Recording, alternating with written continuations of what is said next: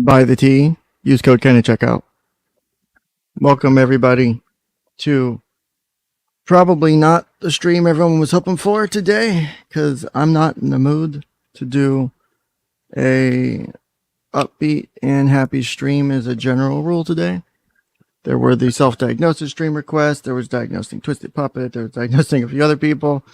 Appreciate the suggestions, and those will be gotten to in due time.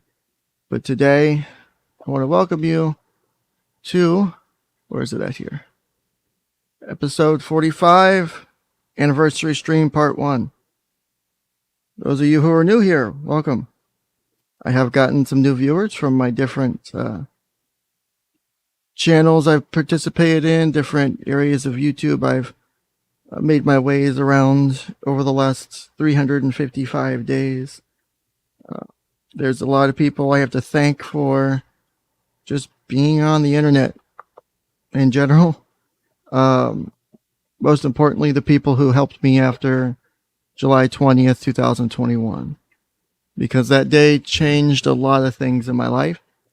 And it was a huge problem. So today we're going to do a couple fun things. We are going to wait for, hopefully our special guest will pop in a little bit. A licensed mental health counselor from a different state. We'll be going over, because they have had a chance to review all of the videos relating to the things from last year. And they're going to give their analysis of whether I did anything right or wrong. And I respect this person enough to take them at their word. And I believe they'll give a fair and accurate analysis. So we'll see. So what we'll do is we'll start with a brief summary of, let's see, what's the best way to do this?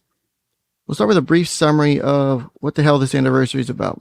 And we're doing it early because, one, I'm having some days off finally, because I haven't had days off in a while. And I've worked an ungodly amount of hours in the last 5-6 weeks. I've worked averaging out to 65-hour weeks. And I think what it was tough. It was a really, really tough month. So we'll see. But we'll see what happens. So I'm taking some time off, some well-deserved time off the last couple days, and going from there, and we'll see what happens.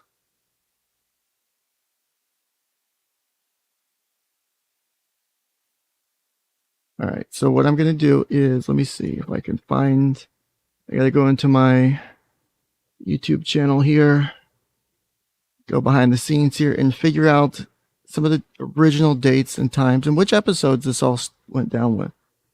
So we can get a good timeline going, because unfortunately, I did not have the time to make a timeline. But I can get you some accurate dates and times here. So this all started back in June-ish, July of 2021. I made the decision to do some streams on the Sophie Long case. For those of you who aren't familiar with it, it's a case involving I believe at the time, 9-year-old girl, 9-year-old girl at Texas, who was making accusations of sexual abuse at the hands of the mother's boyfriend. And again, before people start shitting up the stream, I said making accusations. I didn't say it was confirmed or not. So let me head that out right now. I'm not putting up with that shit today. Today we have some very important focuses and some very important messages to hand out. So anyway, those accusations came out. It was a big news thing for a bit, and then it kind of died down, and then I was able to get a hold of some court documents, and we went from there. And so I decided, hey, I got these court documents. No one ever did anything with them because I was trying to help someone out by getting them. They were too busy to cover it, so they covered other stuff. So I was like, oh, okay, if I could have been months, I'm going to cover some of it because I think it's an interesting case. I think it's worthy of discussion because it was something that needed to be looked into. Because unfortunately, not only having worked in different areas of healthcare, mental health care, different placements, different agencies and stuff like that, you do see a lot of times things do slip through the cracks. And was this one of them? Well, no. It's part of the reason to review it. So that's why I decided to do it. Either way, the goal was to do a review of it, read the documents, start from the beginning, because a lot of the stuff that was out there was, current stuff, and no one had really taken the time. And again, that was the whole intention of the entire show. It was going to be a long series, actually, was to start from beginning to current, wherever things were document-wise, and do that. So we get to, what day is it here on this stupid stream? So my first ever stream talking about Sophie was on, what day was this?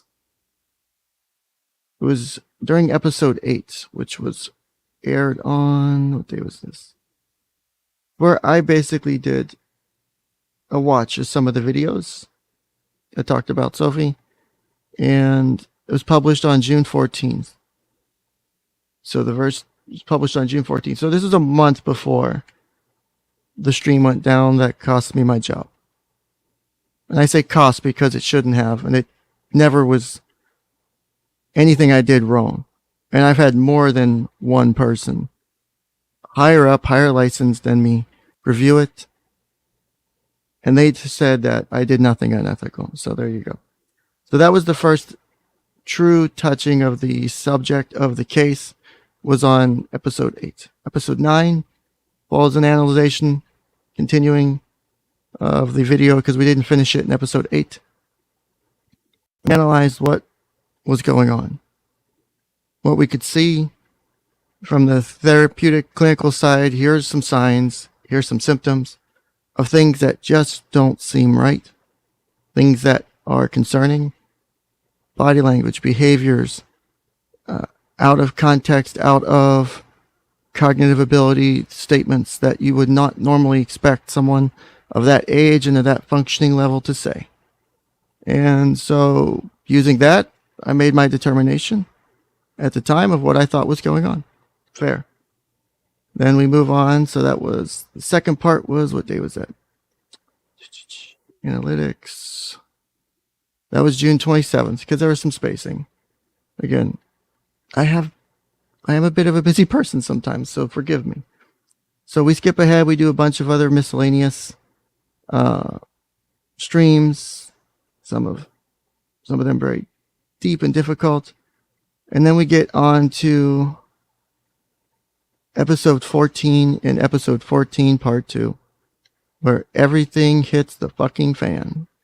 Welcome to the introduction to what became the next year of my life, right? So on episode 14, which aired on, which day is this here? Episode 14 aired on July 18th, 2021. Episode 14, part 2, I believe it was July 19th, if I remember correctly. So let me just double check my analytics here.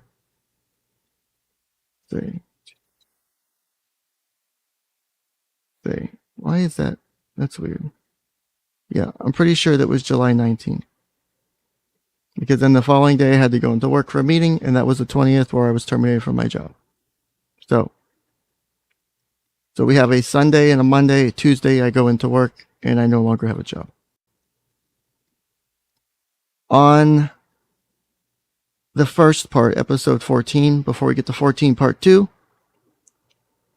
we do a deep dive into some of the documents. We start with the original petition. We start with some of the original documents pertaining to the case that was filed, the case that was ongoing, the case that blew up in arms in the media.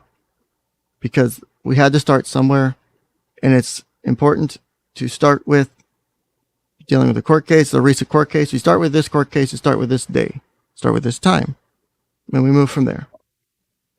At least to me was the most logical thing, and I think other people agreed. So we did that.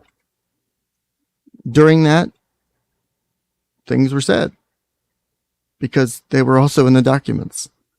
Things were read because they were in the documents. Somehow, by the end of that stream, I had many new guests. Some of you are actual viewers of mine now. Thank you. Some of you I get along with, and I'll stop by and say hi every now and then when I'm on YouTube. Because I don't have a problem with you. I generally don't have a problem with anybody. That's the funny thing. And after my message today, which will be an interesting one, it's not to have problems with people. I do this job for a reason, and I do it, I think, pretty well, contrary to popular belief. But we have a case where I thought, this doesn't have enough eyes on it, this doesn't have enough ears on it, to really looking at the mental health aspect of it, to really looking at the psychological side and impacts, because this is also part of the reason why different programs in different states were implemented over the last several decades, is because you have mom and dad or auntie or uncle, whoever the hell, the guardians, they go into their corner, the other one goes into their corner, and shit just goes south, and no one really cares about what's happening to the kid. Because I for some reason, and I can't fucking figure it out, and it bothers me some days, I have a very innate ability to detect when a child has something really going on. And I have it fucking fine-tuned like a Geiger counter for trauma. And I don't know why. But I find it, and I've used it to help. In fact, it helped, and we'll get into that later. In fact, my ability to do that helped save someone's life in the last month. Because of that. Because I can detect when things are not the best with people. When I can detect that there's an underlying trauma going on. Call it intuition, call it all of my clinical skills being digested down to one moment in time, one observation, and something sticks out. It's that blink that Malcolm Gladwell talks about. It's that inability to take all of the skill sets and all the knowledge you have, and in a moment make a decision and make a thing, and make a determination and go, this is it. This is what's going on. I knew for a fact when I saw my client, something was wrong. I knew when I watched the video of Sophie, I knew something was wrong. Something doesn't sit right from the clinical perspective. Not just ignore the social, just from my perspective. Nothing sat right. Nothing sat right. Because there was something wrong with her behavior. There was something wrong with a lot of things. So I made my judgment call and I said, I think there's something wrong with this kid. And I know we've already seen the comments of parental alienation, with a methodology in science that has a lot of controversy, which I've discussed on very many streams. I've even pulled up the scholarly research and we've read it. and how if you do it wrong, it fucks it up. But we won't talk about that today. That's a whole nother stream to bring back up. But that's long before. Because I have information and I can't release sources. Because at this point, by the time, again, this is a jump ahead. Obviously, I get involved in this, I get doxxed, I get fired, all that fun shit. I take another perspective on it. Because again, at this point, I'm reporting on it. This is reporting. But I know June's over. Leave my avatar alone. Don't judge me. But something doesn't seem right with that. And as someone who works with kids basically daily, every day, especially when I don't have days off, I know when something's wrong. And I am pretty damn good at telling when something's wrong, and I'm pretty damn good at figuring out what's at fault. Because I either know the things going up ahead, or I knew what was leading into it. And I can say for an after the fact statement, knowing and having access to sources and information I didn't have before all this shit happened. I feel like 95 to 98% confident that any abuse that did occur or may have occurred isn't coming from the father of the child. In regards to, I don't believe there's anything along those lines. To me, there is signs of severe trauma.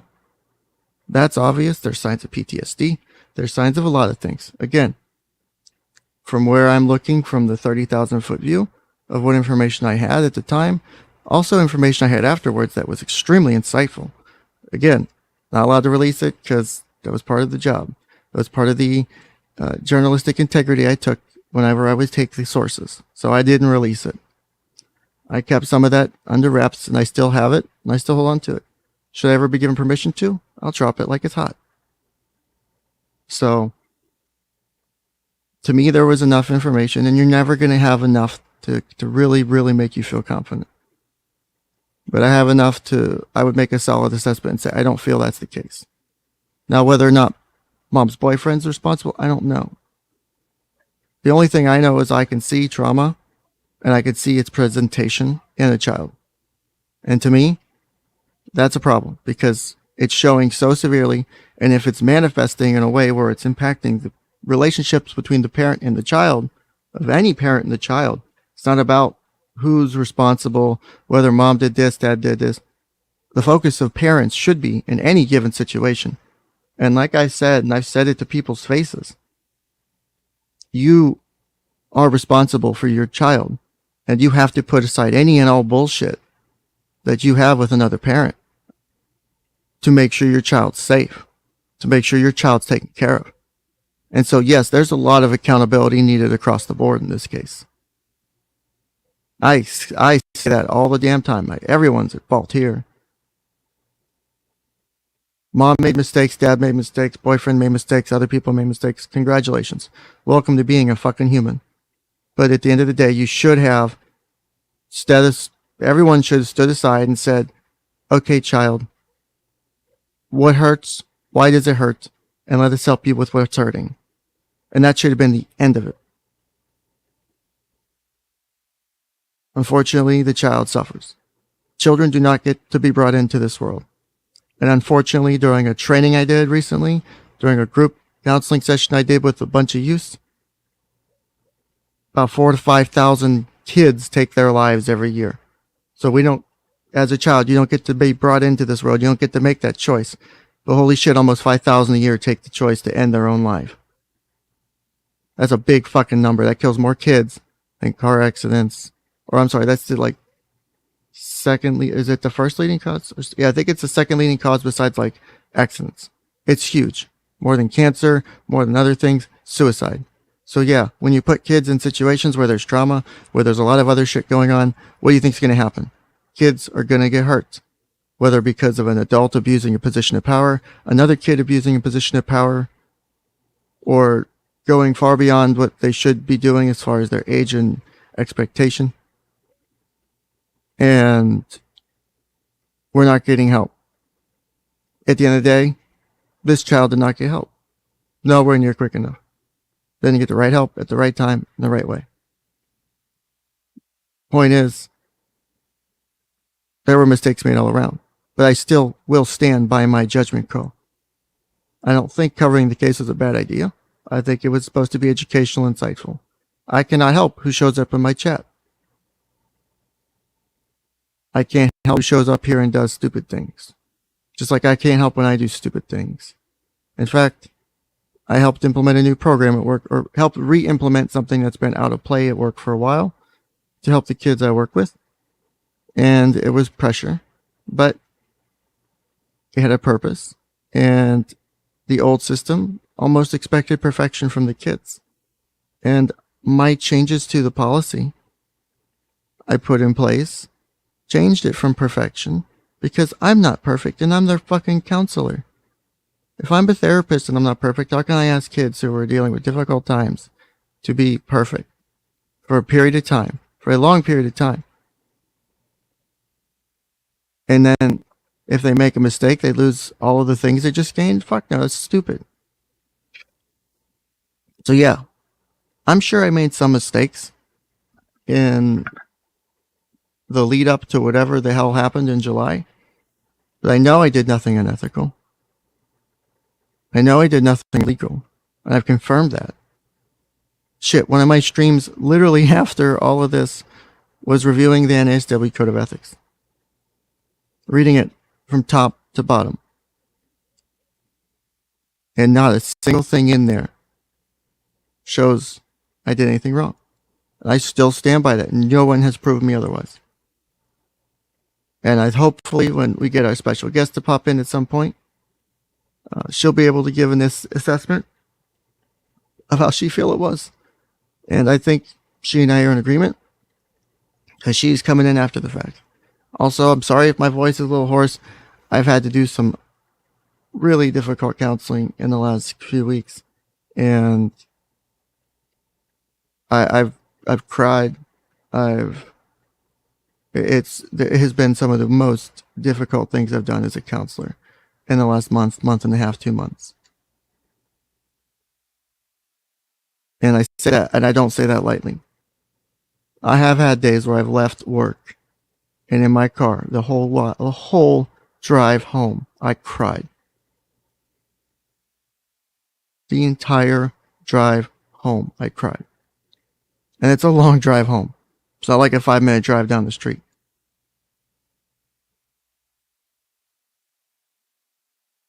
And it's not the only day I did that. This work is hard as shit sometimes. Back in July 2021, when I went into work, and I was given the email of the accusations of the horrible shit I was doing, and the way people tried to justify me being upset as, oh, if you're this upset because of what's being said about you, clearly you did something wrong. First, fuck you. 2, anyone in their right mind would be upset by false accusations like that. So fuck that. No, I don't believe that. That's a stupid statement. That's not just a personal belief. That's something I can back up with mental health and shit. Because it's a severe shock to the psyche. It's a holy shit. How could you accuse me of something like that? There's no way it's true. Right? So yeah, I can back that up. Easily back that up. So yeah, I was upset. I was upset someone would even suggest something like that about me. Because it's not the person I am. Person I am, someone who goes to work, who enjoys everything they do. Every part of my day, from the moment I get in to the moment I leave, is usually a roller coaster. But it's worth it. It's worth every ounce of time and energy I put into it because I get to see young lives change in front of me and do better and hopefully leave the place that they're at in a little bit better condition. And I love that. Hold on real quick. Let me take a drink before I read this super chat. We have our first super chat. Squishy Hunter for $20 says, glad you're still here, bro. Your streams helped me when I was dealing with my own dark places last year. Thanks for all you've covered in your streams. Fuck liars, fuck abusers. We're all gonna make it. You know what? I'm gonna leave that up for a minute. Yeah, Squishy. Squishy Hunter, I'm glad you're doing better. And one of the reasons I never wanted to stop doing this YouTube stuff was because of you guys. Like, this is more therapeutic for me than I'm actually. One of the things, and I still can't convince my bosses and stuff of this, and it sounds counterintuitive, because part of self-care is taking care of yourself and not like working too much and not doing things like that.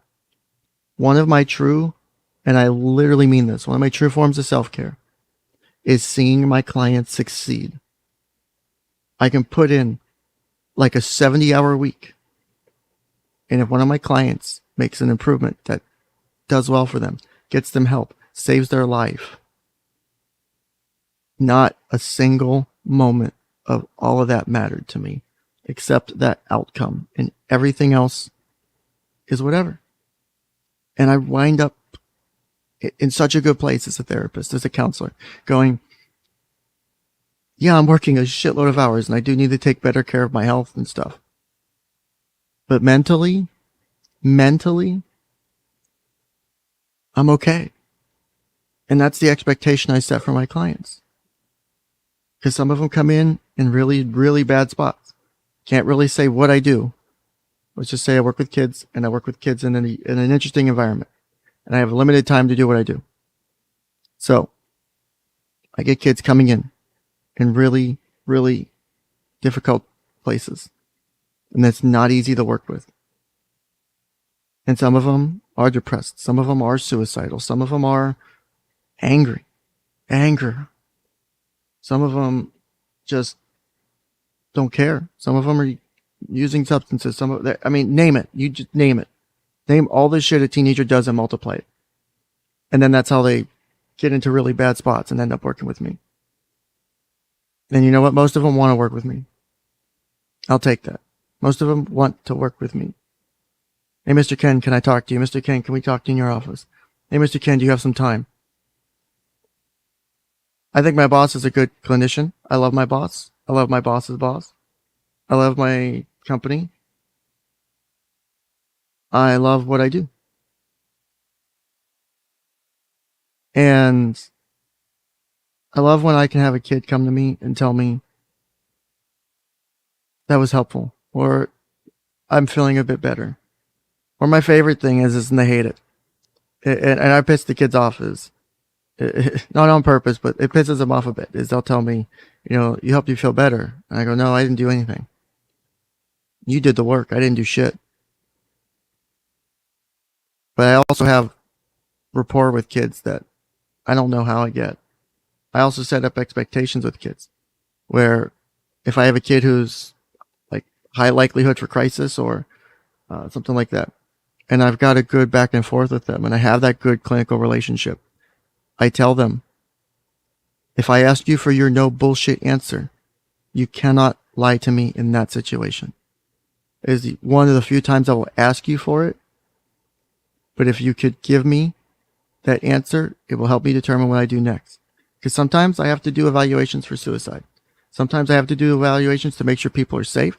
And if that's the case, you may not like the decision I make. I will do my best to make sure you're safe and can stay with us. But if I have to, I'm going to do it. But if I ask for your no bullshit answer, and I say it literally like that, because they know exactly what it means. And I don't say, and I always go, I apologize for the profanity, but when I ask you for your no bullshit answer, you and I understand what that means, right? Yes, Mr. Ken. All right. So if I ask you for your no bullshit answer right now about XYZ, what is it? And I watched someone recently struggle on the phone to give me that answer. I got off my couch, got dressed, and drove into work. because this person never lies to me. This person never keeps things from me. And I knew if they couldn't give me a straight yes or no answer like that on the question I asked them, something terrible was wrong. And it was going wrong, and it was going bad. And guess what? They get to spend 35, 45 minutes on the phone with me while I got ready and drove into work. And I hung up the phone when I had eyes on them in the building. Because that's how worried I was. So yeah, I take my job seriously. So for the people out there last year who said, you're not a real therapist, you don't know what the fuck you're talking about, these other people are way better than you. Sure they are. I'm sure people are better than me. I do not even, and Tracy, Calming the Chaos, will tell you. I know I'm not. So she's someone who's got years, I think decades of experience in the field. I trust her judgment. I talk to her. We have a good rapport behind the scenes. I've asked her for insight and input. Hey, the one time I feel I did something that may have crossed the line, she thinks it was not necessarily concerning as far as unethical, but could have gone wrong, but it worked out, and it was a good thing for the client, right? Other than that, I think Tracy likes my stylish, sort of. She likes coming on my show. She likes to give props to her show. But I don't like seeing, because as a kid who struggled with suicide, as an adult who struggled with suicide, self-harm, self-image, it hurts. And I know the kids, going back, obviously I'm not that old. Some of you actually know my age. Some of you don't. I'm not that old. Not in my 20s anymore, but I'm not that old. And I remember what it was like to be 13, 14, 15, 16, 17. It ain't that long ago for me. Oh, yes, I will simp for you all day, Tracy. I love you so much. Also, make sure you guys, after the stream, check out Tracy's new video on decision trees, and as it relates to shooting and suicide and stuff like that. It was a pretty cool video. I listened to a chunk of it because I couldn't watch, but yeah, good timing on that. Also, Tracy, you're welcome to step up at any point. So, but also real quick, I did have another super chat. I don't want to miss it because I really appreciate you guys. And considering I spent yesterday repairing my van's radiator because the damn thing blew up on my staycation earlier in the week that I was so pissed about. I had to put a new radiator in my van, and I had to put my new radiator in my van, and then the fucking alternator goes out. So let me bitch about that for a minute. So the super chats will help pay for my damn vehicle to get fixed, because it's going to be needed for a long drive here in the next few weeks, I think is the plan. So on Tropolis for 2 Canadian funny money says, I wish my child had access to you as a counselor. Well, thank you. That's really sweet. I honestly don't think I do anything special. I know when I asked a client of mine who left not too long ago, and I'm going to talk more about this in a bit. I asked them, how come nothing else worked? Why did nothing else work? Why did it take this random asshole in this facility, in this place that we are, because you can't say the name, in the place where we are, how did that become the thing that caused the change? What did I do?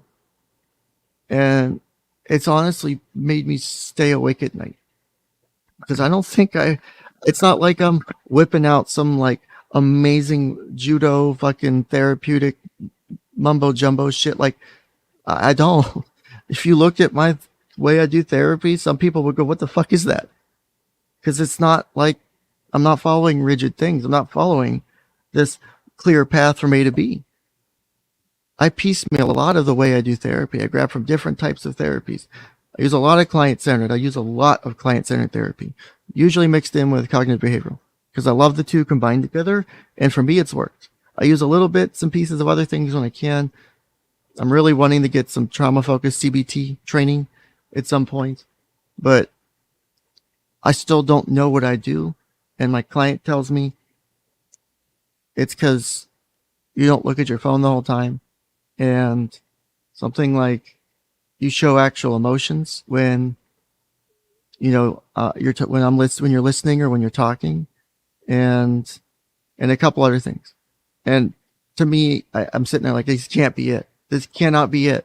There's no way this is the only thing that makes me be a decent therapist. There's no way. There's no way I'm the only one that gets through because of that. Because I would think if the other therapists are all doing that bad, dear God, help the profession. Or B, whatever I'm doing, I want to distill down so I can teach other people if it really is that effective.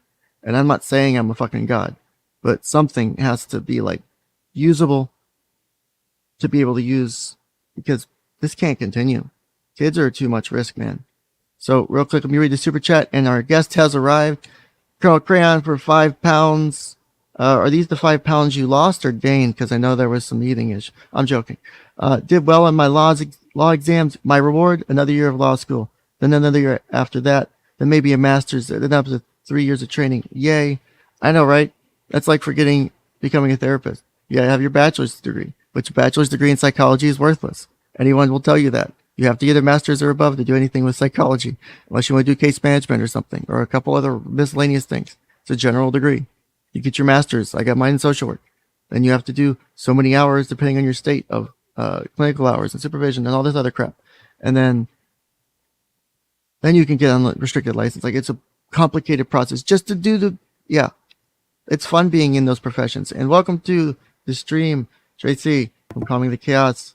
Make sure y'all sub to her channel. Let me get the link so I can spam the shit out of that. Well, happy anniversary! Happy anniversary!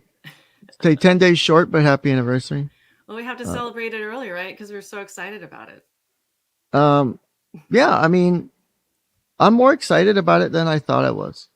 And as stupid as that sounds, like, we talked yesterday a little bit about this.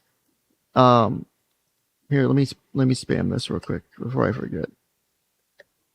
So there we go. Spam that in the chat. So we talked a little bit yesterday. So sub to her channel. Make sure you click the bell and watch her recent videos after you're done watching Ken's Counseling Couch.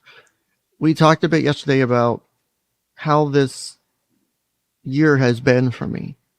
And the first 6 months after losing my job, I hit a low and I was depressed. Like, if I haven't clarified that yet in my channel, and in the last year, I was depressed for about 6 months.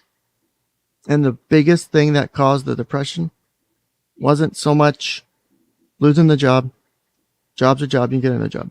It wasn't so much the financial things. Thankfully, a bunch of you people came out, helped, supported me, GoFundMe, gave me a bunch of money, helped pay the bills, helped take care of my needs. That I can never repay. I try to where I can, but that was humongous. So that wasn't that. I knew the money would be figured out. I mean, there's ways to deal with that. The biggest thing that hit the most was losing my client, because I didn't get to transition them. And I had left a job or two before and transitioned clients before I left. You get to say your goodbyes. You get your little trinkets and gifts they give you because they're nice little going away things. And those are nice because it helps you kind of reconnect and remember the work you did. Because when a kid gives you some little thing, it's a stupid 3-cent thing. This is, here, Mr. Ken, thank you for working with me. Thank you for being my counselor. And you can look at that, and you can pick it up, and you can touch it, and you can go, I remember the work I did with this person. And yeah, you don't get that for everyone, but for certain people you do. And those things are nice. Or just to be able to say, hey, it was great working with you. Continue the work. You did it with me. You can do it with anyone else. And I didn't get to do that. I was just in the door, out the door within like an hour. And it hurt. Because they took the accusations against me at face value. And that was bullshit, number one. Two, I couldn't believe it as a business that they would do that. Yes, I was 1099 or whatever. But, I mean, I could just call up there and make the same statements about any of the other counselors. I mean, you work in a practice, I'm sure, or you work independently. I don't remember off the top of my head. So either way, someone calls up and says, hey, this is going on with a counselor that you work with. It's like, do you automatically fire them without giving time to investigate? Like, that's really what happened with you? They didn't even investigate? So July 20th, which is the the anniversary of the date of fire. July 19th was episode 14, part 2, which had the massive influx of people, of the Karens, quote unquote, right? So the massive influx of the Karens came on the 14th, on episode 14, part 2, which was July 19th. It was during that stream I was doxxed and my employer called because people were saying it in the chat. I have screenshots saved somewhere. I have the original live chat saved so that way no one could delete their account and make it go away. I know how to collect evidence. So you guys suck at it a little bit if you're going to try and cover your tracks. Just a pro tip if you do something stupid in the future. Anyway, they were doing that, saying, "Oh, you're doxxed." So they said my real name. Someone said my real name in the chat. I'm like, "Oh, maybe that's a coincidence."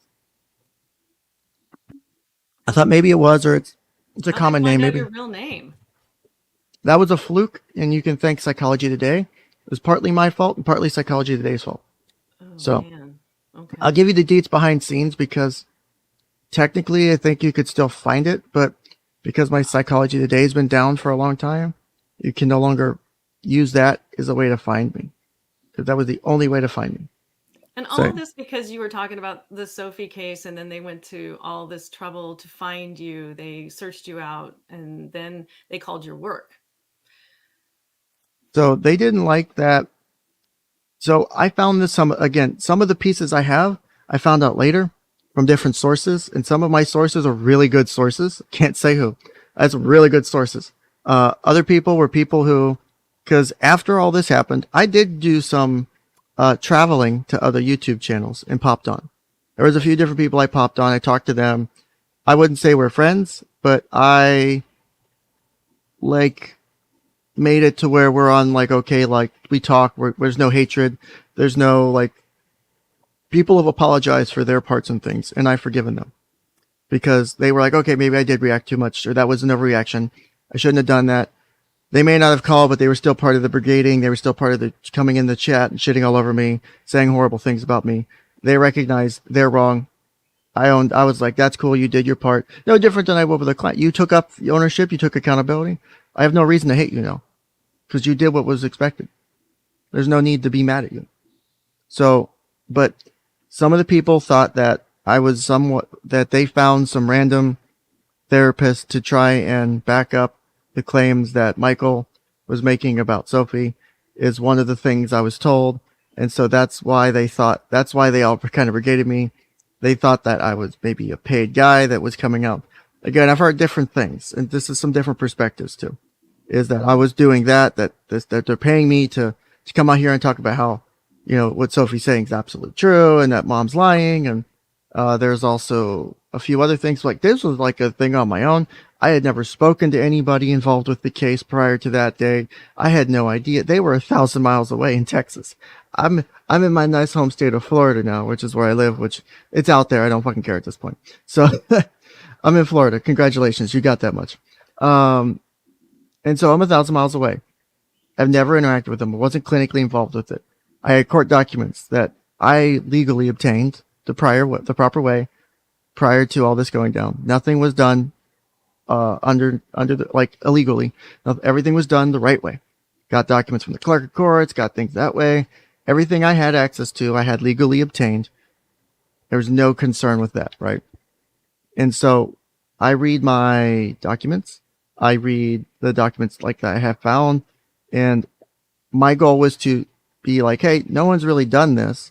Let's start from the beginning. And it was going to be probably a mini stream thing. Let's start from the beginning, read all the documents, and figure out what's going on. Because because it had been going on for so long, there were so many documents, there's so much crap. You got to start somewhere if you really want to understand what's going on. You can't just be like, oh, well, mom is this great person or dad's this great person because of this and that, and this thing happened recently. Well, what happened before? Well, no. Well, this thing happened recently, and that's like how it was happening. And so, how do you get a fair assessment of something if you can only assess the end or the current? You got to start somewhere. I think you would need to do that. I would do it that way. Is if I have something and I have the ability to go back further. If you could do long therapy, if you can go back far, you go back and get as much as you can think that's helpful. Sometimes you go back to the very beginning. And so that's what my plan was. That was not something favorable, apparently. Wow. So, and I think this person didn't mean for you to get fired. They were. So I remember. I'm remembering a little bit now. One of your moderators, Elisa, is reminding me a bit of what happened back then. And I don't think their intention was to get you fired, but the result was that you were fired from your job because they told it your employer. Well, You were there was not more than one speaking. phone call from what I was told by my employer. Wow. So that they said that their phones and emails were being blown up. I only saw one email because I had access to the email server because I was also the IT guy at the business. It was a small private practice. I also did IT stuff. It was an extra duty I took on to help out the business. So I saw the one email and I still have it. I still have that email saved because and I got that email and that was great to get that email because it's pissed a lot of people off that I had that email. They Well, I didn't like think it. didn't you have a show on it and you had I, some I redactions, but you had a show on it. I remember yeah, that. I did. That was a great show. They were not happy about that show at all because they didn't think that it would come out. And I was like, okay, you guys want to make accusations about me? Let's do it. Let's read what was said.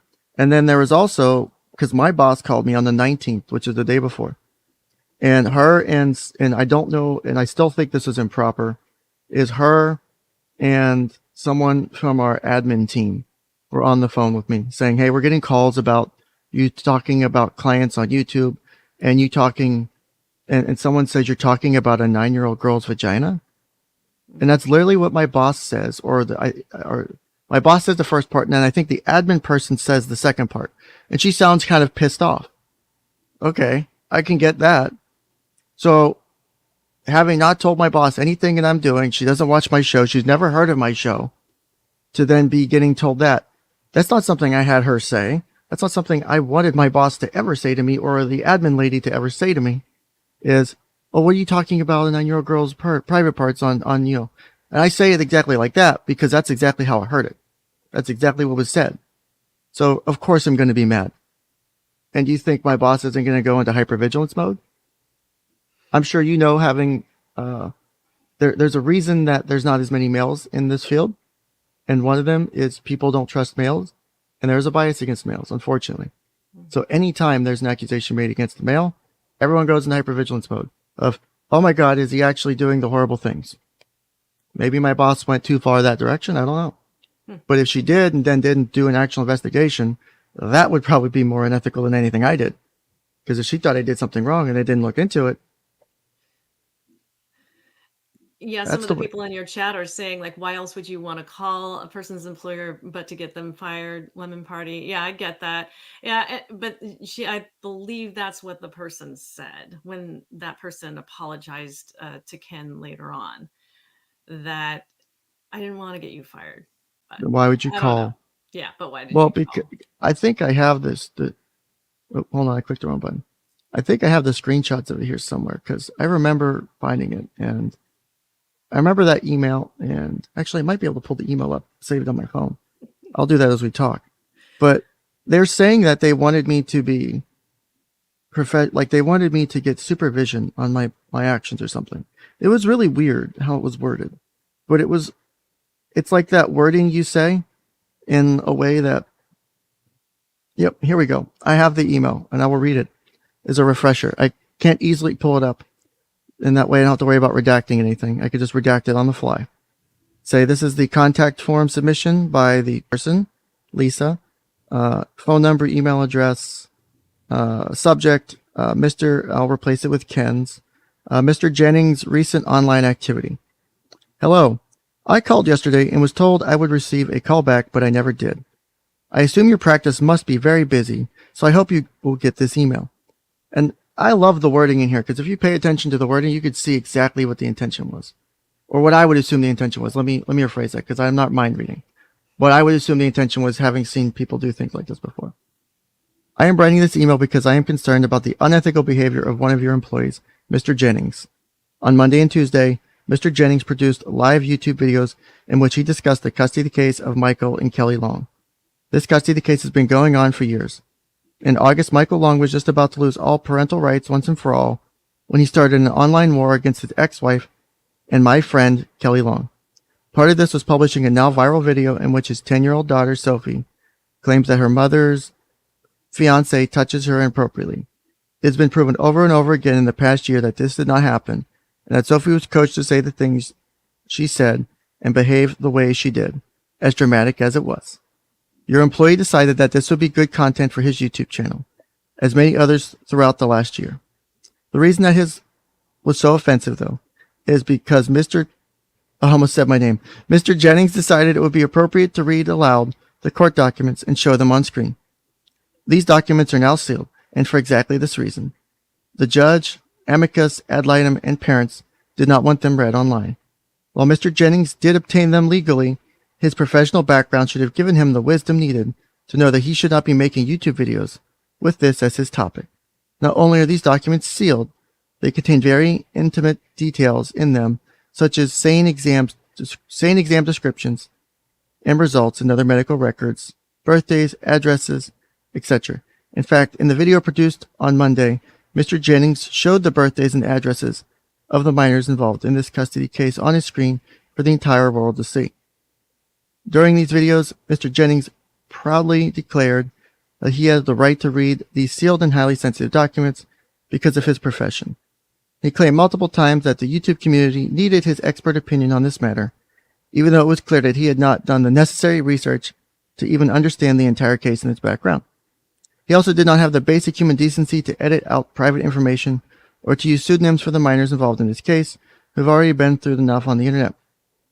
I was in the live comment section during each of the videos, begging Mr. Jennings to not read the documents, and instead to focus on the fact that now Sophie is missing and has been since July 7th. Only her kidnapper knows her location. There were a few dozen other people doing the same, urging Mr. Jennings to stop exploiting these children on the internet by reading intimate details of their personal lives that were presented before court in a now sealed court case, and instead to focus on helping to find the missing child if he truly wanted to do a helpful and useful video on YouTube. Mr. Jennings maintained his While Mr. Jennings maintained his composure and was mostly polite throughout the video, and even though some of his commenters were very upset, he refused to stop discussing these children. He even read things about Sophie's vagina and other medical information after claiming that he got a cease and desist from a lawyer representing one of the parents, this one with an exclamation mark. Thankfully, Mr. Jennings' YouTube videos are excruciatingly boring, and therefore he has only a very small viewing audience, so not many people saw these videos. He also privated these videos for now, meaning that he can republish them with the click of a button. They are not deleted, after he received a lot of backlash from the comments section. Mr. Jennings seems like someone who perhaps was just interested in this case and wanted to talk about it, but he seems to need some guidance from someone he respects as to how to go about doing that. He seems young and new in his career, and it seems that his passion is clouding his judgment. Perhaps he needs some mentoring because this can be done well. Psych Guy on YouTube has done an excellent job talking about this case without exploiting anyone. Sincerely, Lisa. And that's the end of the email. Wow, your chat's going on fire there, Ken. I haven't read it because I've been reading the email. Apparently, I know, that's what I thought I might tell you.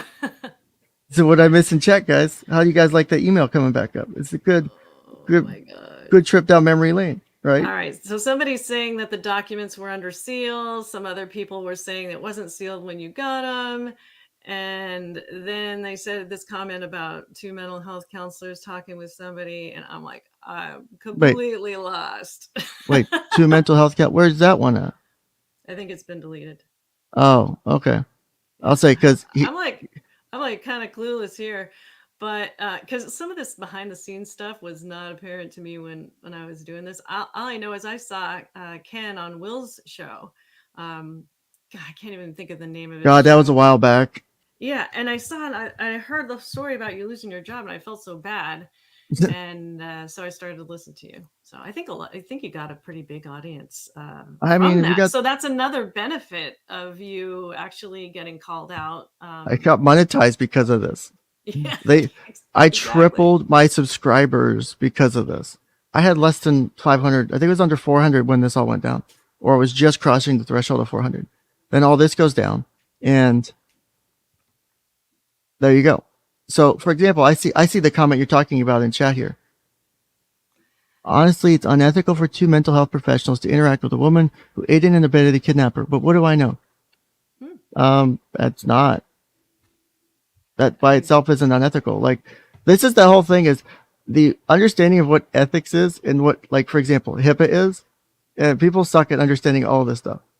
Like, it's unethical to release records if, like, the court records, if it was my clients and I wrote the records or I was involved in it. But this isn't my client. Sophie was never my client. I would never have taken on Sophie as a client. Even if the dad walked up to my door and said, "Can you take him on? Take my child on?" Not after I talked about it. I would never take it on, because then it would be a breach of there would be a conflict of interest in multiple ways. And so to just not deal with it, I would never touch it. I'm sure you do the same thing. No one would touch it if they've ever talked about the case, right? I err on the side of conservatism anyway. But if you guys could give me some feedback on my mic, or if you're just yanking my chain, because I know my chain gets yanked in this chat sometimes. You tell No, me that something never. that's not true. So Okay, if my that mic might is be my quiet, fault. Try okay, again. yeah. So we'll see. I We'll see bumped if you that. up to 65 or 67. You were down in the 40s, so let me. Oh, I was okay. Somebody asked you to do something about it. No. All right, Oh, let me so put you that was back up to actually 100. true. It was legit. Wow. What You guys what aren't was yanking true? my chain. The thing about my mic Yeah, I being got you really at like low. 101 now on the thing, so hopefully that's good 101. enough. God, no, now everybody's going to be flooded with my voice. Yeah, interesting. Just so interesting. So I do err on the side of conservatism when it comes to talking about these things and about children. And I think it was brave of you to do that. You had a reason, right? There was a reason behind why you did what you did. Between, you mean, as far as reading the court documents and trying to do the stream? Exactly. Yeah, exactly. The stuff on Sophie. I believe there. I think I mentioned it, but yeah, I had a reason. Is that Mhm. unfortunately there are times where the system fails, and it fails kids way too much, and I unfortunately see it at work more than I like to see. And that's not just with what I do. You see it in dependency cases, which involve, allegations of abuse and neglect. So the state comes in, takes custody, while parents either fix their shit or lose custody and have their rights terminated. You see it in other programs. You see it in other places. Nothing's beyond perfection, and the state always screws up things. There's just not enough work. There's not enough finance. There's enough people. I wish it was better. I don't want to see it be this bad. It's I can't help that. So Mhm. I saw what I saw was a case that there was controversy about, and so if there's controversy, that means something's interesting enough in it that to blow it up to a national issue. By the time I covered it, it was more than a national issue, and so there you go. So I covered it because I thought there was more than just it. Well, to me, it wasn't about the drama of the situation, because I don't like that so much. Like, I'll have my days where I like my drama, but that was not one of them when I decided to cover the Sophie case. Like, Well, and I appreciated that you had covered the social workers code of ethics is way different than the code of ethics that I adhere to, which is the American Counseling Association. And that code of ethics does talk about doing social justice, making raising awareness for social justice issues. And I believe that's what you said you were trying to do with regards to this case, right?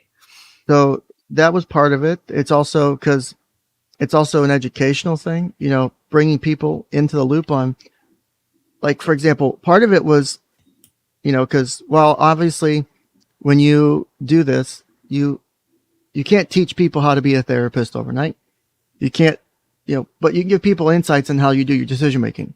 So, like, when I did my analysis of the Sophie streams of the videos, the ones prior to doing the episode 14 stuff, those are like episode 8 or 9 or whatever, where we just watch the Sophie videos and you can see all of the pieces line up for me, regardless of how it was cut, regardless of how it was done.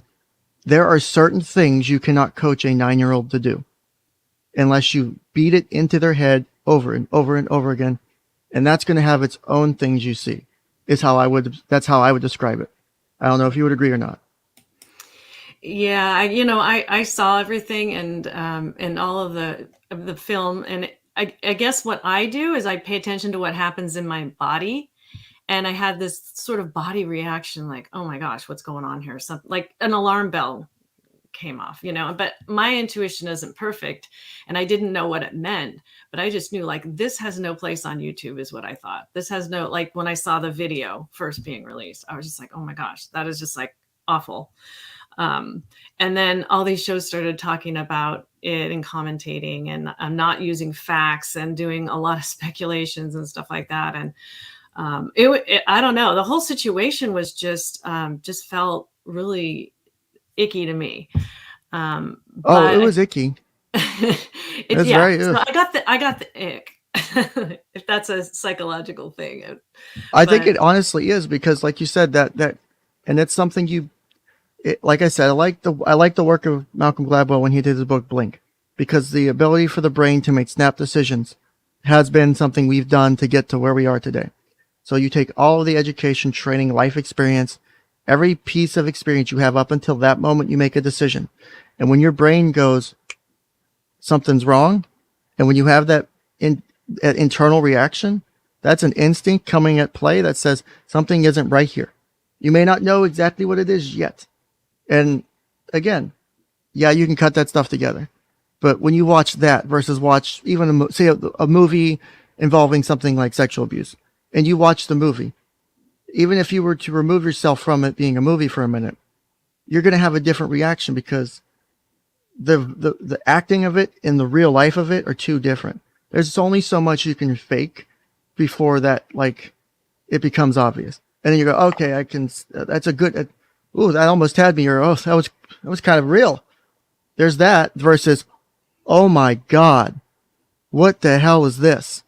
Because it stands out so much. And watching those videos was one of those moments. Regardless of how it was cut, to me, the things I put together, the behavior of the child, the body language, the statements, the descriptions. One, adults, if you're going to coach, you're going to coach as an adult. You're not going to coach with language of a child, because you suck at it. Adults suck at coaching in child language. They tend to be bad at it. That's how they get caught, because they're using adult language, and kids don't speak adult language. They speak in the child language. So when a child says something in a child language that's about something like that, it makes more sense for realism. It makes more sense for authenticity in my determination. I don't know how you feel about that. yeah, well, I think that, as I'm just thinking it through and remembering when it happened, when everybody was talking about it last year, just thinking about the real thing was, how it got on YouTube, which was, I believe, the father put it there, wasn't it? I think it was on Facebook or something that got to YouTube, or right. Yeah. It had gotten there like in August of like the previous year or something when it started. So it was almost like a year prior that all of this initially went viral or something. It was like 8 to 10 months, I think, at least, or almost a year from the initial, because I think it went down in 2020, and then 2021 rolls around when I do my stream. That's long past the Best Buy date at the time. It's not like I was doing it during the height of it. Things had settled down. I was just like, okay, this is a cool topic. Let's discuss it, because it has potential interest in multiple areas. Oh yeah, it has all kinds of mental health aspects that you can talk about for sure. Just not talking about the parents, even leaving the kid out of it, right? Every time you have a situation like that, and then it's just so public. But yeah, a lot of mental health issues to talk about for sure. And then I guess their problem with it was that you were reading the some sort of sealed document, and what they had judged was that you were sort of enjoying it. And That was that's what kind of made me mad, because you can't just judge that a person, how do they even know? First off, you don't show your face on camera, right? And not your yet. voice, Yeah. they were saying, they were saying something about the voice, and everybody My was voice just, heightened a bit. Like it yeah, kind of like like, wild speculations that had no basis in reality. yeah, it's, and don't get me wrong, reading that was not, because like I said to people afterwards, I'm like, I didn't enjoy reading it. I didn't like that I had to read it. Then they were like, well, why'd you read it? I'm like, I have to read it because I have to put all the facts on the table. It's not fair to the argument and to the case at hand to just be like, well, this is the rest of it, but here's this affidavit where they make some accusations. I'm not going to read it because I don't want to read it. So just trust me on that. And then you just move on. Does that look suspicious, or does that look like, do I want to read literally? Because my goal was to read literally every document I had, because at that point, no one can accuse me I didn't leave anything out, because I read everything I had up to that You read the point. whole social worker's code of ethics on your show. You could say I'm a little intense sometimes. For Just a example, bit. I've had to do some paperwork and reports for things recently, and my COO says, because she was commenting on how my documentation is, she's like, uh, Ken writes the best incident reports ever. They're so thorough. And then they're so thick, and I'm like, yep, because I don't leave shit out, because I like I've got dates, times, incidents, the flow of events, everything, and it's like other people's are like a paragraph, and I'm like, oops. I'm like, I'd rather just put it all in and then just be like, fuck it, they could deal with it. It's not my fault at that point. So I want to say hello to Twisted Puppet because I've had some interactions with Puppet, and Toasted Puppet's fun. yeah, and I am trying not to do so many typings this time because I still haven't got my sound figured out as far as the noise blocking in the background. Apparently my computer's too old to have any of that newfangled stuff that blocks the noise in the background, and I was talking to Arthur about trying to fix it. So I'm not chatting as much today, but I did want to say, hey, Twisted. I think you're good. If you need to type, go ahead and type. I can always mute you, or you can mute yourself if you want to. Feel free to. I haven't heard anything. If you've been typing, I haven't, but I'm also. I've been being really careful this time. Last time was awful. I was just like clank, clank, clank, clank, clank, clank, clank. It was awful. I don't know what kind of mic you have. I forget. You mentioned it before. I don't remember what kind of mic. A blue Yeti that's sitting right here. And then Okay. it has this little button here, but I want to get like a remote control. I think there is remote control where you can just kind of switch it on and off without me having to do this with my hand. If you have like a setup that uses like the XLR cables, like the professional, you can buy something called a cough drop or a cough button where you just press it when you need to cough and it mutes the mic temporarily. Oh. It's how they do it in like radio studios. It's just basically a break. It's just a switch that shuts down the circuit for a minute while you hold it, and then you cough, and then you let go, and you're back on air. I mean, unfortunately, that stupid little button is like $40, and I'm cheap, so I just click the button on the computer when I need to do it. But like if you're doing it in the studio, that's the way you can do it. But there's like that. You like need the mic. Money for your radiator fund. How much my radiator's fixed. Now it's my alternator that needs repair. Oh, the same. Yeah. The radiator is fine. I did the swap of the radiator quicker than I thought. It was great. Then I was letting it run, trying and see if I could get it to overheat, make sure I put enough fluids in it, getting all the air out. Yes, Ken knows how to do maintenance stuff. Leave me alone. I'm a jack of all trades, master of none. Except maybe I'm okay at therapy. But other than that, then the alternator is just, the vehicle won't start. And it had been running, turned it off, and like I tested to see if the alternator is broken, and yeah, the alternator needs replaced. So that's going to be $150, $200 replacement. So that's awful. Well, so is this is a celebration party, or what is this anniversary it's about?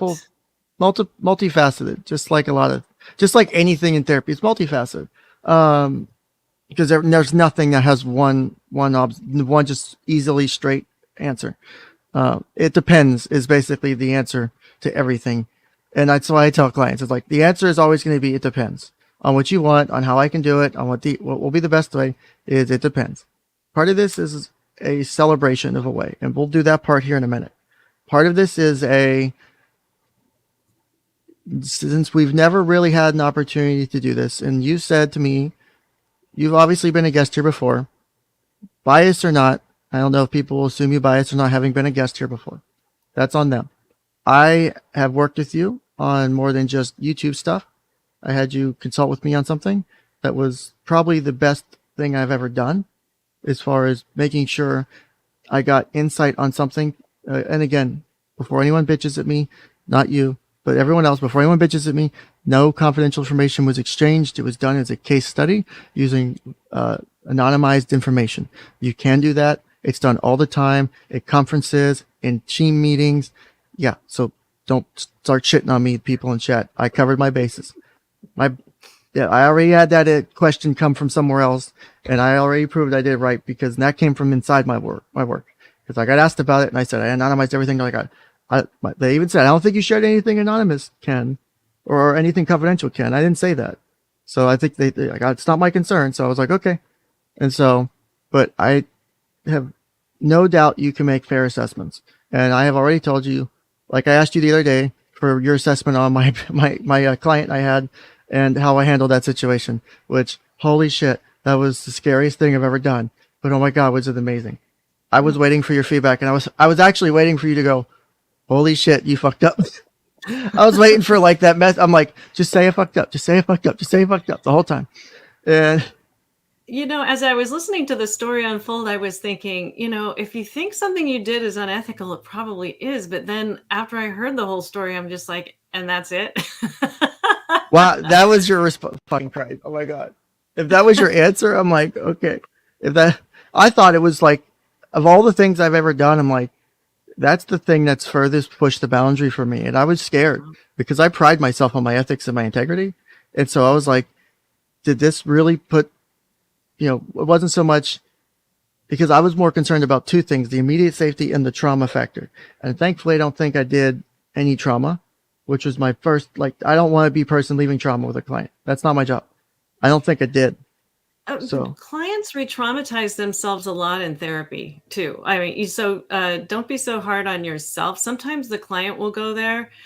Sometimes the client will start to rush through a story really super fast to get all the information out there, and then they'll wonder why they're just sort of staring ahead and staring at a wall. It's because they've just re-traumatized themselves. So I'll always make them always when they start to motor through a story like that, I'll just say whoa, let's just take it down. Let's have some water, and really slow it down. And a lot of times they're able to stay present through their story and that exposure and the response to the exposure. So you're in the middle of a story and you're actually teaching them how to self-soothe. You're actually teaching them how to use skills when they're telling a story that's really painful and not get re-traumatized by it or hurt themselves even more. So yeah, as therapists, one of our ethical principles is not to do any harm and then to do good. There's those ethical principles that we always try and aspire to, and we're human, right? We are human. Oh yeah. And I was worried, like I said, and I don't think today is the day to go into some of that, but that incident and this is how, and I bring this part up on this show today to show that I do care about my ethics, even though people questioned them from July 19th, 2021. So questioned my ability to do my job. And I'll be first to say I'm sensitive about that because I do care about what I do. And if I am doing things wrong, I want to be corrected on it. I've legitimately told clients, if you feel I'm doing anything wrong and you feel I've done anything to make your care worse while you're with us, I want you to file a report against me. And I will happily give you every detail to put in it, and I'll write it with you and turn it in with you if you want, because I want to know what's in. Because of that, either A, clients tell me what they don't like or what I've done wrong, or B, I just do the right thing and there's no issues, or they think I'm doing the right thing at least. I care about my work. I care so much about my work. And so when people shit on it and tell me you're being unethical, it's going to sting. Yes. And yeah, my bits. You really do care about your work, and I can really tell that for sure. So, but I think the big picture of it is that you did end up in a better place. You got monetized. Yes, it did. You ended up getting monetized out of it. I'm close. Yeah, it's amazing. How long were you unemployed? You weren't unemployed for very long, were you? I was unemployed for a while. Truthfully, I was unemployed until February. It was a good 6 months. Like I said, I hit a real depression for 6 months, and it was really hard because there was an anxiety, and I've got depression and anxiety issues, which is a whole nother discussion about whether someone who has their own mental health can be a therapist. I love those discussions. Those are fun. I think it actually can make you a better therapist, but I could not get over my anxiety for the first few months of how am I going to apply for a job and actually get hired? Because who's going to want to hire me after this? Because these people were still sort of in the first month or two stalking and following around. And I knew, because I knew I'd have to be kind of careful about ever mentioning I'm employed again. The only reason I have mentioned it, because the first 6 months, I kind of was like, I might be employed, I might not be, because I wasn't trying to draw attention. The only reason I can do it safely or I feel comfortable with it is because when I was hired by my current company, I told them what happened. I cried in my interview because it was difficult. I was like, I lost my job because of this. People said these things about me. None of them are true. They had sort of heard about them before I had, not that it was me, but they had heard about from another person. And I don't know how it got spread around, but that something had happened at that place that I was at before and that someone was terminated because, and then they put the pieces together. Oh, it was me. And like I told them, that is not anything I've ever done. I take my job very seriously and I love the work I do and I want to continue doing it. And they basically said, they're not going to care about anything like that should someone call. That's awesome. Yeah, that was one of the reasons why it was less paying job than another offer I was pursuing, which was twice as much and I think a little bit more work, but that freedom to have that, as long as I don't do anything outside of the bounds of law and ethics, that they don't care what I do in my personal life. Because I sent the link to my YouTube channel to one of the people who did my interview. I sent it to them, and I'm like, "Here's my channel. If you want to check it out, feel free. If you have any questions, I can point you to the videos in question that people said things about, and I'll be happy to show you which ones they want." They took the link, and I don't know if they looked at it or not, or if they just trusted that but I've been there since, and not anyone in management has any concerns whether I've done anything outside of board. Because sometimes I have long therapy sessions, but sometimes they've been necessary. I think so people will go, "Why do you have long sessions?" I'm like, sometimes people need that to be safe. And they can do that and be safe in our environment, is my thought. So I don't want to send people away.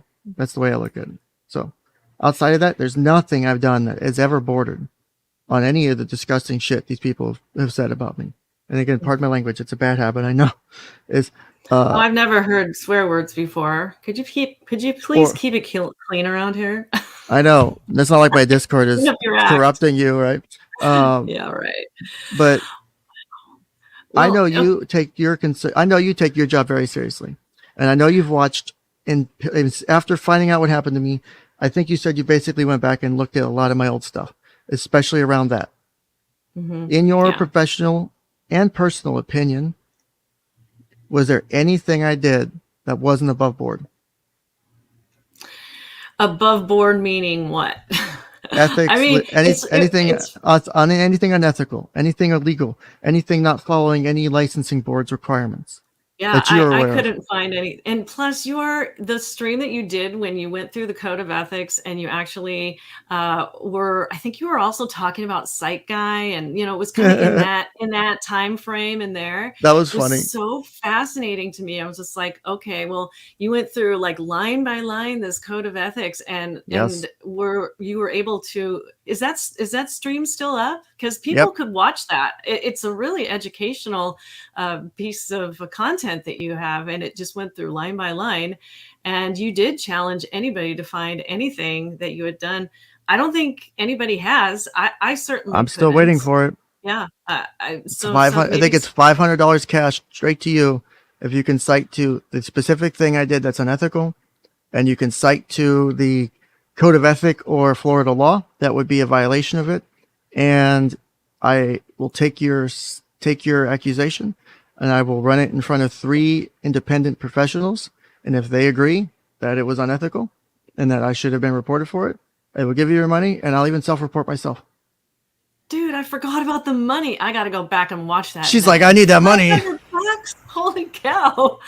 Yeah, but then you're going to have to get opinions. There's a link to the stream. Who aren't me. I can find 3 people. I can find 3 people. I can give them a brief for this. I'll go back. That's $500, man. That's pretty good. That's more than insurance companies pay.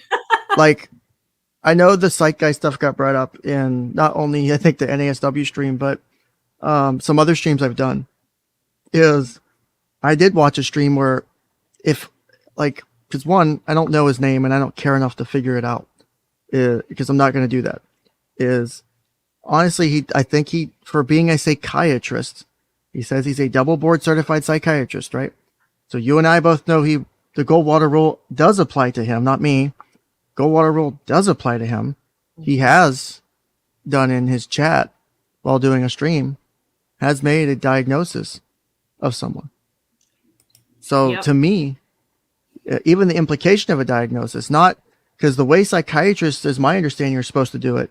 Now, while we can be a little bit more touch and go with what we do because there's no real specifics, or if they are, they're very, you have a lot more breadth to what you can do. You basically diagnose and say, it's not my client, it's from public information. And other than that, that you're good. As long as you do that, you're good for your profession, I think. For mine, I can do whatever for the most part because there's nothing real specific. But for psychiatrists, you cannot diagnose. You cannot do that.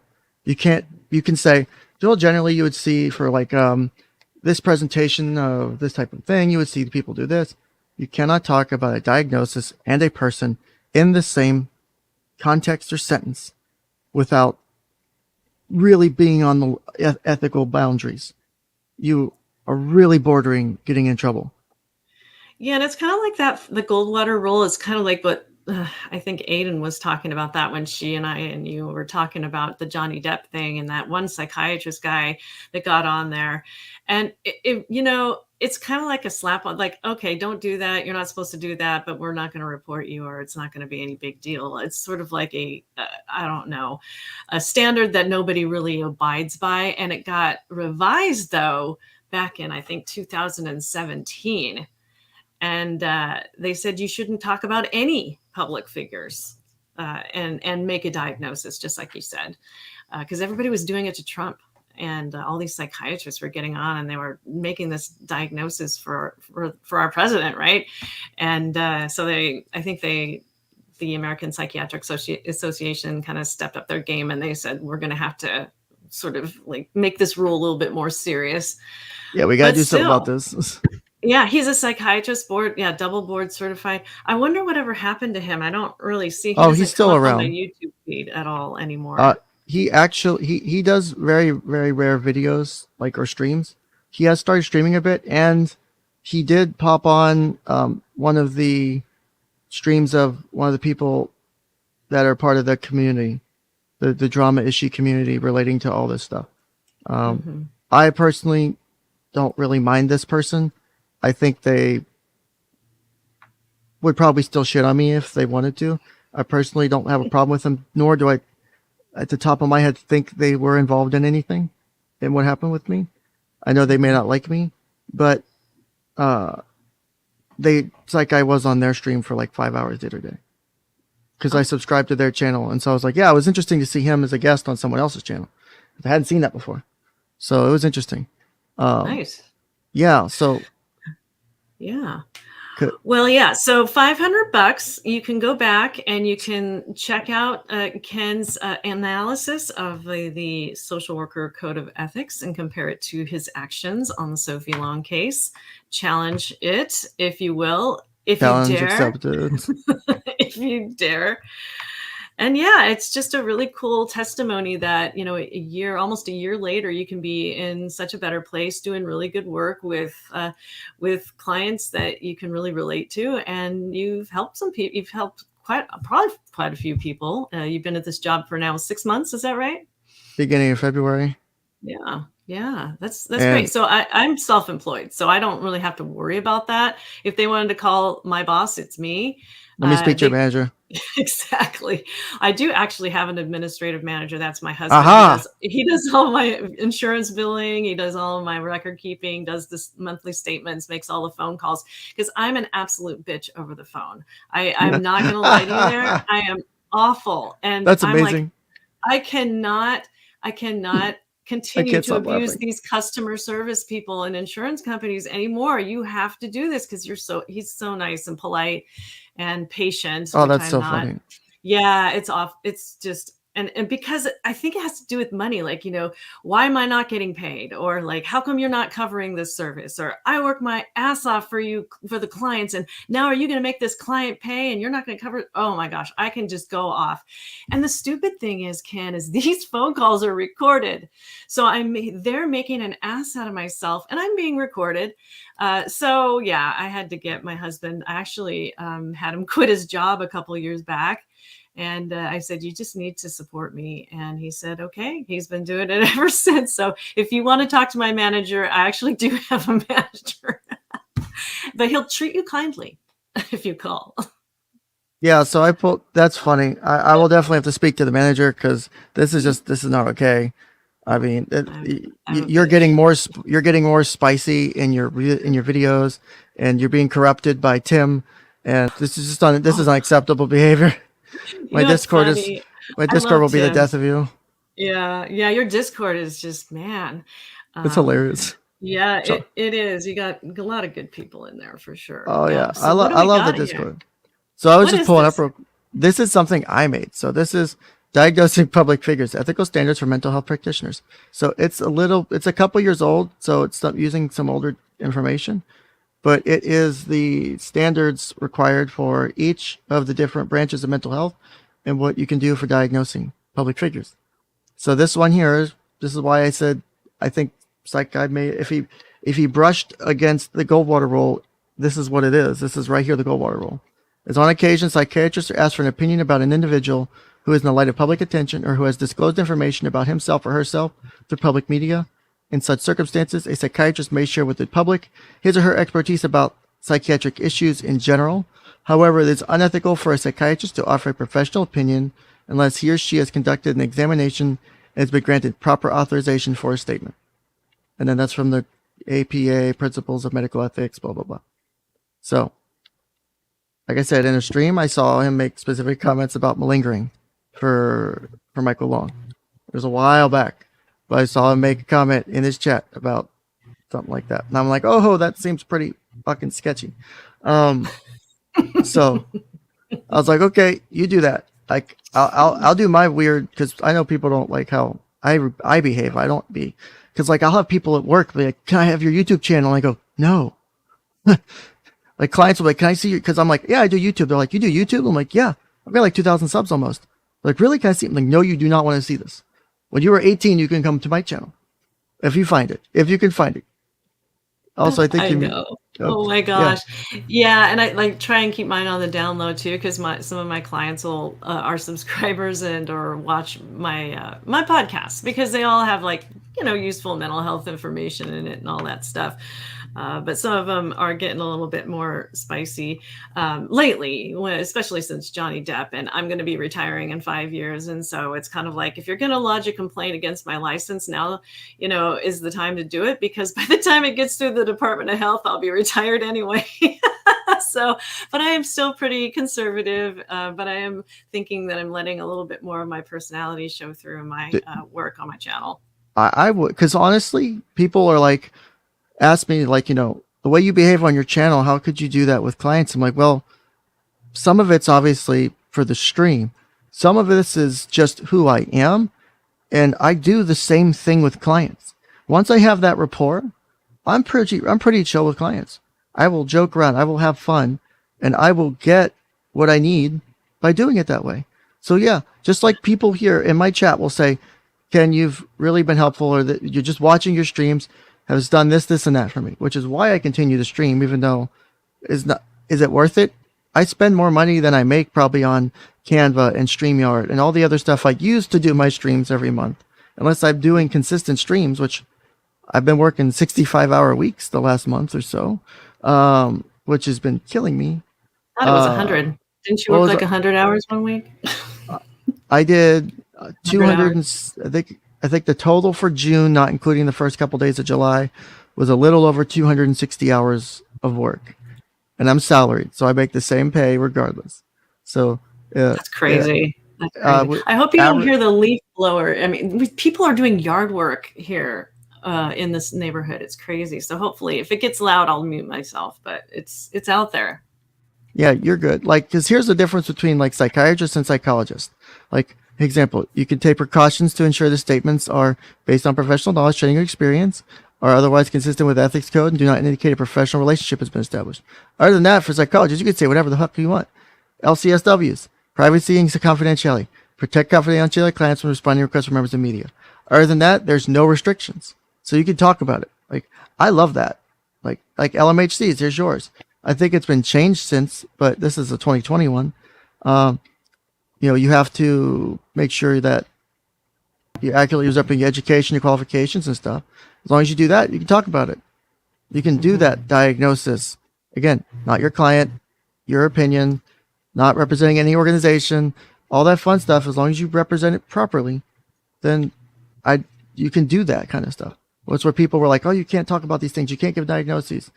It's like when I said I think Sophie had PTSD, and I don't think it's ABC. And again, I don't know if this is a new one. I don't know if that's the current iteration of your code of ethics, but 2020 is pretty recent. I'm pretty sure that's more. I've got them all printed out. As you know, I'm a fan of paper. oh And god, no. so, yeah, my DSM is on the floor over here and it's printed and everything like that. So, yeah, this is a more recent one. And are you telling me now that I missed all of these opportunities to speak out against all these public figures when I could have been doing it all along? And I thought I had to be quiet. I thought I was a psychiatrist, maybe, is what I thought I was. I wasn't. I mean, I've been handing out drugs. Does that make me a psychiatrist? That's a joke. That's a joke, people. Jesus. Oh no, you must take him very seriously. Yes. He speaks the truth all the time. Look, I have I'm prescribed legal meth. Screw all of you. Legal meth, which is what, Adderall or Yep. Amphetamine. Every month, I email my doctor at the VA. Can I please get a refill of my amphetamine, dextroamphetamine X and Y, because I have two of them. It's like, because I have the slow release and I have the immediate release. And I'm like, can I please get a refill? Because I have to actually message them for that one. And I'm like, yeah, that's my legal meth. Schedule 2 narcotic. And so it's one of those things. I take 2 or 3 different, actually one, technically because there's 2 of them. There's 2 of the Adderalls and I take 2 different morphines. I have 4 Schedule 2 medications I take every day. So it's a lot. It's a lot of drug. Well, yeah. Well, so you said something earlier about having mental health conditions and doing counseling or therapy. And then there's also that sort of like, well, if you're on medication, you be doing it? There's all kinds of schools of thought on that. And what's your thoughts on it? If you're going to be a counselor, you need to know 2 things. Well, more than 2, but the main 2 things is you got to know people and you got to know pain. And, yep. That's a really good summary. Does not matter. And my ethics teacher and my master's program told me that. And so I believe him.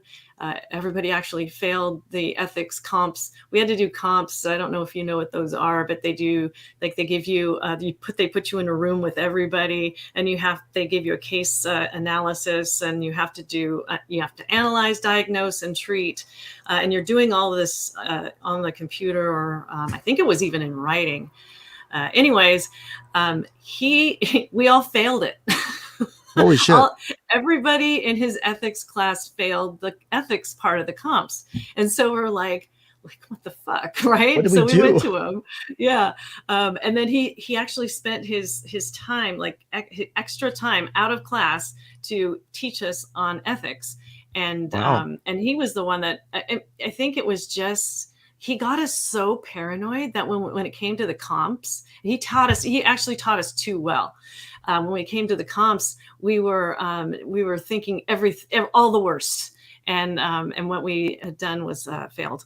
So we did, all of us passed the second time around, but what did y'all do that was so far out that it was a fail? God, that's an interesting observation. So long ago. It was back in 2007 when I graduated. So with my master's, it was something about giving away information, and it was about a medical thing. And everybody thought, I think it was HIV was involved. And so we were thinking that the Tarasoff thing applied to it. Like it would be a duty to warn. If your client had HIV, or if a client had told you that they had HIV and you were in a session, that there would be a duty to warn the person they were going to have sex with. That's exactly what it was. I'm remembering it now. It's like PTSD. It just comes back in a flashback. And we were all saying, oh yeah, we should absolutely call that person because we've got a duty to warn. And it was like, no, because there's medical information involved. And we were missing that. We were all looking into the trees and missing the forest. So anyway, that's my little Huh. ethics story for No, today. I don't know. that's a good one. Like, Yeah. because you have to, when you play this game of what is, um, I get, oh, my stream got limited monetization, so I have to request review. Oh, did I Apparently, I'm say not. something bad? No, it's been like that. I just realized it, so I gotta review it. I don't know. It's probably because I put the Sophie in the title. I think that triggers it automatically. Ooh. Well, Or hopefully it's not something I said that messed you up. no, I you're uh, fine. I It's still whatever. see the I, dollar sign here. Can I contribute to the alternator fund? you can if you want, but you don't have to. I'll So do it's that. Yeah. so everyone's here voluntary. You don't have to pay. You don't have to pay to ride this ride. So Oh God. so as long as you A walk free out with an ticket. okay mental health, it's okay. But Yeah. I take like one of the things, and we're gonna get to my message to, and I hate to say it this way, but my message to the Karens here in just a minute. But when I get to talking to people like you and others, and because like I even talked to, because the day I got fired, and I think I did the right thing in retrospect, because I knew, because one, I've faced severe depression and two suicide attempts in my life, and they were close, too close for comfort. And the day I lost my job, I left the building, sat in my car for a few minutes, and I drove straight to the VA and said I needed to talk to my therapist or to my psychiatrist. And I waited in the waiting room to talk to someone. And I told them what happened. And they, at the time, didn't think I did anything wrong. They thought maybe it was gray, but it wasn't anything wrong. Maybe it was controversial, but it wasn't anything really wrong. And because I was floored that I figured maybe I get written up, maybe I get yelled at. I did not think I was going to lose my job. And I was at that time was in a job I loved. I was doing private practice. I was making pretty good money at the time for being where I am at in the licensure process. Made good money, and you don't really get in private practice at this point. It was a luck that I got there, and I was doing well. And I mean, me and my boss, yeah, we had our ups and downs. She was very old school. I was very trying to tech things up a bit, and so yeah, we had our clashes of things. I suck at writing notes sometimes, as far as documenting, because I get a lot of work done, but it's just typing it up. So I started voice typing shit because it was just easier, and just doing stuff like that. Outside of that, my therapy has always been spot on. I've never once had a complaint about anything I've ever done in therapy, ever. I take pride in that because that means I know I haven't done anything wrong. And I had that same standard going into the July 20th. I had never done anything inappropriate in therapy. So even your own therapist said that, yeah, it was, I mean, I My really can, psychiatrist said it. oh, your psychiatrist said that My therapist is out of the office. But oh God. So what did you do? You just went there and you just had to talk to somebody because you I had were to. just, I yeah. didn't, I couldn't, I was feeling awful.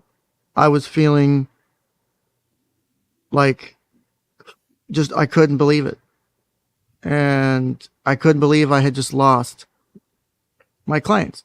And people, part of the group of people who were part of this and who were shitting on me said, that they don't need, that, cause I was making the arguments in the streams and stuff afterwards. I was like, I had clients I was doing good work with, and you guys fucking ruined it. You guys cut it off. And they're like, well, they don't need you to be able to, I'm like, they don't need me. And the goal from the moment you come in the door is to plan on how you walk out the door. My goal is to never have to see you again. And if I do, that's not a bad thing. Like, you can't come back. It doesn't mean you did anything bad. I'm not ever trying to make a client dependent on me. I want my clients to be independent. So people were accusing me of my clients being dependent on me. I said, no, I had clients I had worked with from really bad spots to being where they are now, and you took it away. So if anyone did damage, because they argued I did damage to Sophie by talking about her case, which all the documents were already public, all the stuff was already public, it had already been talked about. So the argument was I did damage to Sophie, that I made it worse for her. I reshared everything. I caused further trauma. I disagreed with that statement to a certain degree. Interesting though, because I'm thinking, I wonder how your former employer handled the separation, because Not well. how, because that could technically be abandonment, right? And then we're not supposed to do that, depending on how they handled it. Oh, They they could just straight have. up fired me that day, and I never saw my clients again. You never saw your client. How many clients did you have at that time? At that time, I think I had a good dozen or so. Yeah, on that's and a off. lot. I mean, that's a lot to just yank the rug out And I from don't know under what they 'em. got told. I know a couple had contacted me after like a couple months, like, "Hey, you're still doing?" And I'm like, at that point, I didn't respond back because like I couldn't do counseling with them. I didn't know if I could actually handle the conversation because it was that hard to lose the clients. I didn't. The job was the job. If it was, I can get another job because we were supposed to be able to take our clients with us from that position. Is if I left, I was supposed to be able to take my clients, but because I didn't have anything lined up, they just transferred them to another counselor in the building. So I didn't even get an opportunity to find another place to take my clients. So to Wow. me, if anyone did anything unethical, it was my boss. She could, Mhm. because I even asked her, like, can I get 2 weeks to transfer my clients? No, because Or I figured that was at least a closure session, right? just So that one it's not session. abandonment. I'd have done it for free. I'd have just done it for free. I didn't even care about the money. Just to say, hey, uh, I've got, I've got personal things going on. I've got, other things going on.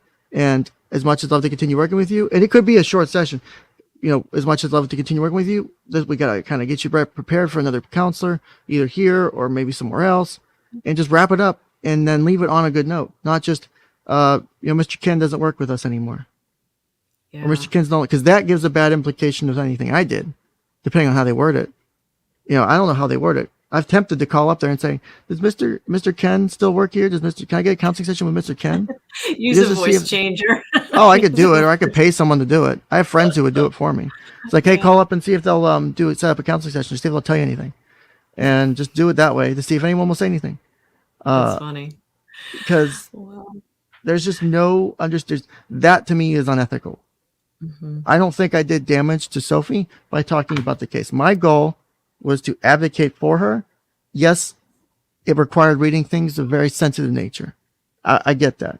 Because to do it fairly and accurately, to not cause bias, to not put things out there, to take a side, because I never had a side at that point. I still don't really, I've always sided with the child. I stand by the child. I stand by the child's presentation. I stand by the child's symptoms because to me, those are obvious and those are clear facts. And you cannot hide those when you are 9, 10 years old. You suck at hiding things. I have young clients. I will call them out on things all the time. Like, I saw that facial expression, and they'll be like, I didn't make a facial expression. I'm like, yeah, you did. And they're like, no, I didn't, Mister. I'm like, you did. You just didn't recognize it. They're like, I've got a straight face. No, you don't. I could tell you're doing. I could tell something. You're keeping something. I could tell you're holding on to something, and they hate it. They absolutely hate it because I call them out every single time, and it irritates them because they're like, "How do you do it?" I'm like, one, it's the job. Two, you're a teenager or you're a preteen. You suck at doing this. It's okay. It's good that you suck at it because then I can actually see what's going on. But it's okay. It's not a bad thing. But it helps me help you. And it's a weird way to do it because it can make them a little frustrated. But usually it's a good way to lighten the mood a bit and get into the issue. I mean, it's how I got into some of the important issues this last month. Hey, somebody sent you a super chat there. Yep, That's a I kind of saw an that. interesting message. What Yep. do you So make of that? Ross says, thanks for helping me when my ex-wife tried to send me to prison and took my kids. It meant the world. See, that's why I love, like, because truthfully, I talk to people a lot on Discords and in other servers and in DMs. And like I tell people, this isn't counseling. This is just me being someone you can talk to for a few minutes, or just listen to your situation, point you in the right direction. Is basically what I boil it down to. So there's no misunderstanding that I'm anyone's therapist, because I don't want that. And trust me, people have asked me who watch my show, can I do therapy with you? And I have always said no, because I don't think I can do it if they've seen my show. And I don't know if that's a good thing or a bad thing.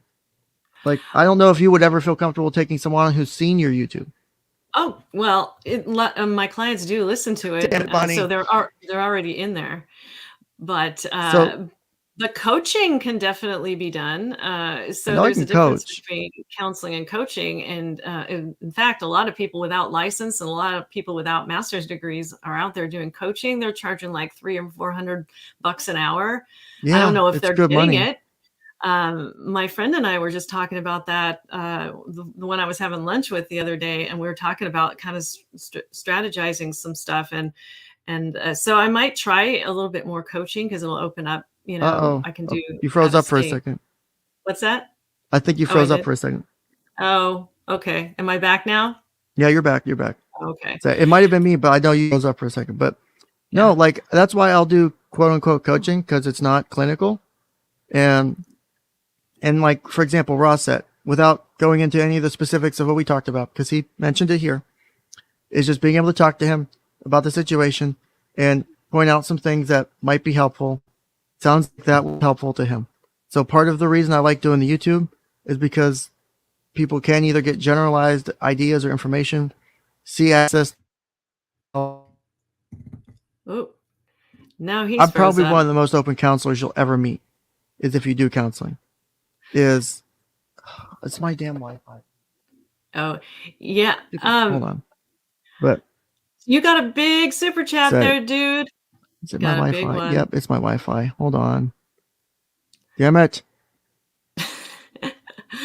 Yeah. Yeah. Evil My Wi-Fi bunny. is dropping. Hold on. Okay, I think I'm back. My Wi-Fi changed to the wrong freaking thing. Okay. So I'm Okay. probably still going and you were Yeah, probably you're frozen. going Okay. right one But because I'm on 2.4, not 5. Let me change the 5. That's better.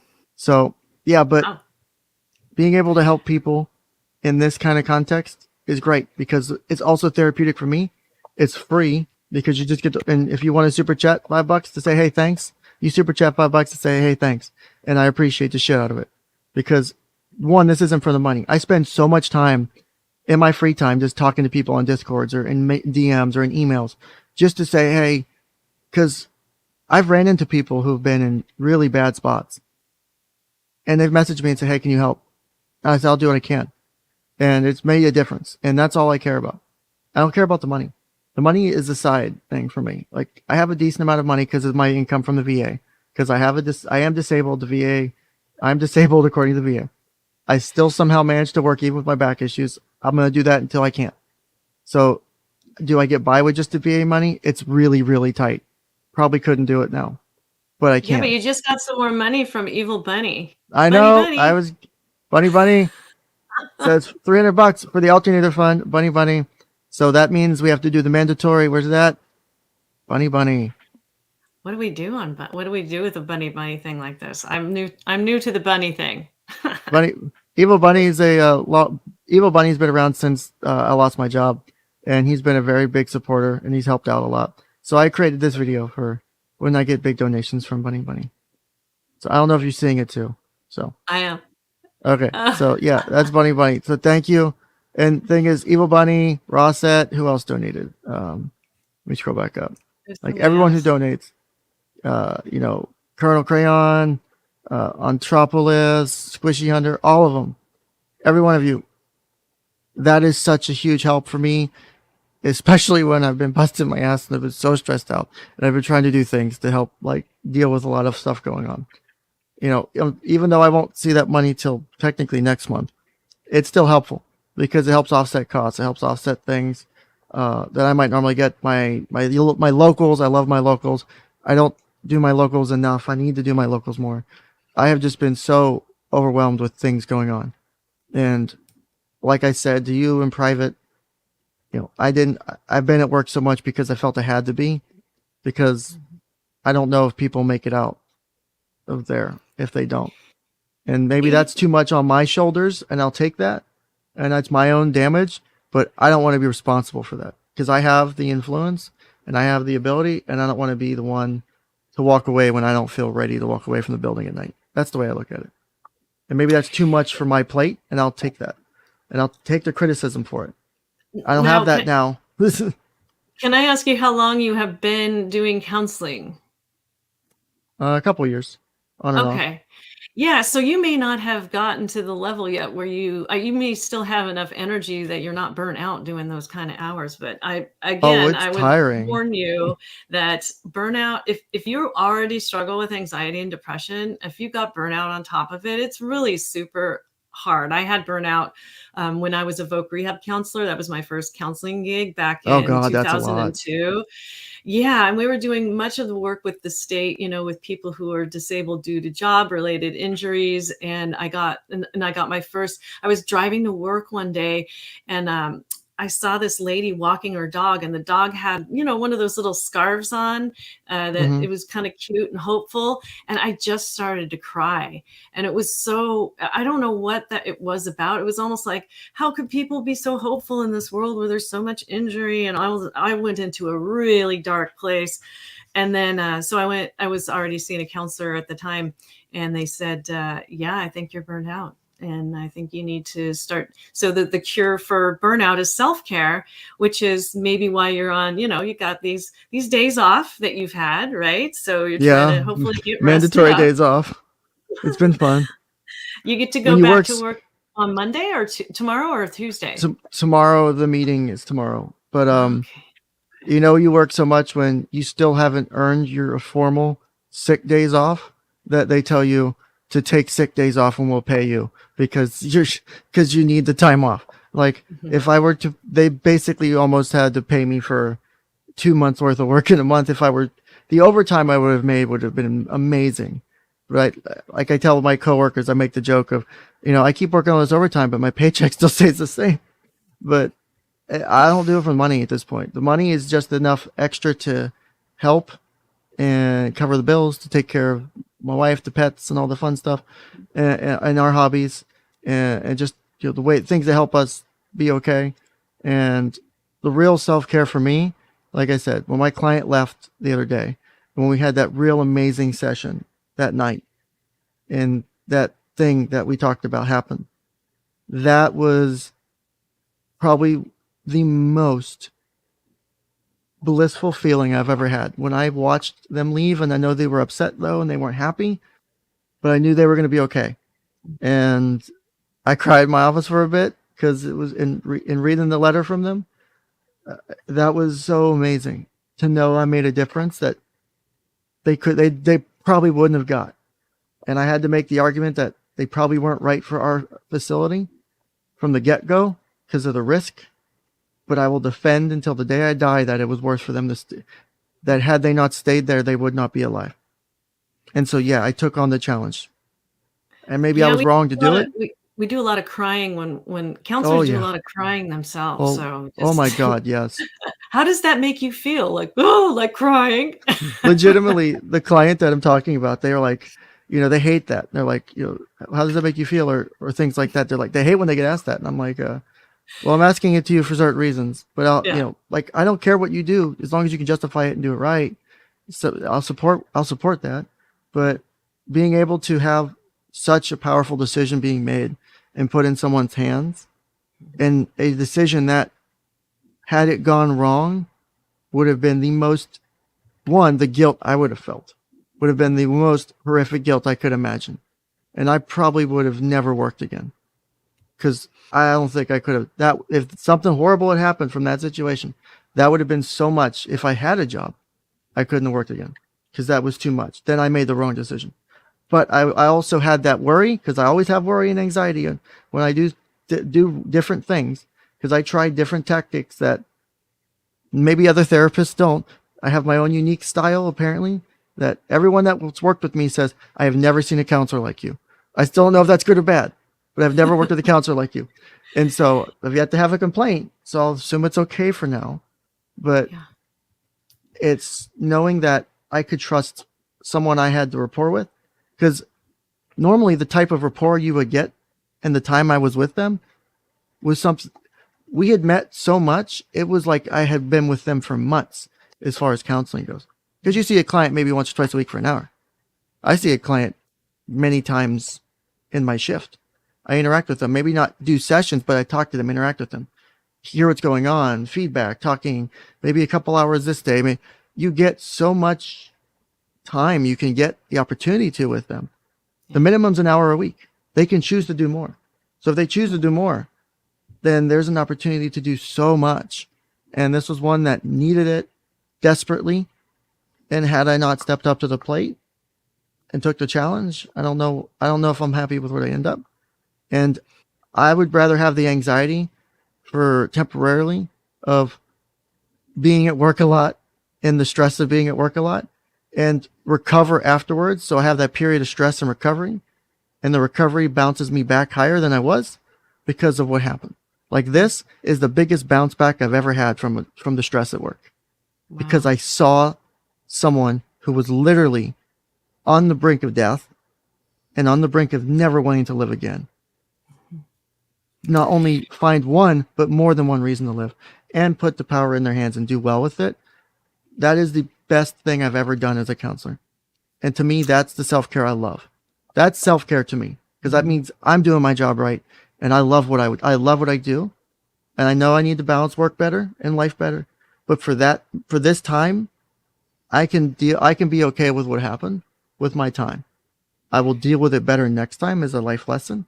But generally, I do get self-care out of my clients. It's a weird way for things to work. You think work would be stressful, you would burn out. But when clients do better, it helps me. It helps me Oh, because oh, I absolutely. remember my Absolutely. therapist helping me, and I'm like, that feeling of my therapist helps me. My therapist helps me feel better.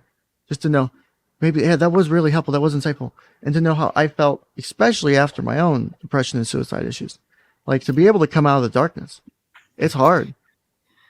Well, I work with that. So I think you know that I'm a certified eating disorder specialist and Mm-hmm. supervisor for people who want to become certified for eating disorders treatment. So there's where you get the long-term clients who are going to be in there for, I think the average recovery time is 6 years. So you start working Damn. with a person with an eating disorder and you see that progression that happens, and it's so gradual. And sometimes when you go back and think about them and about how they have actually come out of this really dark place of an eating disorder, and you think it just doesn't, it's not an overnight thing. It's a gradual satisfaction. It's a lot of hard work, but I imagine. I look through these really, I mean, the thick files, these people who have been with me for years and years and years, and I think, man, you have come a long way, and that gives you satisfaction for sure. And then I'm a hypnotherapist too, an advanced clinical hypnotherapist. Now you can That's see awesome. some really, really quick healing in hypnotherapy, really quick. I mean, you can just do, I did a session with an eating disorders. It was a hypnotherapy session. That's what they specifically wanted. And they never had to come back. So it Holy was shit. really super cool. Right. That's good. Hypnotherapy is a really great tool for treating trauma too. And it's just so, after a session like those, like every hypnotherapy session is magical, and I can't think of one that wasn't. And it's just great. It's the greatest job. I might just do hypnotherapy when I retire. People are asking me, "What are you going to do when you retire?" And I'm like, I don't know, like maybe be a human and not have to put this counselor face on all the time, because I'm more real with my clients in the therapy office than I Oh am on yeah. YouTube. I'm a lot more, I try to be professional and all this other stuff. Like you introduced me to Doc Snipes. I think now it used to be another sort of channel about Yeah. mental health, and so I've been watching her. She's very professional. She has her little presentations and everything like that. But like in the therapy office, I'm very very chill, and like somebody comes in and they're outraged and I'm just like outraged with them, and I'm like, what the fuck, how come they're doing that, and Exactly. our sessions have this theme where they come in and it's a vent and I'm with them and I'm validating them, and then they kind of lose their energy and they're like, okay, well now what, like what's the plan? And when this is where we do the cognitive therapy, this is where we do Oh the yeah. whatever the intervention is, and then the magical moment comes about 20 to the hour, and then we just kind of talk the rest of it out. I think I told you I cannot do a 45 or 50-minute session. They've all Yeah. got to be an hour. It just seems like my natural flow is because they want to vent and they have to get everything out there. And then we're like, okay, then we're in problem solving mode for about 10-15 minutes. And then the rest is wrap up. And they always go out with like, oh, thank goodness, now I've got a little bit more hope. It's the best job in the world. I don't know why I'd want to. Maybe I'm talking myself out of retirement. What's going on here? I I better go see my therapist. I'm probably gonna do what my grandpap did. Is even though he retired from the mine when he was older, he still did odds and ends jobs. So I don't see how. That's probably why you see a bunch of old therapists and those old psychologists, like old as shit. They like the work. You like what you do. You like the people. You like the I think the most important thing is you like the ability to empower people to change. because it's not you who's making the change. Is the way I tell my clients. I didn't do anything. All I did, and it's the silliest summary of the profession. All I did was ask you questions to help you answer your own questions. As I asked you more questions to help you answer your own questions. Why? What should I do? Well, what about this, this, and that? Oh yeah, maybe that would be the right. And so you answer the question at the end of the day. I never told you what to do. I threw out ideas. I threw out suggestions. But it's on you to make the decision. Because if I tell you what to do, you didn't learn anything. Exactly. Like some people are like, I wish I didn't have to deal with all this trauma. I didn't have to deal with all this crap. And sometimes I tell them, it would be nice to wish it away. But unfortunately, we can't. And even if we could, does it have, if you could just forget everything, it doesn't make everything that happened go away. And only because your mind might not remember, but your body will. That's the most really powerful thing with trauma, is it's not just a mind thing, it's a body. It's like my client that had dissociative episodes. Those were so fucking scary. I never had that like that. Not to that severity. I was scared shitless the entire time because I had never done it and I was trying to work it on the fly. Yeah, you want to know. Well, I think I told you, or maybe I haven't. But the best way to be able to deal with dissociative episodes is to get them back into their bodies, and one of the easiest ways is just to have them look you in the eye. I did a lot of that. Yeah, and then dissociation usually responds really well with scent. Like the quickest way to get a person out of is like lemongrass, or you ask them about like, well, what would you like better? And just have some essential oils there for them. And then another thing is heat. It's interesting how to treat shock and everything, but heat works well for when you are dissociated, like freezing, which makes sense, right? When you freeze, you need heat. And then when you're like fight or flight, like I'm always drinking cold water all day, like because I tend toward a little bit more anxiety. And so I'll be drinking my cold water. I'll be treating my shock. Therapists need to treat their own shock during sessions. They need to help themselves. Sometimes a client will tell me a story that's particularly traumatizing. And I'll just say, can we just hold off here? I need my orange. Orange is really helpful for me when I start to get sad. But yeah, those are some things that they don't teach you in grad school that you have to kind of learn. Do not. They don't tell you what to do when a client just sort of goes out of their body in a session. They don't remember who they are. They don't remember pieces of how they got there. And because like I know there's sometimes controversy about things like dissociative identity and dissociation in general. And I was worried for a minute because there was this thing as far as the client's history goes that was something about questioning. Like I needed to be able to question certain things. And I didn't believe that there was any necessarily purposefully false information in going on. But when this started happening and I watched them struggle with seeing someone potentially in the room, and then when we sat down to talk for what was like 3 hours, and I got criticized for the 3 hours. I'll take my beatings, right? But there were 3 hours that were necessary because my concern was sending them somewhere else in a state like that with someone with that level of intelligence. They probably would have been successful.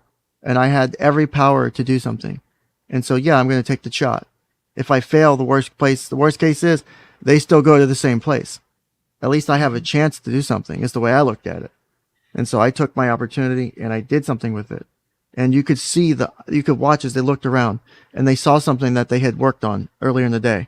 And they were like, clothes? And they were like, yeah, do you remember doing the thing with the lunch? And yeah, I do a little bit. And you could start to see the memories coming back. You could start to see the way their eyes were moving around as they were trying to remember things. When you recall memories, when you try to think about things, it wasn't like the things that they were doing in the processes in the order. Wouldn't it be someone I would think would be faking it? Because those are just, you would have to know it down pat. And we're both professionals, I think, and we couldn't fake it that well. So I'm like, this is legit. And then when I figured that out immediately, like everything else just didn't matter. I told the other staff, I'm like, I have to work on this, deal with the rest of it. I cannot leave this person alone. And it was amazing. It was amazing to do. I did what I thought I would want someone to do if it was me, because it's not something you expect. And regardless of the responsibility of getting there, who got there, whether it was that person's fault or someone else, you're still there and you still have to deal with it. And so we dealt with it. And I did not leave that building until I was sure they were safe and I was sure they were passed out. Because one, I didn't talk you to sleep in 3 hours. And it was part of why they were able to stay, is because they were tired and there was no energy to do anything. But they were safe. And when they woke up the next day, they were back to normal. Wow. And it was tough. Ugh. Yeah, I have that happen sometimes I do back-to-back hour-long sessions, and so I'm pretty already kind of cutting it pretty close with time, but every so often we'll have that kind of like, yeah, you need to stay in here for just a little bit longer, and the person in the waiting room is just going to have to wait. And my clients are great. They all understand that, and If then you have good rapport, yeah. I always give them the extra time. Like, so if my 1 o'clock goes late, then my 1 o'clock is never late because I have lunch between 12 and 1. So I'm always on time for my 1 o'clock and my 10 o'clock, right? But anybody Yeah. else in there kind of knows that I could be running a little bit late depending on what's going on in my sessions. But yeah, you can't, there's just I think that's an ethical thing, is you just don't, you don't just push your client out the door when You they're can't. having an episode at the end of your session just because you've got another client in the waiting room. Doesn't work You that just, way. yeah. I mean, I've had mine go, like, the longest I think was probably 20 minutes over. And I had to go out into the waiting room and explain to the person in the waiting room. Usually it's only about 5 or 10 minutes over if we have an episode like that. But geez, it can get scary. One time I saw a ghost come out of my client. I shit you not, Ken. I saw like some sort of evil bunny come out of my It wouldn't surprise me client. if it was actually Evil Bunny, because he Maybe it does was. things and stuff. He does things and stuff. Don't trust him. So what I did, this is kind of a funny story, is I was texting one of my colleagues and I said, "What do you do when you see a ghost come out of your client?" And she was saying all this stuff about like singing and lighting sage, and I'm like, I've got some sage. So I started lighting the sage and I was like feathering it around, like smudging my office and everything. And these kids that were coming in from this group on the other side of the building were just like, "Who's smoking pot in the office?" And I'm just like, oh my gosh, they totally thought I was smoking it up. Miss Tracy's the best therapist. She has pot in her office. You guys should go to Miss Tracy's office. That's amazing. Go to her. Yeah, exactly. Miss- That same thing. I was just saying, all right, the other day I did it. I had to sage my office the other day too. And I was, but it was at night, so I was a little bit safer, and there were no kids around, so I felt pretty good. But that was a kind of a funny story. I don't know how I got started on that topic. Anyway, No, it's good. yeah. I So like. I hope I'm not interrupting the flow of your stream with my No, I random love that. my See, cat. from the feedback I've gotten from just reading my comments and from other people, is they like this because this is part of the thing you don't normally get to see. Like, you don't get to see how we do how we process, how we learn, how we do things, and like how you do things and I do things. Oh my God, that's actually great. That needs to be like a night stream, like therapy after dark. Like, but people don't see, because like you get the and that's part of the criticisms I've got as far as being how I do therapy, right? Oh, you're so unprofessional on YouTube. I'm like, well, I can be unprofessional and still technically be professional. Like, Oh my I can gosh. do all this crap I can do most of what we do here in a session, and it still works because it's done right. It's all about how you do it. That's just because you do it this way doesn't mean it's unprofessional. I've had sessions with clients that, because going back to some of the accusations made against me, I've talked horribly, how would you trust this person? How unethical are they talking about this little girl's privates on YouTube? I've had to do sex ed with like a 9-year-old before, because she was in the situation where she, I guess, had searched like up lesbian porn or something, and mom was like, found it and was like, okay, we're scheduling a session with Mr. Ken immediately. As soon as I can, I'm gonna call him. You're not in trouble. We're gonna talk to Mr. Ken. And so mom was like, I'm worried that something's going on. I'm like, all right, let me do my thing. So I did my thing. We talked, tried to figure out what's going on. Had a brief, probably 30 minutes. Part of it was, Do you understand this? Do you know what this is? Have you ever learned about this before? And it went great. And the mom was like, thank you so much. It was so helpful. And there was no question at all about whether I did the right thing or not. No one questioned that. You taught that to, well, I did it right. They did it appropriately. It's not like I was talking, it's not like I was handing out like fucking Playboys going, all right, let's learn. Like, obviously you don't do, it's the horrible image. It's the horrible, I know, right? That reaction's just the visual picture is just all right, guys, we're gonna that's do hard. therapy. Let's do therapy. Like, it's not what I did. I had academic stuff pulled up. I had age appropriate stuff pulled up, and we did that. And so that's why when people criticize my integrity and say I'm this horrible person or I do these disgusting things, it does start to ring personal for me, because that's a situation where when I had that happen, I'm like, I have to do this just perfect, because you cannot screw that one up, because God knows that could be just so bad in so many ways. It's like, so I have to walk this line perfectly. And so I did all my research. Mom was like, called me and was like, can we schedule a session? Scheduled it. I had hours to prepare. I pulled up different things. I'm like, all right, I think this is how I'm going to go into it. So we started it, got in, how you been? So mom tells me you found this or whatever. And so we talk about it. And we talk about, well, do you know what this is? Do you know what that is? Has this ever happened? The basics, and, doing it just right. And then the mom handled it beautifully. I could never have expected the parent to handle that the way they did for their young child, to have found, because usually parents, they find their kids are looking at porn, they freak out. And then that shame from doing that can just travel into adulthood. It happens all the time. And this parent was like, beautiful, didn't freak out, was very polite, was like, hey, I saw what you're looking at. We're going to schedule something with Miss James. I'm not mad at you, or Mr. Kidd, I'm not mad at you. And we're just going to do it that way. And that was it. And so, and there was that, and the mom was supportive.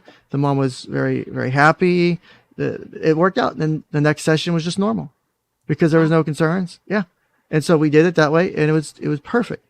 So when people question and say I'm talking about things and I'm getting an enjoyment from it, one, no one wants to really do those things and read those things. You do them for either A, the educational purpose, or B, because you have to, because it's therapy. I've worked with people who have trauma. I've worked with people who have physical, emotional, and sexual trauma. You don't think I don't hear this stuff all the time? You don't think I have to talk about it sometimes? Yeah, it happens. Guess what? You talk about it. And surprisingly, I'm more comfortable talking about that than I am other issues. That will touch any issue but drug abuse, severe drug abuse involving child abuse. My only thing I won't touch that much. Right. Well, yeah. And so food is the porn that we talk about in my office quite a bit, right? So There's yeah. a lot of shame that comes with these true food confessions, right?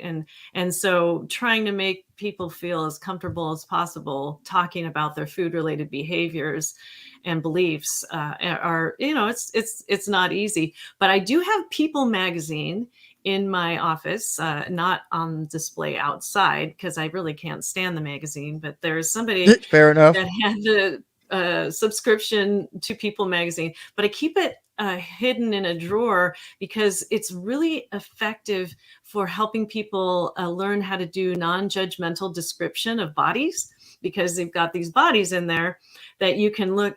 And so people open up the People magazine and I'll say, tell me all of the judgments that you have about this picture. And they'll say tramp, trashy, fake hair, fake boobs. They'll say, can you stop insulting me, please? Thank you. Your last picture. Yeah, exactly. Does this make me look fat? But anyways, yeah, I will have them actually judge it. And then I'll say, okay, now we're going to have to teach, now we'll teach you how to do this non-judgmentally, like wearing a pink shirt or has 2 hoop earrings, hair below the shoulders. And I said, okay, what was more emotionally charged for you, to judge or to not? And they were like, of course, to judge. And I said, well, it's not bad to make judgments. It's definitely not, but we do want to definitely learn how to not judge our bodies so so harshly, and to be able to work toward getting a non-judgmental descriptions of our own bodies and other people's too. Now, if I always use this example of a creepy guy next to the dumpster, like I'm judging him as creepy, but it could actually be safe that I'm judging him as creepy. He could actually, oh, there's something, oh, it looks like there's a knife flashing over there. Okay, maybe I should avoid that area. So I'm making a judgment call, right? Or an intuitive call. Sure, those are necessary. But I think having a magazine, not a Playboy, but a People magazine in your office is also really helpful for those sorts of things, and books and everything that can help them. I even have a sand tray. You ever work with sand tray?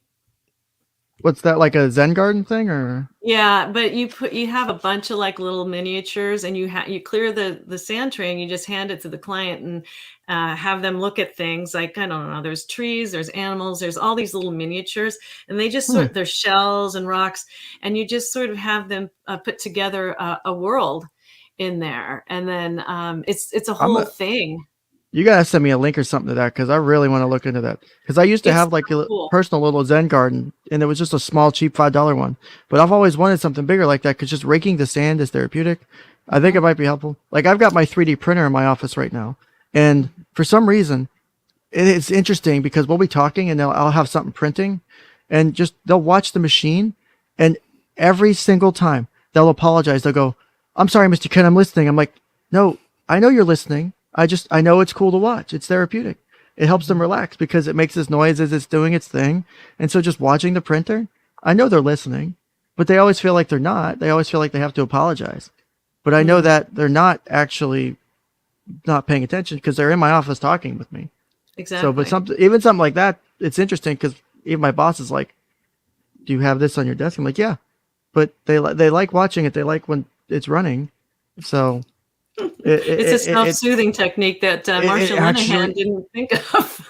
It's really, honestly, I'll be typing notes or whatever, or I'll have something going on, or I'll be stressed out because of something that might have just happened in the building, and I'll be like watching a print, and I'll just sit there and just listen to it and just watch. It's like, it's so amazing just to watch you go from nothing to having something created in a matter of minutes or hours. And That's so cool. it's neat, and the kids love it. It's something I'm using to engage them, and it's something that they may have never experienced before, and they get to experience it not just while they're with us, but as part of counseling too. Because I, for example, have started printing out little fidget spinner rings that cost me like a penny to print. And so everyone that comes in now gets one for free. Or if they lose, they'll still give them another one, because it costs me a penny. But it gives them something to fidget with, because they can't have like the metal fidget spinners where they are and with them. But I'll just give them one. I'm like, "What color do you want?" Like, I'm printing a new one, or, I've got a bunch ready to go. And then they can buy other things to print with tokens they can use with their points. And so there's really cool ways so that's how I'm engaging them, because one, it's something cool. They get to own it, and they get to, because they earn points by doing counseling. They earn points by doing other things. And so I know I like to fidget. I was handing out fidget cubes for a while, but they're like $5 each. And then they started to slowly disappear over time, because they're kids. And I told them, I don't care if you hold on to it, take them to your rooms, whatever, as long as I get it back when I ask for it. I don't care. Unfortunately, some of them disappear. It happens. But I know that having them out there, having them have access to stuff like that, helps keep them busy and preoccupied, instead of getting agitated or angered or in negative states, because they have something to mess with when they're bored. And just messing with a fidget cube or just spinning that little ring, as stupid as it is, it's healthy. It's therapeutic. So true. And I love it. You got a couple of questions in your chat about someone said it's an FDM. It's an Ender 3 V2. I've got a couple upgrades on it. Our organization is ordering its own 3D printer now for the kids. So they will have their own 3D printer in the organization that they can use. I will be training certain kids to use it, to run it, to operate it. That will be a way for them to have management experience and to have the ability to be responsible for something. There's a couple other things that we're working on. No, I'm not doing that. Stop asking questions.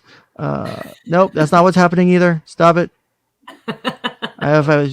So there, but I think, cause like I was telling the COO when I pitched the idea, I'm like, this is something that kids may never have had an opportunity to see before coming into this building.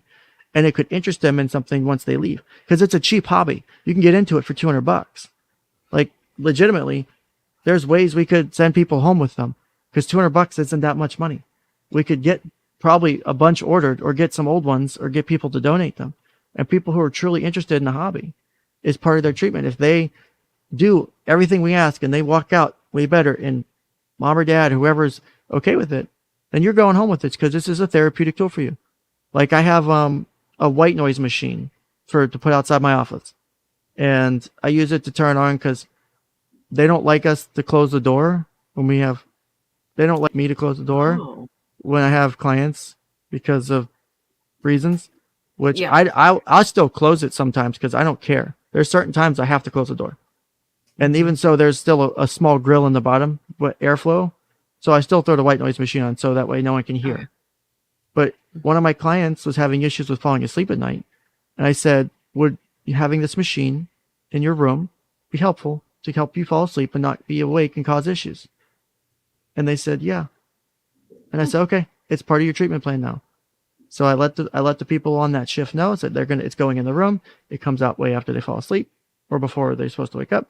And you know what? They have not had an issue at night, to my knowledge, since I did that. That's cool. I'm Yeah, I open to have so many creative solutions. I love creative solutions. I know, and you have to come up with them, right? Because sometimes things happen, and yeah, I have a Pandora radio, commercial-free version that has kind of Ooh, some music that goes on outside my office, and I have a speaker outside there. So, and then I sublet to somebody who we have a white noise maker. I really want to try the white noise maker because I don't like the crickets. The crickets kind of creep me out, but I the like the ocean. rain and the thunder ones. Those are the favorites. Those are fun for sure. And what happens is if there's a parent in the waiting room, or if they're even outside the door and the kid is inside and they don't want the parent to hear what's going on, then I'll just jack up the music just a little bit. My people who are in the suite with me, they don't care too much. They just shut their doors, but it's one of those things where you do have to keep confidentiality. That is interesting what you said about the open door, but I get in the organization that you work with why I have little noise blockers underneath my doors. So I've taken like every precaution so that people Because can't hear what's going on in sessions, but sometimes it gets kind of loud. now there are times at night where, as much as I don't want to, I do it more as a CYA for me and the client. Is I like that session with the dissociation. I did it in an area that was no one else was there to hear, because everyone was like in bed. But I did it in front of in an office area where there was cameras, because there's only a few places. There's few places without cameras. But I did it in an area with cameras. Should anything horribly go wrong, because you have someone struggling with memory issues, just as no one really watches them, they can, like, certain people can go back, and I don't think they would go back unless it was necessary, but they could go back if they wanted to. So I did it there just as a precaution, because of the intensity of it. Or if it's after a certain hour, maybe. But other than that, I'd rather do things in my office. Even though there's always the concern of accusations, there's a limit to who can see those videos, though. And Yeah, it's an interesting comment that Duquesne is making there about not being allowed to close the door. Seems like it would cause anxiety as far as privacy goes. That's a weird restriction, but there's a really good reason why in an organization you would probably want the door open. One, I don't think there's parents in the waiting room anywhere, right? Yeah. not like that. Not here. Yeah. So, but then the other thing is too, is that, and I don't know if this is why your organization has this rule, is that if the door isn't open, the client can allege something happened to them inside of the room. Well, And they you can do always it with want, the door cracked either way. I mean, the door's cracked. It's not like open. yeah, Like, yeah. but I'll tell them, like, crack it, like, and I'll hold my hand with like a 3 to 4 inch gap, like, spacing. Just like leave that much, so that way, I mean, but there have been times where I've been like, I'm closing this door and I don't care, because the last thing on my mind at the times I've had to do that was whether or not that person was going to make an accusation against me. And obviously I'm not going to do anything, because I'm not that stupid. Like, one, you have to do a background check that takes forever to get into an organization like this. Fingerprints, background, the child abuse screening, all of that fun stuff. So to get to that point, it takes a lot. So, like, one, it's dumb if I were even something like to do something like that, to do it in an organization like that, because you will get caught easily. Yeah, and so that is why is that somebody said it in your chat about the appearance of impropriety, right? Even so, right? That Yeah, they there could be that appearance, but more so that the client could actually be one of the clients that would possibly say something went on, but that didn't actually happen in the session too, and that's a problem. it So happens. yeah, it happens, and it Now, happens, and people actually lodge complaints with the depart. Well, where I live, the Department of Health, and I actually investigate claims from the Department of Health as an expert, and there's definitely this he says she says, and I'm very clear. Like they're going, this is just so wrong, this accusation, and I'm like, there's no proof. There's really you cannot have if she says something or he says something and she says another thing. There's just really nothing that you can do. you're stuck because So there's no yeah. evidence unless there's forensic evidence. Like there actually was a client I had, and I hated to Mhm. have to do this. There was a client I had that at a certain point, because they had escalated some things that had happened, and then during an incident they were desperately wanting to see me for something. I knew it wasn't urgent because I knew what the client was going through. I knew what the client was trying to do. They had struggled with doing things like that before, manipulation. And so I said I had and I did have other urgent things to do first. They had tried to they had forced their way into my office and wouldn't leave. And so after that, I refused to meet with them in my office. I did no longer feel safe meeting with them in my office and would only meet with Mhm. them in camera areas. I think I only did once after that because I just did not if you're going to do that and force your way in. Nah, I need that point. I'm CYAing. Other Yeah. clients, I'll close the door because I trust them that Mhm. they need the privacy, or that, like when I had my one client that had something happen and they really needed to talk and they told me what happened. I immediately shut the door. Yeah, there was two kids in my office. And I shut the door. Didn't care. It was too important. I don't care.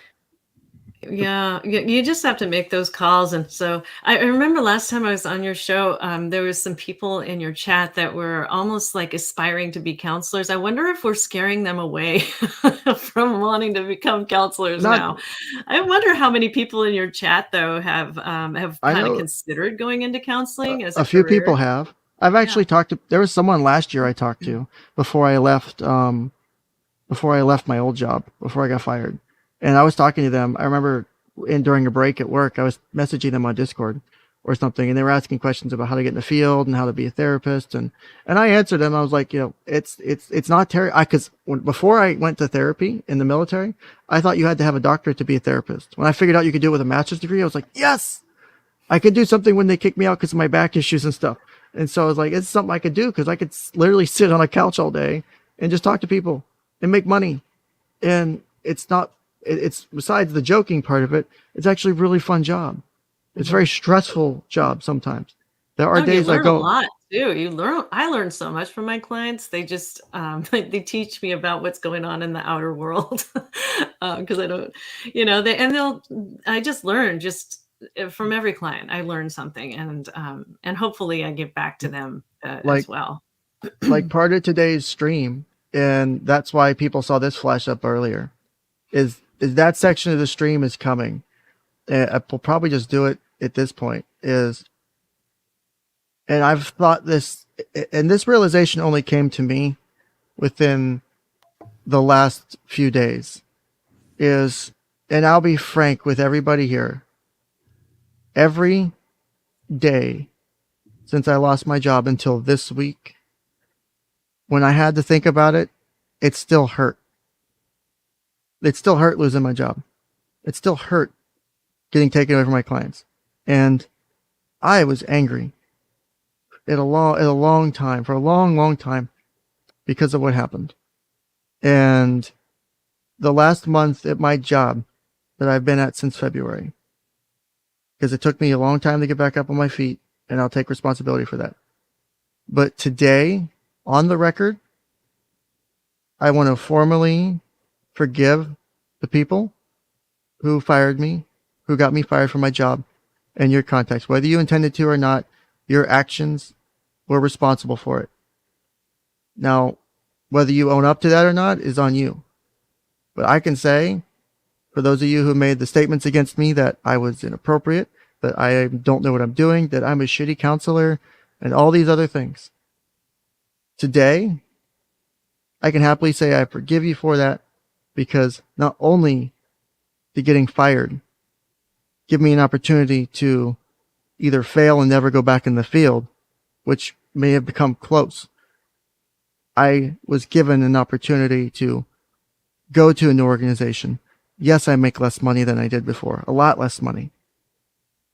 Do I care? No, not about the money. I wouldn't have put in all the hours I put in June if I didn't care, if I cared about the money, because it's salary. I'd have worked my straight 40 a week and left. And I can do that every week technically if I want to, as long as my work's done. But I don't do that. I go home when I'm sure my clients are safe. And the last month showed me, and the clinician, the counselor I was on July 19th and July 20th of 2021, I cannot even begin to compare to the counselor and clinician I am today on July 10th, 2022. My personal and professional skills have grown so much in 4 months. The ability to make change and the impacts I've had on people's lives, and I will be conceited and selfish for 1 minute, is the ability to make change and make differences in people's lives.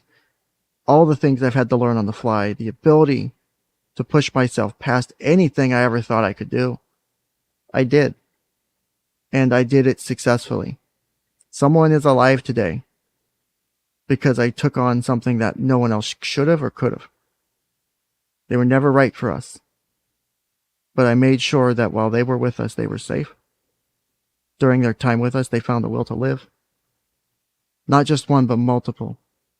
And I didn't find out till literally a couple hours before they left how close it came to them not being with us while they were with us. And it scared the living shit out of me.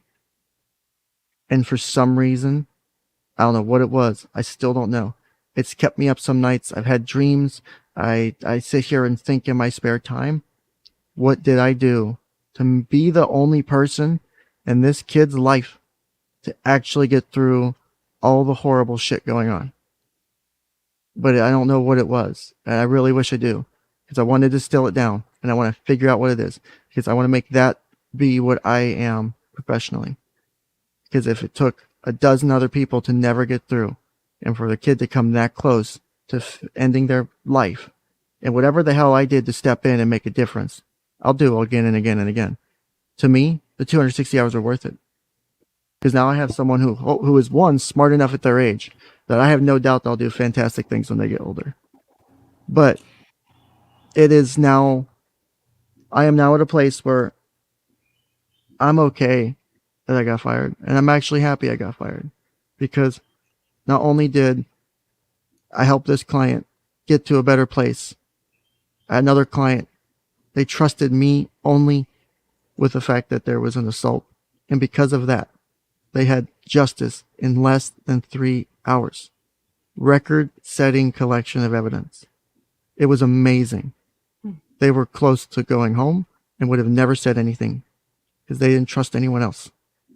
So me being there gave them an opportunity to tell someone and get help. I love what I'm doing. And I'm not saying that I'm the only one responsible, that they would never said anyone else. But they told me they did not feel comfortable talking to anyone else. And it took me recognizing them that there was something wrong, because I could tell there was something wrong. And I said it to them. I said, I know something's not right. This is not the person I talked to yesterday. You can tell me what's going on. Had I not had that opportunity to do that, I don't know if things play out differently. I don't know if they get justice. I know other kids have left who've come in with severe anger, who started getting a grip on it, who will take my silly coping mechanisms. And I've legit had clients with severe anger issues where I've said, if you're getting that angry and you're getting heated, drop into a 2-minute plank. If anyone looks at you funny, tell them, I've got my anger. I'm focusing on getting my anger under control. No one should judge you for that. That is what matters. Plank. Because you have to focus on one thing for 2 minutes, and it helps you remove your anger, and it burns the energy because I had a client who would go into blackout anger issues. And so that was something. I don't care if you do sit against the wall, push-ups, drop and do something, put your energy into something because you recognize the signs. Use that to help you figure something out. Like I said, I will do whatever I can, whatever creative solution it is, to find a way to do it. And telling you what, I dropped and did a plank with that kid too. They were getting close to having a blackout. And I said, all right, come on, plank time. I dropped down and did a low plank with them. I said, and I hadn't done one in a long time. I said, all right, can you outlast me? And we talked while they were trying to get through this anger issue. And it brought him down a bit. It brought him down a bit to make it more workable. And I beat them somehow. What? You outplanked them? I outplanked this kid, this like teenager. Somehow Maybe you need to work on your anger issues. Yeah, right. And so today, I'm happy to say I no longer care about what y'all did because I can let it go. Because y'all actually, and then maybe in an effort to try and permanently take me off the internet, to permanently isolate me and shut me down from what I did, y'all put me in such a better place. And part of me, I hope that stings a little bit for you because you caused me more pain than I could have imagined with all this. You thought I was inappropriate, but I've done more in the last year, and especially the last 4 months, to make a difference while y'all have done nothing but play in your little drama communities over and over again, dragging people into shit that they don't need to be brought into. You want to do something productive? Stop doing this crap. Because one, you can't take that away from me again. There's no way you can do that. The only person who can take that away is me. Because that's the kind of backing I have, and I've shown the work I can do, and my bosses love it. They may be questioning some of it because of my time, but they've seen the differences I make in kids. They love the feedback they're getting from the kids I work with. So tell you what, I no longer am upset about what happened. And today I move on, and today I forgive you for your actions. Still think it's a pretty horrible thing, but at this point, I'm okay. And I hope you guys, I kind of feel sorry for the fact that y'all get stuck in this little drama shit. It's stupid. Y'all could be doing so much more productive stuff with it versus what you do now. And to me, knowing that as Tracy here sits and analyzed what I did last year, I don't believe Tracy found anything that was necessarily inappropriate in what I did, and that I had good intentions with what I did. I have yet to hear anything counter to that. And if there is, you can drop it now. And I've talked to other people. I think I was trying to do the right thing, and I don't think I did anything wrong. So today, I'm continuing to do what I do and advocate for kids and advocate for my clients. And I was trying to advocate for a kid I saw in this shitty situation. And if that is such a horrible thing to you, even though you may have a different view than I am, if you can't recognize that, that to me is more concerning than anything I did. So I think that's the end of my little speech. Wow. So you should be actually thanking the Karens, because when you think about it, it's, inadvertently resulted in, at least 1 or 2 lives being saved, right? One life And was then and a most bunch likely of saved lives, because of it. yeah, one. And then all of these lives being better and your own life being better, save the situation that happened with your van, right? Save the van and save the personal stress and the time I spent at work the last month. Yeah. The only reason I will not thank them is because, unfortunately, because I've paid enough attention to the different people, is thanking them would be a reinforcement of their negative behavior. So I cannot thank them. Good point. And Good call. they do not get thanks for what they did, because that only would reinforce their ability to do the bullshit. Mm-hmm. That's why I feel sorry for what they do. You forgive them and you feel sorry for them. Yeah. And I hope that stings. That cesspool of bullshit that they're swimming in, or whatever. It is. It truly is a stress pool of bullshit, because, again, they drag in. Let me see if while we talk, they somehow, I know they've been following it because one of my sources informed me about this. I know I have sources. People find that's just like with my clients and stuff at work. Like, just because I'm at work 24/7 doesn't mean that other staff don't fill me in, other kids don't fill me in. I'm like, I know what's going on whenever I'm not at work, guys. Like, you can't hide shit from me. One, I'm too good. And I say that jokingly, like, one, I'm too good at catching you guys and doing it. And two, there's no point in hiding it because it doesn't help. So it doesn't help to hide things. So here's what I was talking about. So another example of someone they drug into, I'm pretty sure from my source that this family got drug into this drama because of this group of people. Is anyone who's familiar with the Dominic Krankel case or whatever, the kid who had the ball of like the liquid ball on fire hit him in the face and caused him severe burns. So that happened, and I know before Psych Guy did an interview with one of the people involved, one of the parents, that there was a small group of people who were against the mom of the kid who got burned, and somehow Psych Guy got drug in and interviewed the mom of the kid who was accused of being the bully, and then the next day interviewed the mom of the kid who got burned. And so, why are we still doing this? Because I watched a lot of those streams, and all I could hear was just bullshit and failing to struggle with accountability on everybody's part. Mom for the kid who got burned didn't hold accountable herself. Mom for the kid who's allegedly the bully was not holding herself accountable.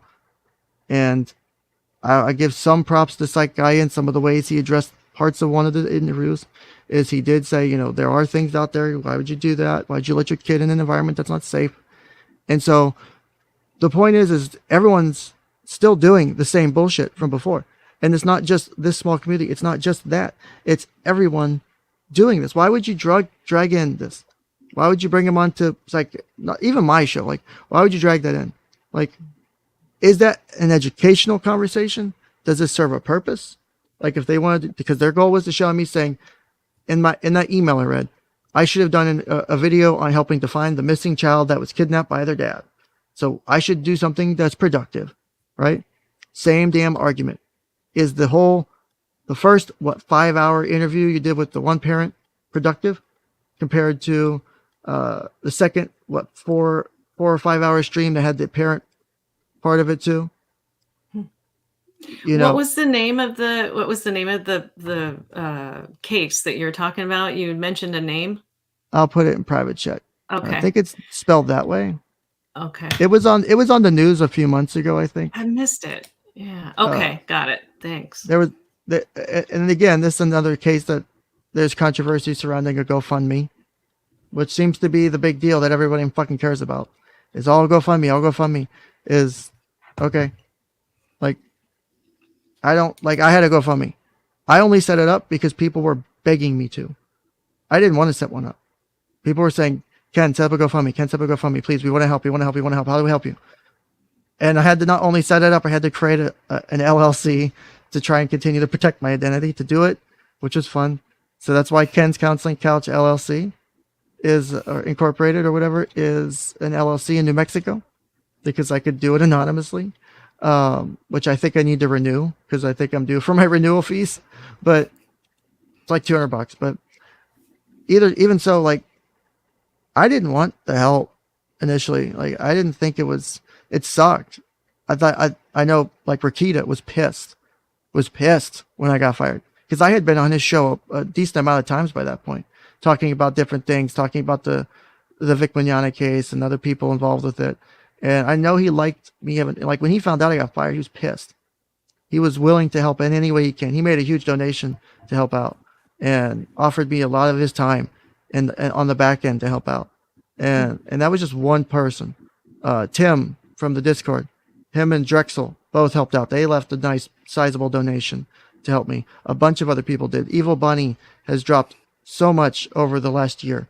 I don't even want to count because I feel guilt because of all the money I've been given, because I don't like taking people's money. And so why would you continue to drag people into this bullshit, into these things? And why would you drag a family into things like this? If it's not educational, and it's because I know it wasn't, because the moment it goes from being an interview with a clinician and a parent to having callers up to talk about it and to shit and do drama shitting all over it, you're no longer doing an educational stream. Today, this is an educational stream, I would think. Besides me shitting on the Karens for about 10 minutes. You didn't shit on them. Well, you kind of did at the beginning, I think. I did at the beginning, and I did briefly during my just now whatever. I can do it harder. I'm choosing not to. That's me being respectful. Right? I could do it a lot harder. But there's so much we could still go back, and I've personally been still tempted to go back and redo what I couldn't do last year and go through everything from the Sophie case, because now it don't matter, because now no one can touch it. Now we know what the outcome is, but that doesn't mean that the outcome was right. So Yeah. So then are you just not going to talk about Sophie at all? Because I know that there's still developments there. Is that kind of like on the hush hush? um, I don't know what I can say at the moment. I Okay. do know in the conversations I had with you yesterday is that I had that one talk with that good source. Oh, Yeah, right. Yeah, that not, well, I'm thinking publicly known. Like, public, the as last far thing as I heard Sophie's was, updates. yeah, exactly. Like, how is she doing? Those Uh, are the kind of things I'm interested in, is how's the kid doing? How's the family doing? How's the kid doing? um, That sort of thing. But I guess that's something that it's so hard, right? Because it's put out there for us to see, and then there's like, we don't know how she's doing. That's the thing that I get concerned about, is just, I hope she's okay. I hope she is too, because where she was supposed to go when she was returned from the court documents. Um, and I know I was talking to you, and I don't know if I actually saw your answer on how I you may feel not have about seen it. I may not have seen it, because I'm not how do you feel remembering it. about parental alienation syndrome is a thing. Do you know what it is? Are you familiar with Yeah, it? yeah, yeah. Okay. Oh my gosh, it's Do you think so it's hard. legitimate? Um, Gosh, I would have to say everything is probably possible, right? But how are you going to Yeah. prove it unless you have cameras inside of your house and you see the mother or father trying to say, like, hey, blacklist your dad or blacklist your mom? And I really don't. Yeah, I think it's possible. I definitely do think it's possible, and I think it goes on. So I'm just going to say that I do believe that it does go on. It's just really hard to detect, in my opinion. It's just really hard My to detect. my concern is when you, just like when you do a differential on any kind of case, right? You rule things in, you rule things out.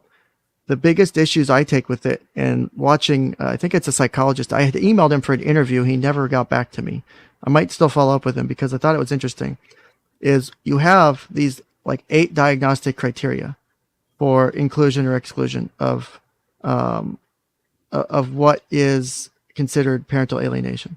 Like, here's the 8 signs of it or whatever, and some of those signs easily overlap with like abuse, or easily overlap with trauma. And so how do you like act? And it's not like a DSM thing where it's like in the DSM where you have like major depressive disorder, you need at least 5 of these criteria in criterion A. You need criterion B, C, D present as well. It has to happen with this. It's pretty much, if any of it, if you've ever seen any of the symptoms, you don't have to have all 8. There's no like time period. There's no minimum thing. It's just, if they're there, then it's parental alienation. And to me, that seems very sketchy, to say the least. And maybe that's me being hypersensitive to what it was. But like, here, I've got him pulled up real quick. Let me see if I can. Boy, Hang on. Ah, damn it. Okay, is I was going that? to say, that's impressive if you actually have it just kind of at your disposal, just to I pull remember up. where to find it, because that Yeah. one of the most important lessons I learned in the military was from my NCOIC. Is he said, Organization. he said, don't memorize the regulations. Know where to find the regulations, because they change. So know where to find the information was one of the most important things. So I know where to find the information for a lot of this. So when Gardner talks about parental alienation syndrome, he identified 8 symptoms or criteria for it. 1, the child constantly and unfairly criticizes the alienated parent, sometimes called a campaign of denigration. 2, the child doesn't have any strong evidence, specific examples, or justifications for the criticisms, or only has false reasoning. 3, the child feels about the alienated parents aren't mixed, they're all negative with no redeeming qualities to be found. This is sometimes called a lack of ambivalence. 4, the child claims the criticisms were all their own conclusions and based on their own independent thinking. In reality, in parental alienation, the alienating parent is said to program the child with these ideas. 5, the child has unwavering support of the alienator. 6, the child doesn't feel guilty about mistreating or hating the alienated parent. The child uses terms and phrases that seem borrowed from adult language and referring to situations that never happened or happened before the child's memory. And 8, the child's feelings of hatred towards the alienated parent expand to include other family members related to that parent. Examples include grandparents or cousins on that side of the family. So, some of this, I could see, where's it at? I could see, that. Imagine someone who's been sexually abused, and they know their parents sexually abused them, or or they know parents responsible and didn't help stop it. Do you think that kid's old enough to comprehend it? I could see them being completely against that parent. Why did you not do anything? Why are you letting this happen to me? I don't see that being unrealistic to happen. So if someone presents with this, and maybe I'm being out there, maybe I'm being a bit biased, I don't know. But to me, several of these, the child doesn't have any strong evidence or specific examples. But when they do, then it's being told that they're being programmed. That's how the diagnostics went in this case. I've read a lot of documents about this case. It's parental alienation, but because of this, and there's really no, they say parental alienation, but they really don't give a lot of specifics. So is it really happening? So yeah, this is just one of the more tough diagnoses, or just to be able to, and you have to get all 8, don't you? Nope, you can only have one. You only need to have one. There's no actual criteria for how many you need. Okay, I got it backwards. Yeah, so there's no so if you have one present, technically, if I remember correctly, you can still have that be a diagnosis. You do not have to have all 8. You can have several, you can have one if it's severe enough. There is no at least 5 or at least 3 or at least 1 with this time period. There is no specifics. It's just, here's your 8 criteria. And now and I do have the guide somewhere because it was part of a stream I did, there is some formal ways you're supposed to do it, but at face value, here's what the criteria are. Use it and make a diagnosis. So people make assumptions, and some of these are these are saying signs that parental alienation might be taking place. Mm-hmm. Some of these I could see being, issues. Now, don't get me wrong. Like I said, with this case, with the Sophie case, there's blame on all sides. And unfortunately, people won't take blame and accountability from mom's side. I know for a fact there is accountability on other sides because I've seen it and I've talked to it. Doesn't mean they've owned up to all of it, but I have seen some of it. But people will only look at this as a certain thing. I don't like the way, because if you look actually on Wikipedia, which again, it's Wikipedia, right? And I know people should have Wikipedia, which is good and bad. I'll give you credit there.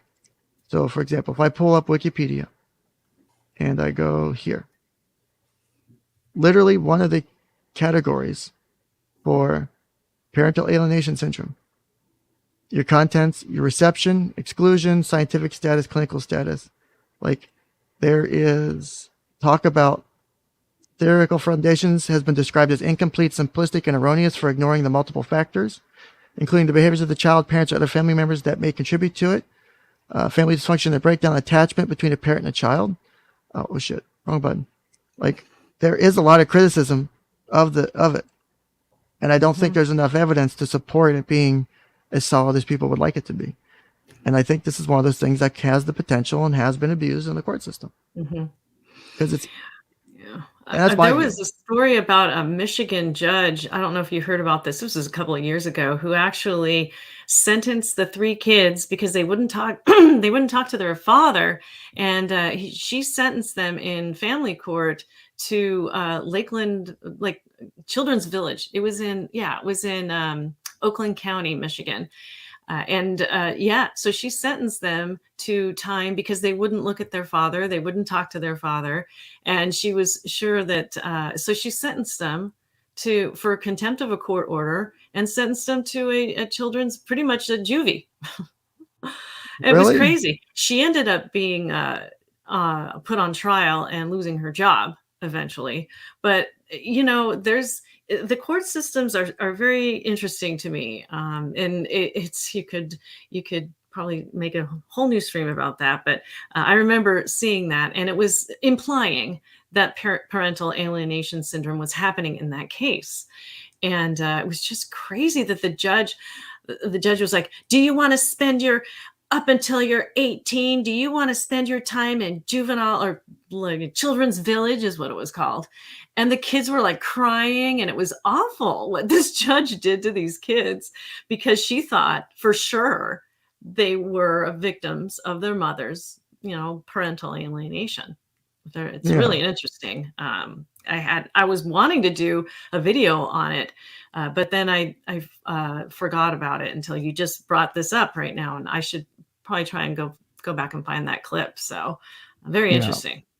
I really want to finish because I had like there's been several streams I've started, and then just things have come up, and so I've had to like I've done my which one of my favorites, one of my earlier streams was my like 2-part stream on the transgender children and the medical requirements for transition, because there's a lot of controversy. So I made 2 videos or 2 streams about it, going over the requirements, how it actually works, because no one actually understands how it works most of the time.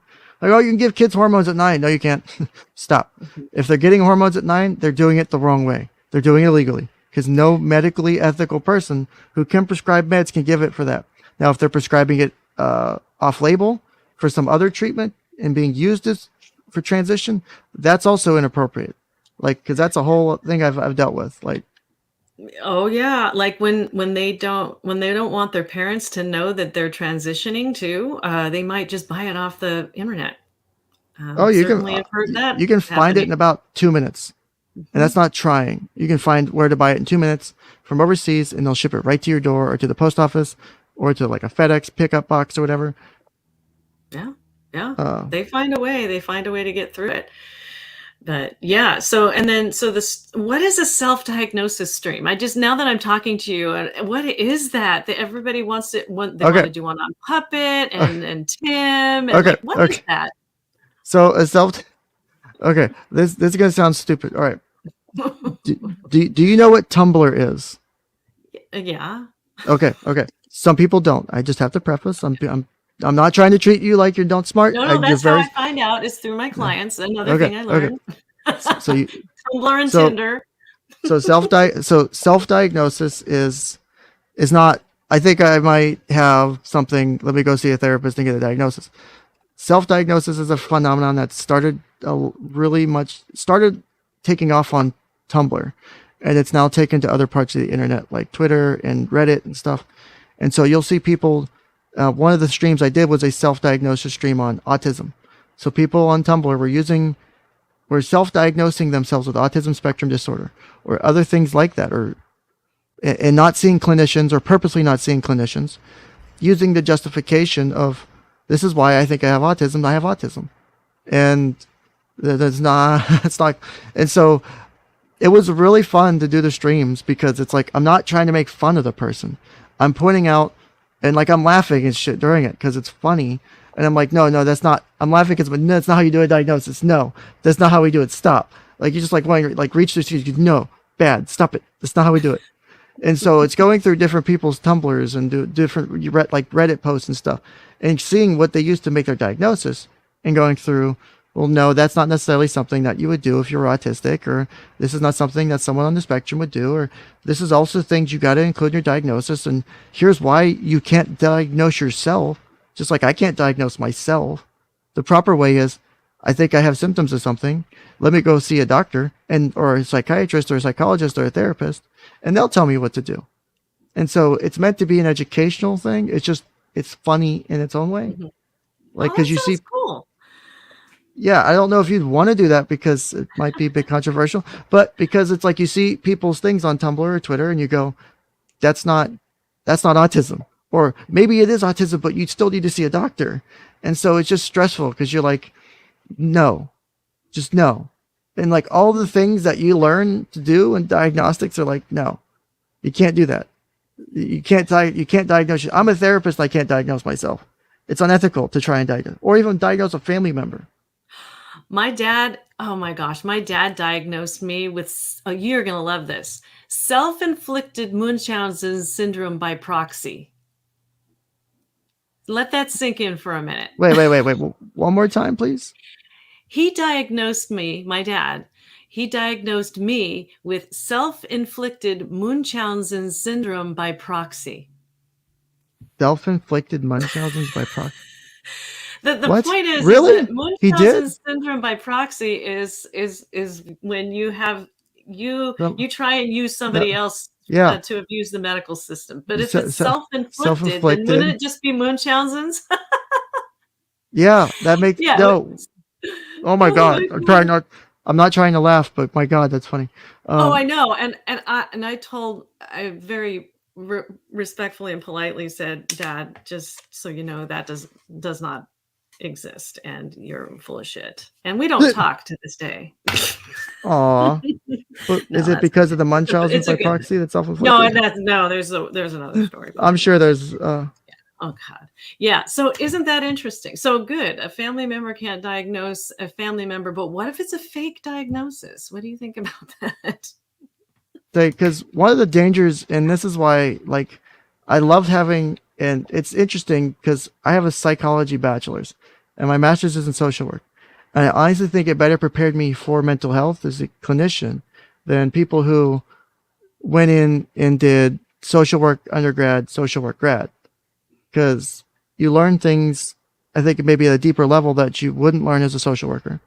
Like you learn more like cognitive stuff. You learn more about the brain, the thinking, and some more of the deeper psych stuff you kind of need to do clinical work. And don't get me wrong, I'm no expert in it, but I can refer to some of it, and it lets me go. I need to look deeper into some of this. Um, but I think, and one of the things that I personally felt, and I saw this, and I don't know if this is something that I don't know how you would think about it, but in the school I went to for my master's degree, is if you had a bachelor's of social work, you could do an accelerated master's. So you could do a 5-year program basically, where you do your bachelor's and your master's. And so you skip your generalist year of your social work master's because you technically did it in your undergrad, which I don't like because I think a bachelor's level generalist internship is different than a master's level internship. And even a generalist one, yeah, it's a lot of overlap, but you're looking at it from a different perspective. And I also Mhm. saw issues, and maybe this is a personal bias, is being someone who, before I went to my master's degree, before I went to college at all, I had a lot of life experience and things. I did a lot of different stuff. And don't get me wrong, I'm no like hugely well-rounded person. I've just done a bunch of crap. And so it's given me insight into what I do and it's helped me do my job. But I've saw people go from high school to college and their undergrad straight into their masters. And there's a specific discussion we had on bullying in my first year of my master's program. And during that conversation, it was like, how to deal with bullying. And, one of my classmates who was one of the people who went from high school to college to masters. I think they were, I don't think they had a break. I think they were part of either the normal track or the accelerated track. I don't remember, but they were talking about how, to deal with bullying in schools and stuff. Cause we were doing like lifespan developmental stuff in the class was. And so they were saying, it's the school's responsibility to, so the staff's, the school's not doing enough. The school has to deal with bullying. And so I threw up I threw up a hand. And I was like, no. At the end of the day, bullying has to be dealt with at the personal level because the staff isn't going to be there all the time. The staff cannot intervene 24/7. The staff isn't there. The principal's not there. You have to put things in place to make it be dealt with on the personal level. And when I did that, and it was controversial because my views are a little bit different than a lot of people who go into the program. Don't get me wrong. I understand I sit more on the right side of the political spectrum. A lot of this field sits more on the left. I knew that going in. And so it does have its issues sometimes. But when I did that, I saw them think and I saw them go, I didn't really think about that. Because they didn't really think about the personal part of it. Is you got to prepare the kid for how to deal with bullying. Because the system will fail every time. And so when that does happen, you do what you have to. So give me 1 second. Yeah. Yeah, so Mike, yeah, my dad was full of crap. He's got a full of crap diagnosis, if that's in the DSM. Or actually, he's a self-diagnosed asshole. Is what he even actually diagnosed himself as, an asshole. So anyway, yeah, it doesn't exist. Munchausen syndrome. If I had Munchausen syndrome, then I would be going into hospitals or doctor's offices, and I would be saying I had all of these factitious or fake conditions just because I get my attention from the medical personnel. And so that's Munchausen syndrome, when I abuse the medical system for my own benefit and gain. And I actually have nothing wrong with me. I just have this psychiatric disorder. So that's Munchausen's. And then by proxy is when you do the same thing, but you use another person. So it could be a family member. Usually it's a child. So you take the child in there. The child's got something wrong with, but the child never has anything wrong with them. But in the meantime, the parent is getting the attention that they seek from the medical system. So that's Munchausen's, for anybody who doesn't know what that is. And the reason he said it was just because I said, Dad, I was diagnosed with PTSD. And he just thought I made that up, and that I actually I had Munchausen syndrome because I was like thinking I had too much of a psychiatric disorder or something like that. He totally glossed over the fact that I had a diagnosed eating disorder twice in my life too. And he says, this is your diagnosis, this fake diagnosis, Munchausen syndrome, self-inflicted Munchausen syndrome by proxy, something that doesn't exist. This shows you how totally unaware parents can be about their kids, even when they've got kids that are 57 years old, right? I still feel like I feel like a 16-year-old. Maybe I need to go and do a plank. What do you think, Ken? Are you there? He left me in charge of his stream. I'm going to go do a plank. I need a plank. Yeah, right, Catnip Dave. By proxy is doing it to your kid. Or it could be another family member. Some sort of vulnerable adult could also be used, but kids, yeah, definitely. Ken will BRB. I wonder what he's doing. Oh, what is AFK? He had to AFK. Oh my gosh. I'm not that smart sometimes when it. Yeah, let's party. I wish I had the ability to highlight some of these comments, but this is not my StreamYard. So let's party. Oh, thank you. Thank you. Embalmed away from keyboard. Okay. Boy, everybody knows so much more. See, this is exactly what happens to me when I'm in therapy is I get a client come in and they always teach me something. Okay, I'm back. And I'm just learning so much from your chat. I just learned what AFK meant or means. Yeah, sorry about that. I had to answer a question for something. So okay, no worries. I was in charge. We were going to have a party, but then you came back. Yeah, I know. Man, but I think we kind of already were having one anyway, because we were talking about the Karens. We were talking about how good you're doing now, except for the van, Yeah, but that was literally the conversation I just had. So, was it really? Yeah, trying to figure out if we can get a part ordered soon, because wife was supposed to do some traveling and now it might have to be put off. So I know I totally have to contribute to your fund, but I'm afraid I'll do something and I'll do it after I'm off. How's that? I'm gonna leave pretty soon. It's almost if you gotta get going, you could go for it. Yeah, noon. I do. Yeah. So my husband's golfing today. He's got a tournament. I totally forgot he has had a tournament 2 days in a row. And so I have to take care of something in his stead, since he's usually, I'm my administrative manager. So he does all like the shopping and the cooking and all of the household stuff. And now that he's gone 2 days in a row, I didn't realize he was going to have to go back today, but I got to take care of some stuff this afternoon. Yeah. It was a pleasure having you. Thank you for your evaluation of my professional ethics in the handling of the Sophie case. I'm going to go back and try and get that $500. Don't think I'm going to let that rest. If you find it. 300, 500? I think we bumped up to, it was initially like 2. It was like, I think we bumped up to 5 because I was trying to make a point, and people were like, well, I'll put in money for that. I think we were going to be able to push it to 1,000 if we needed to, but it's at 5 still. It's I don't know if the people who were initially going to put in will still put in, but I mean, if someone can prove it, then they'll prove it. But I don't think. Um, let's see. But someone here in chat's trying to argue with me about whether or not parental alienation was a factor in that case. I didn't say that it was. Here's the issue with that, right? So you're now arguing such tiny points that it doesn't fucking matter. Is if you go back and look at chat transcripts, you look at videos, everyone throughout the whole thing, it's parental alienation, it's parental alienation. Just because there was no specific diagnosis of it done. A. B. There is literally a psychologist who testified as part of a hearing near the end before the parental termination parental rights hearing, who said that stuff about parental alienation. I gotta go back and find it because I got all the documents fucking somewhere. I can find it if I need to.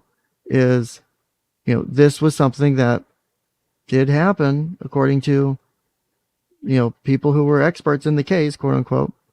So if you really want to make that argument, we can make that argument.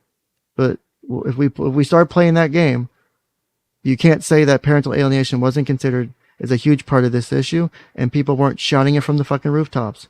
Oh, he's alienating him. He's coaching the kid. And it's funny, the people who say that the kid's being coached don't know what kids being coached actually looks like, and can't tell the difference between coaching and actual trauma because they fucking suck at it. And there's just too many. And honestly, I don't know if you'd want to do it. I'd love to go back and watch the videos with you and see if we have the same interpretation of the way the behaviors and things are. Because to me, none of that looks coached. I don't think you can coach that. Not the way the body language, not the way the statements were. Those are things that are like almost core safety mechanisms in the brain that keep you safe. That go, oh, this is danger. This is something I need to stay away from. Or that reaction or those statements. Because yes, the kid had made age appropriate statements regarding things. And they also made statements. And so people criticize me about this, is how can they, not cognitively be able to lie about it, but say things that are older. But people have different cognitive levels for different things. Some kids may struggle with certain things, but may be able to excel at other things. Like, it's not like they're all in the exact, like every part of your brain is exactly the same. But as a general rule, a 9-year-old cognitively sucks at being able to make long-term conditioned lies. I think you would mostly agree with that. Am I correct, or do you disagree? Well, I'm just trying to read what Buffalo Bill is saying about this whole thing. We were going over the diagnostic criteria for PAS. And the child wasn't diagnosed. There was a difference between talking about parent alienating a kid and diagnosing a child with PAS. Buffalo But Bill, if you're so the concerned, people, why don't you go get that money? I'll pay you if you can prove it. but you never I don't think you ever diagnosed Sophie with PAS, or somebody. They're saying that Buffalo Bill's trying to say that Sophie was never diagnosed with, or that the PAS was never formally diagnosed. But the fact that it was talked about for weeks or months involved in the case in both court and, I think, let me see if I can find the Guardian ad litem report, because I have. Yeah, it did say that the judge decided the case, and I don't know a whole lot about the court case, but I do remember the video, and I had tried actually to stay away from that when it was talked on that other big channel that I went on. Actually, Yeah, I I know went what on you're to talking about. that channel because they were talking about a different case, and they were talking about kids. And then that was the night I got slaughtered by one of the vultures in the moderators slaughtered me right there online, and that was fun. And I always show my face on camera. Give me 1 second. And so yeah, I hope you will engage in showing those videos of the child publicly without parental consent. Yeah, well, I mean, I've never shown those videos. I've seen them. They've been all over YouTube. Buffalo Bill. Okay. Yeah, I must confess that I have not kept up with this, and I've tried to limit the. It's just really upsetting, like when I saw the video. I don't know, Buffalo Bill, if you were here when I was talking about my visceral reaction to the original video that was viral online, and you really couldn't miss it because everybody was talking about it. And I remember seeing on Annie Elise's channel, and then another channel, they were talking about it, and I'm just like, how can you not see it, right? But there's only so much that I can watch without getting upset. Something about it just upsets me. So I don't really know about what's going on with the case at all. Yeah, puppet. I mean, that's kind of what I was just saying too. That I mean, I don't show them. I see them when they're on my feed. There's this channel that'll show. Well, actually, I would never have found this channel if my friend hadn't have. She sends me these links, and I click on them, and then I wish, because you just can't unsee some of this stuff. It doesn't have anything to do with what we're talking about, parental alienation syndrome, or what happened to Sophie. But I'll watch what comes my way. I don't seek things out typically. I've got a lot of just a lot of time that I need to spend in the office and answering emails. When you're a counselor in private practice and you get like 3 to 5 people a day asking you for counseling and you have to turn them down, you develop ways to speed up the process of trying to help them find resources and everything. But it takes a lot of my time. I really don't have a lot of time to keep up on all the cases. Okay, back. Sorry about that. Yeah. Yeah. And this why I'm up here with Ken is because I feel bad he lost his job, but I also think it's a great example for all of us that that the things that are unfortunate can turn into fortunate things. And this is exactly why I'm here supporting him. As far as Sophie, yeah, it hurts my somewhere in the core and in my heart. It's really hard for me to watch stuff like that. Sorry. Okay. Yeah. So I I'm guess back now, that I just figured out my answer, because I just don't know that I could put myself through watching some of that. But I'm sure Aiden would be up for it, or maybe you could ask Psych Guy. What do you think? Well, I believe Psych Guy's assessment of the situation. I don't know if you saw his videos about the Sophie case. I took issue with some. I could send you some links. I think they were interesting, to say the least. But I think honestly, I'm tempted to just go back and redo everything that what we tried to do initially. Go back and read the entire court case, because at this point, like, see right here, we have someone in the chat who is saying shit, and no matter, like, I knew this was going to happen. I knew the moment I streamed on my anniversary stuff, something was going to happen. And so people are going to come in. People popped in earlier, they left or whatever and did their thing. But the point is you have people making statements and accusations about what happened or what didn't happen. I've read all of the court documents for this case. Hundreds of I had time because I was off work. I had time to read all of the shit. I've read every single thing. There's not a single document I haven't read. And that's a lot. And some of it was really horrible to read. But I've read it.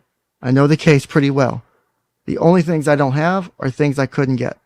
And I've got more things than most people have because I have sources. So, yes, I have sources. Yes, I have documents I maybe shouldn't have, but I have them either way. I have read things about mom and dad. Their evaluations, maybe. Like, I've read things that are helpful in giving insight into the situation. Like, say, Buffalo Bill, quit being a fucking idiot. Seriously, I was fired because, one, my boss didn't know how to do an actual investigation into unethical behavior. My boss, as a therapist, as a licensed mental health counselor, fired me after being told that one of her employees was allegedly on YouTube talking about a 9-year-old girl's vagina. Ethically, she should have investigated that or sent it up the chain, and she didn't. So she didn't investigate it. So either she thought it was legitimate. If she thought that was legitimate and I was doing something that unethical and that perverted, she had the right, she had a duty to report that because A, there's concerns that could impact her clients because it's her business. So she didn't do anything with it because I sure as hell never got an investigation with it. If there was that much concern about it, she should have had it investigated. She did not. The information she used to justify her termination was literally in her inbox 45 minutes before I showed up. That email that I read earlier was the information she used to justify my termination. How do you investigate something you only had for 45 minutes? Or from a phone call the day before? That's all she had. Or a couple phone calls from the day before, whatever it was. You don't. You cannot do a thorough investigation in that time period. Ever. Well, That's how I would argue it. But the firing too is also separate from an ethical complaint, right? So if you're in an employment at will state like Washington is, like they can Yeah. fire you for anything for any reason Fair. at any I time. So I understand don't that. know if Florida is like that, but And maybe so she they just could didn't just want to deal fire with you. the drama. But Exactly. either way, is if But you're if- sitting here, Buffalo Bill, saying it's unethical for what me to do that, if you're saying it was an ethics thing and that what I did was unethical, why was I not reported to the state? She should have reported me to the state if it wasn't ethical. If it was just, I don't want to deal with this crap, whatever, I'm not saying you did or didn't, and be done with it. Or I'm not saying you did, but I just don't want to deal with this drama. I don't want to deal with people saying stuff. Then so what? But I can tell you from the conversations in that room, she was, because she, I guess, talked to someone she knew for a while and to inquire about how to deal with the situation. And that person told her to get as far away from it as you can because it'll have negative impact on your business. And so maybe that's why. But if she thought that there was any concern, would there not be an ethical obligation to report that? Because I know if I was in a business and someone told me that. Yeah, he's clarifying that now as, or. Oh, I asked my boss, Bill. I asked my boss, but they won, for lack of a better way to say it, were being a bitch about it. They were refusing to listen. I had an attorney on standby who was willing to provide information about this whole cease and desist I received, because it's legally means nothing. It's just a, hey, please stop. I don't want you to talk about this, so please stop talking about it. It had no force of law against me. I was not a party to the case. Any sealing had no force of law against me. I was reporting on it as a YouTuber, which I'm allowed to do. Nothing in my employment contract would have stopped me from doing that. Nothing legally would have stopped me from doing that. So, did she make a wrong decision? Yeah, she did. I think she did. She should not have fired me. That was her decision as far as her business goes. I think it probably was worse for her business. So, I think it was a bad faith firing. I had looked into suing her. I had looked into pursuing litigation. Unfortunately, because of the way Florida law is structured, I'd have been fighting a lot for probably nothing. So I put that money to better use. Is the way I looked at it. Sorry, I didn't mean to rant. No, I was just gonna add that it's really super hard to prove wrongful termination anyway, Yes, especially in an at-will state, if Florida is indeed an at-will state. So it is an at-will state. Yeah. So So good for you, though. I mean, that's again, more testament to, like, would you have wanted to work for people like that anyway, right? And I guess that's kind of another way to look at it, right? It doesn't matter what the mother wants, Bill. The mother can ask me all day not to read the court documents. She has no power over the court documents because they were legally filed, and any sealing order does not apply to me acting as a YouTuber in a journalistic capacity. Trust me, I know what the fuck I'm talking about. I had already looked into it before I ever did the first stream. There was nothing I did that was wrong. I had obtained the documents legally. I'm not a party to the case. I cannot be ordered to be sealed on the case. So, if the mom doesn't want me talking about it, that's her personal feelings. That's up to her. But unfortunately, the case is public. It's public record. Can be talked about. It was talked about. So guess what? I talked about it.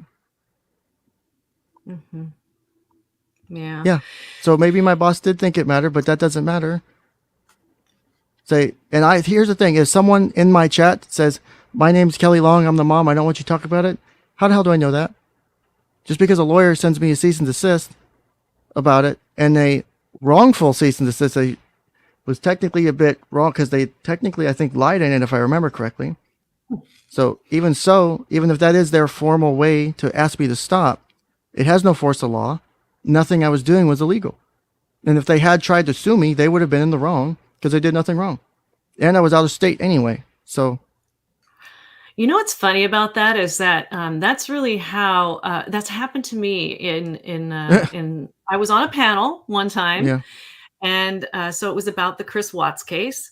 and we were talking and so what the deal was is I was on Kelly the Advocate's channel, and I was a guest because they wanted to have somebody from Armchair Detective, like someone who hung out with Armchair Detective, just to kind of slaughter me. So I went on because, of course, I'm stupid.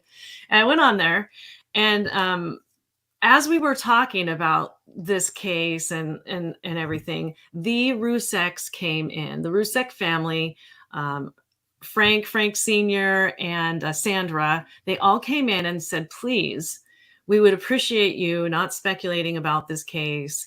Just, keep it factual, no wild speculations. They asked us politely, and I honored that. And that's just kind of the way I am, though. I just feel like if somebody asks me to do something, I'm gonna do it, out of respect for them, right? Because they asked me. But you make a great point. How am I supposed to know if that was really them? I actually know that it really was them now, and so that's one of the reasons why I try not to discuss that case too much at length. If people ask me, they all wanted to know what I felt like happened.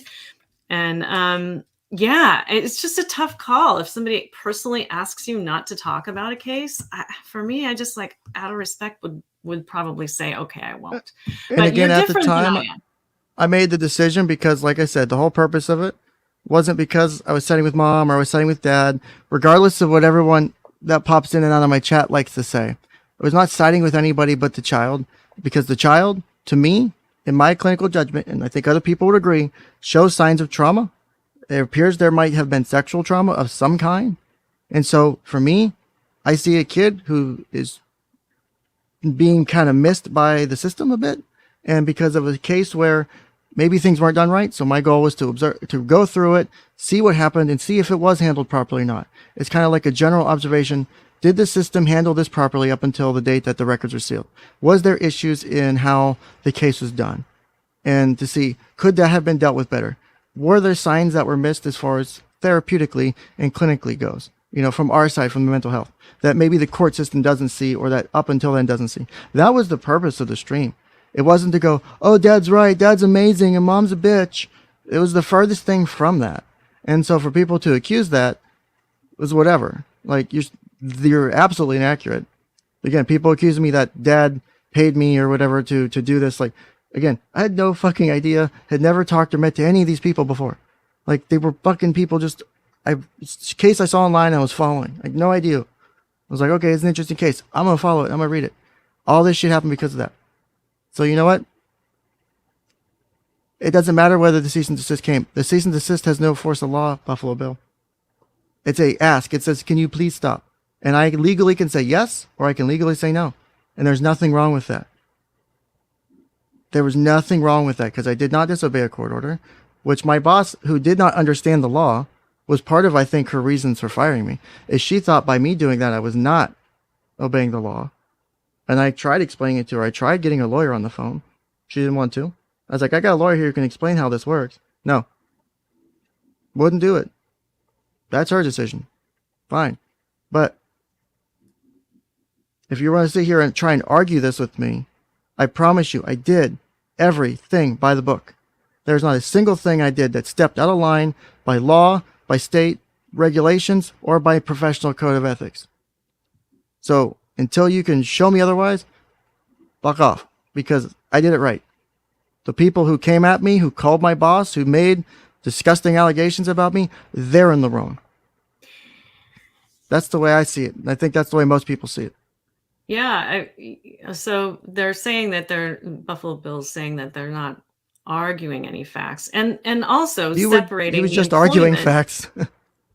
The employment is separate than the ethical issue, and maybe the employer, I guess we'll never know. What did your employers say when they let you go? Did they just say, we're just going to have to let you go because of our reputation? I mean, that would be the only thing I would think of, right? If there's not an ethical issue, then it would be a reputational issue. I mean, I think they just made the decision that they just didn't want to deal with it. And that's their decision. But like I said, if it was, because I know if I was running a business and someone had made those calls and I had even the slightest concern, and honestly, just to cover my own ass might have been helpful to just get it looked at by a third party, because you never know. because I primarily work with kids now, and I worked with kids mostly then. So if you have someone calling in and making a statement like that, or more than one person, even if they are random people on the internet, would you not want to just make sure that you have someone in your business who's on the up and up? As much of a pain in the ass as it might be, do you just ignore it? Like, is there a right answer to that? I mean, because if you're not certain, I would think as an employer, I would just, okay, we'll have this looked at. Nothing. I don't necessarily think you're doing it. Just as a precaution, we're going to do it anyway. We'll wait till that's done. Until then, you don't work. You don't see clients. There you go. There's an easy way to do it. You know, that way you Right. do an investigation, which you're supposed to do. You cover your ass. Clients get interviewed. Clients get talked to. Whatever. Okay, nothing happened. Nothing happened. Cool. All right. Sorry that this just isn't the right place for you. Have a nice day, Ken. And that's how you end it. Like, that's how I would do it. Because I want to make sure that, because if I did have someone in my organization like that and something did happen on my watch, I need to fix that now. I need to fix it yesterday. Because I made a big mistake putting someone in my organization like that. I don't know how they got there, but they did. So, yeah, I got to fix that. So to not do anything with that information, I think that has its own ethical things to consider. And not to say my boss is unethical. I think the only unethical thing she did was to terminate me and not give me the ability to close our clients. That actually, because I checked her own ethics manual and ethics handbook, that does seem like she pushed the line on that one, is whether or not she should have let me close our clients. Yeah, I'm having problems. Buffalo Bill, do you know what official ethical breach Ken is complaining about? That'd be interesting to know. And What are you tell me. talking about, Bill? That doesn't make sense. Yeah, I'm not really sure what that means either, but I don't there's need parental $500. consent, Bill. That's the problem, man. I don't need parental consent. There's no lines to absolutely cross. It's a personal thing I did on my personal time. It has nothing to do with work related. She's How not is a that? client of his. Was never a client of mine. Never had any clinical interaction with them. Never did any interviews or assessments. Nothing. It was all public information, publicly obtained videos, court records I got from the court themselves, not from anyone else. I got the records myself. I have the fucking CD in my office right now. It's like sitting on my desk somewhere of those records. It wasn't done without. If there was issues with consent, I couldn't have got those records. If there was issues with other things, I couldn't have done that. I do not need parental consent to discuss public shit. Otherwise, no news station could ever cover anything involving kids. So really want to get into that argument? Go for it. But I think you're wrong. So not you, Yeah. Tracy. You're right. No. I'm yeah. It's interesting though. Yeah. Reading the comments from Buffalo Bill, you always wonder who these people are. You know who they really I have are. a few ideas, but I have a Yeah. few ideas. Do you have your sources? Can you find it with your I could. sources, your mafioso sources? I Oh, I think. Hold have my on. sources. You're gonna Hold call on. Guido? I Is Guido gonna find I out may who have he an is? idea who Buffalo Bill is. I'm gonna keep Yeah. it to myself for now. But Yeah. let me just say, if you want to send in, I don't think there's anything. Buffalo Bill's not being unreasonable, like a troll or anything, but it's bringing up no, some interesting points. Sort of pushing back. He's giving you some pushback. Giving you some pushback. but you still can't point to any inappropriate behavior, Bill. Nothing I did was inappropriate. I've Can had you get Tracy look at my $500? behavior. I've Well, had I did Tracy as last far. year. I'm gonna go back. What's that? I'm gonna go back and look at it. All of As your far as ethical. Well, see if I'm just. was there anything unethical or inappropriate that you would never like from what I did? Was there anything in the context of what I did? Because again, I'm not doing therapy. If I was doing therapy versus doing this is different. So the work I'm doing in my office, because trust me, if you think that the things I did on YouTube are inappropriate, okay, then you have no idea how some of this works. If you think that there aren't deep, difficult conversations about shit that happen in therapy that involve stuff like that, they do. Does that mean it's inappropriate by default? No. It's inappropriate when it crosses boundaries and someone feels uncomfortable. I've never once had a client tell me they feel uncomfortable with me. Ever. Well, inappropriate and distasteful are actually judgments as well. So it means like something that I would find inappropriate, maybe somebody else wouldn't. And so I think what Buffalo Bill's trying to say is that they found it inappropriate. And And what I was the think other I know word? who And you are now, distasteful. Buffalo Bill. I Yeah. think I know who you And are. Yeah, and so and they're entitled to judge the situation that way, And they can. absolutely. But when we talk about actual ethical, the code to which it's the social worker code of ethics, and Social Worker the Code of Ethics, actual. Florida state rules and regulations, and any federal rules or regulations that would apply. Oh, that's None right. of You them went have been into the violated. laws and rules. That's right. Yeah, and Yes. when you go into the actual behaviors and actions, and then you put it up against the rules, that's where you're challenged to find something. But yeah, absolutely, you could agree. I mean, you could judge that it's distasteful and inappropriate. Anybody can have an opinion about that, right? I mean, for example, Tracy, the thing I talked to you the other day when I asked you for your insight about my behavior in that session, some people might find that distasteful or inappropriate, but does it mean I did anything wrong? Yeah, I know. I mean, It's because it's perspective on that. It's again, Yeah, I don't know what ethical, I don't know what ethical violation we could find on that. And that's the thing. And that's how I've learned from being an investigator with the Washington State Department of Health. They'll call me in as an expert, and I'll go in there. And I was an auditor with the state labor and industries. I was an auditor for a couple of years. So what we have to do is we have to look at the WACs and the rules and the regulations and the ethical codes of standard. And then we have to look at all of that and put it into place. If it doesn't fit, it doesn't fit. But I could just say, oh my gosh, this was atrocious. And I would never have done that as a counselor. Some of these things that I see in front of me, especially notes. I'm really big on notes. Like if you're doing a therapy session, you want to at least have some notes that are, if they're vague, then at least you know what sort of therapeutic process is going on in the session. yeah, I And keep separate notes for that. but there's no, I mean, yeah, there's standards of, there's standards of in the Washington Administrative Code and the RCWs here in the state about notes. So I kind of get I'm a little bit more of a stickler about that. But I guess what I'm trying to say is that you can always have your opinion about, like, oh my gosh, this is really distasteful. This is really inappropriate. But then it doesn't break any laws, right? Or it doesn't breach any ethical codes of conduct. So here's a point I'll make too, is these people might, for example, I use the example of when, and I hate using it because I don't like pointing to it.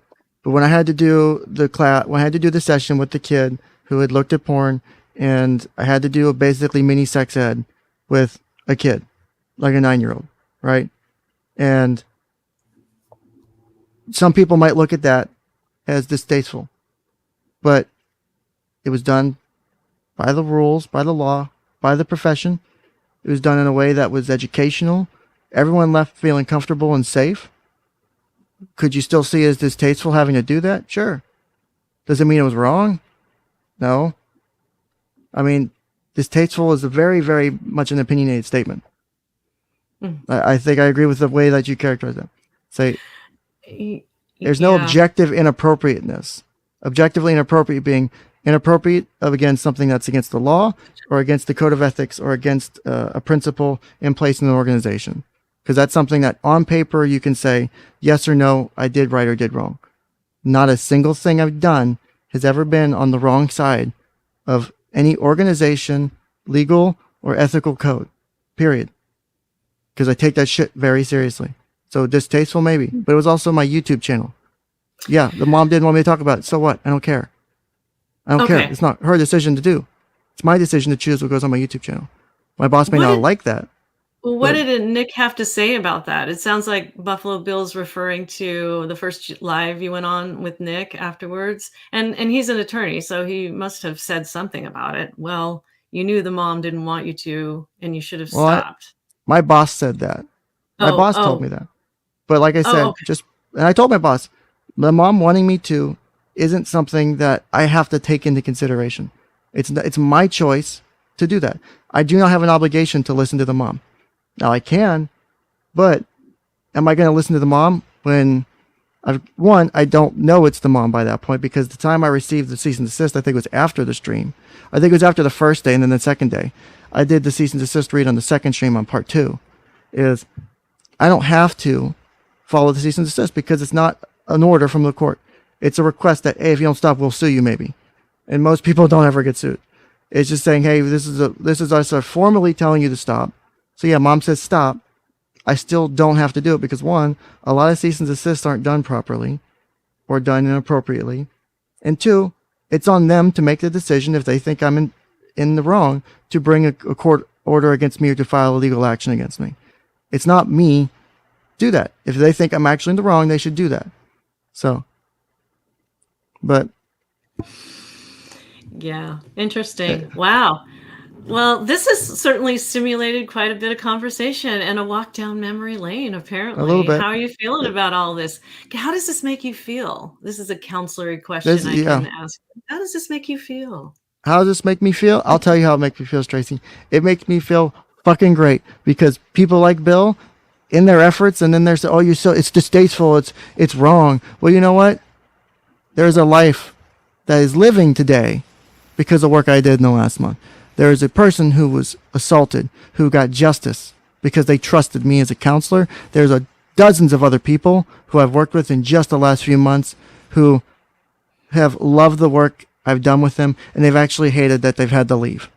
So you know what? Fuck it. I don't care what you think, Bill. Say, if you think I was so inappropriate, go for it. Still can't prove it. Still have no way to justify it. So fuck you. I don't care because the only people that's opinions matter are the people's lives I'm making an impact on. So, like I said, I won't say thank you earlier for you and your cohort of people who got me into the situation I am in. You cannot do it again. And I am doing real work, and I am the better professional I have ever been in any position. I am at the peak of my abilities at this point, and I am only growing because of the shit that's happened. So your attempt to take me down and destroy me, whatever, doesn't matter. I'm doing better. I'm more ethical than any one of you fuckers because I've seen some of the unethical shit you guys do. I have seen some of the disgusting shit you guys do. Ooh. Yeah, it's bad. If I were to shit on these people all day, it could take days of streaming to talk about some of the horrible shit.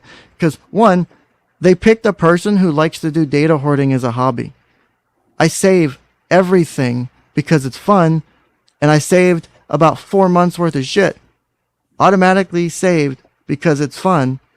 I have all the archives of everything because I knew shit like this would happen. So well, Buffalo Bill says that he's not trying, or they are not trying to destroy you. Geez. you think that email that was sent to my employer, the way it was worded, the characterization of it, the way it was done, that was not done as a, hey, I think your employee needs a little bit of training and a little bit of recognition. If you read into it, if you really read the letter and the way it's structured, trying to tell me what I should do, trying to tell me I need to do things that support the mom's efforts in what mom's trying to do in the case. Okay, that doesn't have any bias and there's no specific purpose behind it. Okay, you feel that way. You feel that way. I'm just saying. But Bill, because the problem is people like you and others will come in here. You can sit here and say, oh, you did unethical or you either did unethical things, you did inappropriate things. So you'll sit here and take that stance. You cannot back it up. What exactly did I do that was inappropriate or unethical? That you people are saying, people like you are saying, specifically cite to it. Don't just say your behavior was inappropriate. Say, when you said X or when you did Y, that was inappropriate, and back your shit up. I have literal teenagers and preteens justify their actions and behaviors to me better than people like you and others in the same groups do. That shows me how immature this type of behavior is. I have 10, 11, 12, 13, 14, 15-year-olds do a better job at justifying their decisions and their actions, even when they fuck up. Justify how it was wrong and do better at it. The worst I've ever seen in justification of bad behavior and being able to prove and point out I did wrong is this group of people here. It could be a fucking case study how bad it is. Because there's literally no internal accountability. And it's shitty. Like, this is, like, if you were to take it and put it on display, it'd make you sick. That's how bad I think it is. And I think other people will back me up on that. So, sorry not to rant. Oh, it's your channel, dude. Yeah. I know you're here as a guest, and I know you've got to go and stuff. I was going to leave at noon, but this is getting too juicy. She's like, I really want to stick around. I really want to stick around now. It's like, I want to hang out. Yeah, this is Say this it's is just and you're taking it like a champ. You're taking it like a champ. say here we go. Buffalo says, in my view, when you push forward with that live after you have received a cease and desist, that it was inappropriate. I'm not allowed to feel that way. I never said you could not have your feelings. No therapist will ever tell you that. And no good therapist will ever tell you that. Right, Tracy? Thank you. It's good to have someone on here who also knows what the fuck they're talking about. No therapist will ever tell you that. What it is are you making that decision using cognitive distortions or thinking errors to get to your justification? Because if you are, then maybe you're not making your feelings in the best way. Maybe you're not getting to your end decision in the best way. Are you using another way to justify that thought? Because if it's a bad thought, if I go back to cognitive behavioral therapy, ABCs, are you breaking down at some point in the process? Is your automatic thought of, oh, it's inappropriate, being justified inappropriately? Is there a thinking error in there? And if there is, then it's maybe not the best thought. Maybe you do need to change your thought, because maybe you are maximizing or blowing things out of proportion, making a mountain out of a molehill. Maybe you're doing this, maybe you're doing that. Maybe your justification isn't supporting the actual thing that happened. I would say go back and really examine that and then go from there. I do not think your perspective is well reasoned, Bill. I think you have a bad perspective. I do not think me turning down a cease and desist, which has no legal authority, doesn't mean I've done anything to breach any legal requirements or ethical requirements, either for my YouTube channel or for my job, because they are two separate things, period. So, subject to interpretation, right? We got another one. These interpretations. The fact is, Kelly Long doesn't want you talking about her daughter at all. You both are disgusting that you feel entitled to say anything. She's not your fucking kid. It doesn't matter. It doesn't matter. Whether you can feel that way, but it doesn't matter what the mom wants in this case. Unfortunately, the case is a public case. Not my fault. Not my fault that, to me, there's issues that the case needed to be brought to light.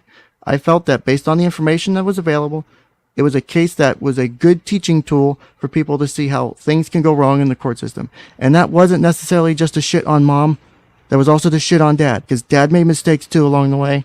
And I was going to shit on him for things he did as well, because they both made mistakes in this case. It was going to be a teaching tool on how you deal with cases like this and how you don't get another kid into a situation where things get so fucked up, they don't get the help they need. Because that's the problem, is the kid did not get the help they need sooner and the issues weren't recognized quicker. That was the end of it. Oh, look, Michael's back. Hey, Michael, how you been, buddy? Haven't seen you in a while. Say, Michael Palmer is one of my stalkers. He likes to stalk me. You should see some of the screenshots I have of all the things and nice things he says that are sweet about me. I'm kind of wondering if OMG's comment is directed toward She's talking me about as well. you too as well. Yeah, She's saying you're just talking about this at all. You're disgusting because you even mentioned it at all. Do you see how there's maybe some cognitive distortions at play here? Well, we could do a whole therapy lesson on this, I think. Oh, wow. I think this could be a whole teaching tool in how just because you talked about a kid, just because you talked about it, even though you didn't say, and I'll be the first to say, you have been very restrained in your statements today. You have not said any, and I know why, and I don't fault you for it. I have a license. I have ethics. I have my opinions, and exactly. Your opinions are also somewhat different than mine today. I've seen them. I've heard them. Well, that doesn't mean you've done anything inappropriate. No. Disgusting. Apparently, you're disgusting. I'm disgusting. I feel filled with disgust now. Say, no, I'm not. No, come on. Now, the whole purpose of this is to celebrate the anniversary. You've apologized to the Karens. You are not going to actually say that you thank them, but you do, and you called out some behaviors, and then we've got some interpretations on your. Oh, look, we have another one. So this is even though these are two separate issues. Two separate things. They have no relation to one another. Someone says, you talked about a 9-year-old child's private parts after advocating for child sex dolls.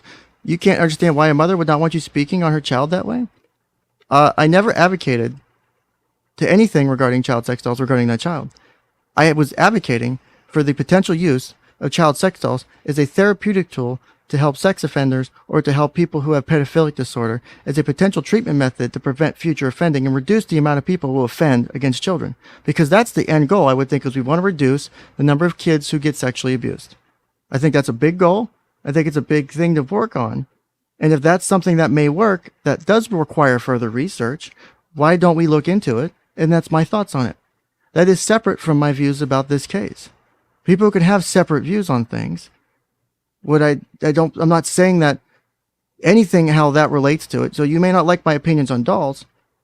And again, the purpose of them is to be therapeutic and to be a useful tool, if done right, to help mitigate those feelings and not offend against a child. So that would prevent future people like Sophie or other people who get abused because there were tools in place. So that to me, I think is a good thing if it's done right and the research shows it's backed up. There's not enough research right now. It needs more look. That's why I feel that way about it. So again, you can feel that way. But to sit here and just say, I talked about a 9-year-old's private parts. I read an affidavit about what was going on at the time. I think I made descriptions about, I think I described different like functions, or I described something in a professional way. And apparently that combined with the two things is me talking about the private parts. It's reading a document isn't like me talking about it. Like I'm not talking about it because I want to sit here and just talk about it because I have nothing else to talk about. It's reading something as part of the court case. It's part of the documents. So that's different. So that's the way I see it. You're being rushed. Wow. And you're handling it like a champ. I mean, it is what it is.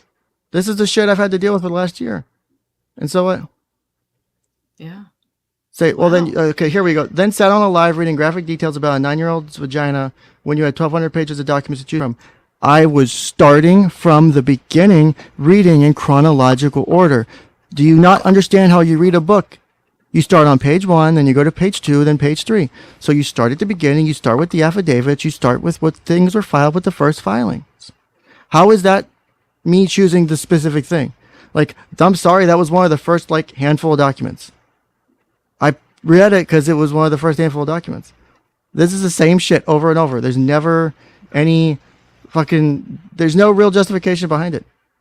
And again, it's funny to me because none of this can be backed up in a way that actually makes sense. It's all a rush to feelings and a rush to judgment because, like I said, from the beginning, my job was to read it and present the information is the way I looked at it. It wasn't to take sides. I was going to point out criticisms about everyone involved.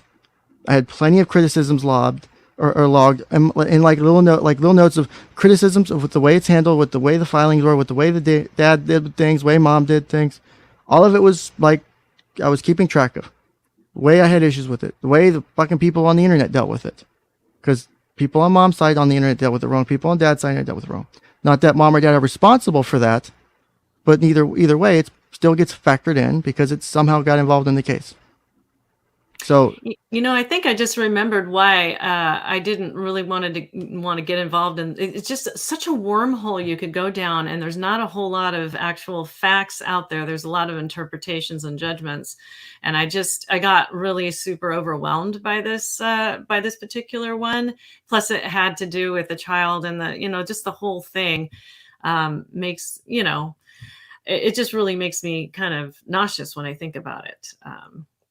But yeah, but you had the balls to go in there and talk about it, and it was for a social justice purpose. I agree. And you had what it took. Like for me to do that, it would be like, why would I even want to do that? It makes me kind of ill to think about doing it. And that's what made, like when I read the thing, it made me feel, I had that feeling in my chest, a little bit of anxiety. So my voice changed, which is how I was quote unquote enjoying it or getting gratification from it. But we have, this is Michael, who's my little stalker. He says, Ken, phony person, you wish you had a stalker. I don't even believe you're a counselor with the crazy nonsense you talk. You suffer from a handful of mental health issues yourself, gender dysmorphia. So Michael Michael has struggled to understand how he's one of the people. Yeah, it's dysphoria. I know. He's one of those people who uses it the wrong way. But he's one of the people who thinks I shouldn't be a counselor because I have gender dysphoria, and 2, because I have my own mental health issues. He's one of those people, even though there's nothing, if I had any concern, me going into work would cause an issue because of my own mental health issues, I don't go into work. If I have a bad day, I call out and I go back when I'm ready and I'm at full force. I don't ever do anything that would put kids at risk. So yeah, Mm. like Well, you got to do your self-care. I yeah, totally agree with that. If you're sick, you don't go in. If you can't do your job, it's really now that's an unethical sort of a thing. A counselor, what are they? Impairment, right? Impairment yeah. is something that's really real. If you are impaired, like don't go doing therapy if you're impaired yourself. Now, there are times on YouTubes I've made an ass out of myself. I wasn't doing counseling at the time. And anybody who thinks that my counseling skills suck, they can bite me. But nobody's really, well, actually, people have said that too. Like, oh, I would never be her counselor. I can't believe she has so many clients. Like, bitch, they be knocking down my door actually right now. Sorry, I just went on a rant on your channel. I don't know if No, I'm allowed to you're do that. yo. Listen, like I've said it in public and I've said it in private. You have an open because one, it's great having another clinician to talk to because there's the things that you just mesh with, and it's like you can say it, and then the other person picks it up, and you're like, yep, I know exactly what you're talking about. Like when you're dealing with a client or a situation, or like we've Oh, had those talks and so you're always welcome. You can rant, you can rave, you can do whatever. This is your well, home as well, so you're well, welcome here as much as you want. So. alrighty then. What's some beach trying to say? And I do have to go, but I want you to see if you can see that comment from some beach. Um, I don't know. Listen, I will be the first to say that Christmas. I have struggled to because there's just been so much going. Like literally, the last 6 months have been went from not employed to a job to crazy things, and then family member ish, like losing a family member and other things going on, and getting COVID, and just there's just been so much. I may have missed emails. I tell you what, Sun Beach, to prove that I'm not trying to do anything wrong, please send me a new email and I will respond to you within 24 hours. Because I don't go back to work until tomorrow. So I'm off until that time tomorrow, basically. So please send me, because I'm working evenings. So please send me an email today if you can. Remind me of what it's about, and I will touch base with you. I don't want you to feel like I did purposely ignore you. Things have just been really overwhelming in my personal life. Yeah, yeah.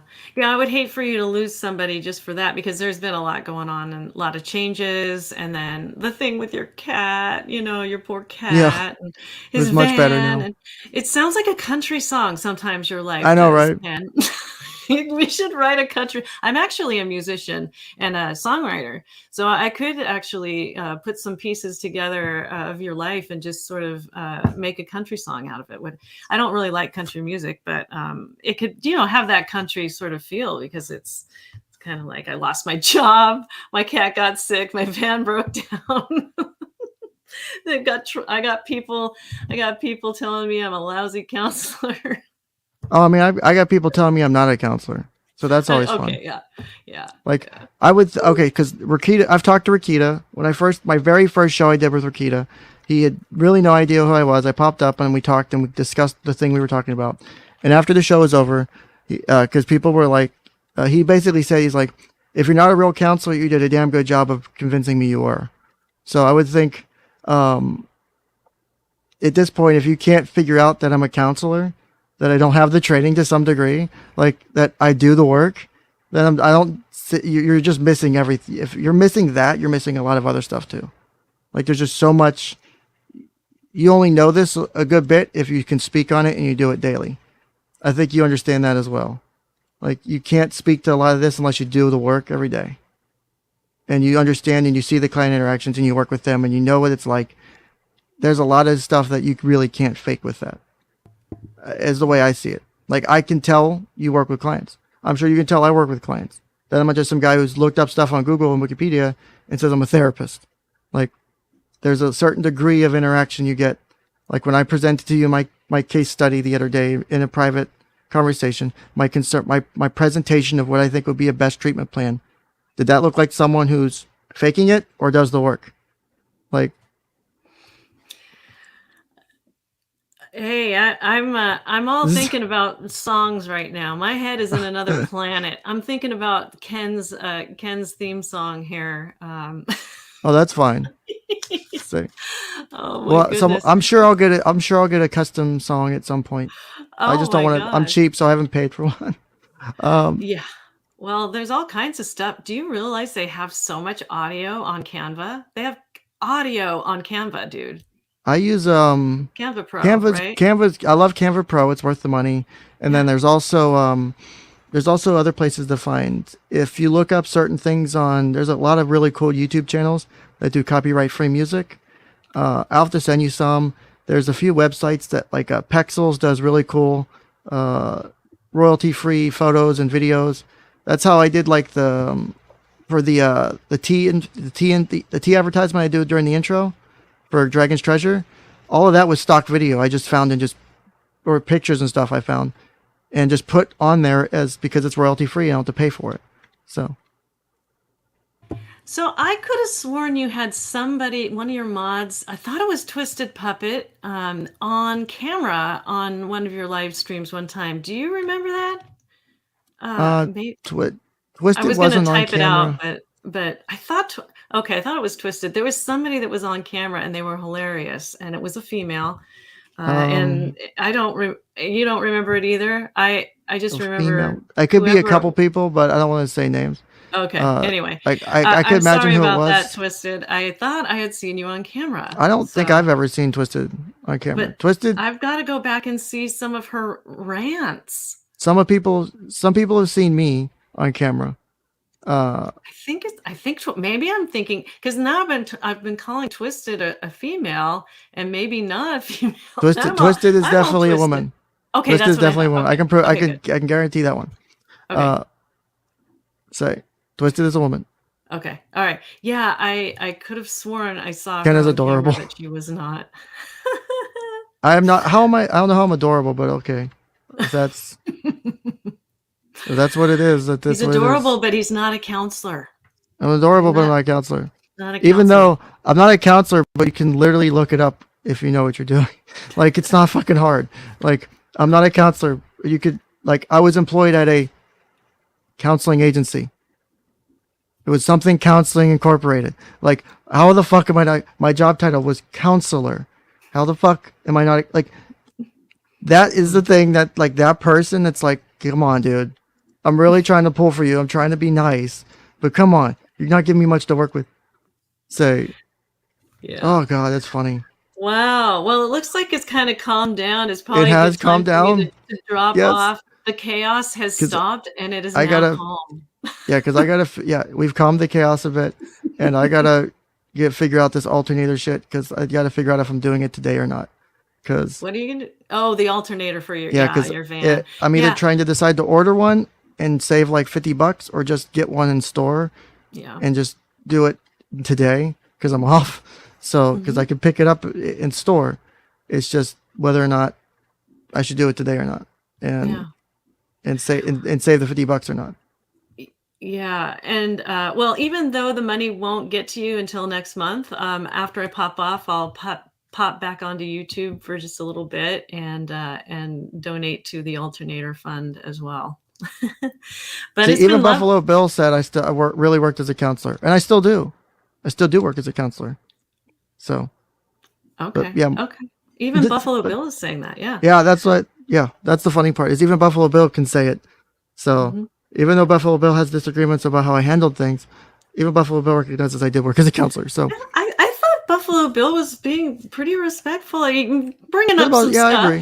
giving I you a little agree. pushback, It but was pushing back, and that's I pushed back. And if I was it's inappropriate or rude to you, I apologize. I wasn't trying to be.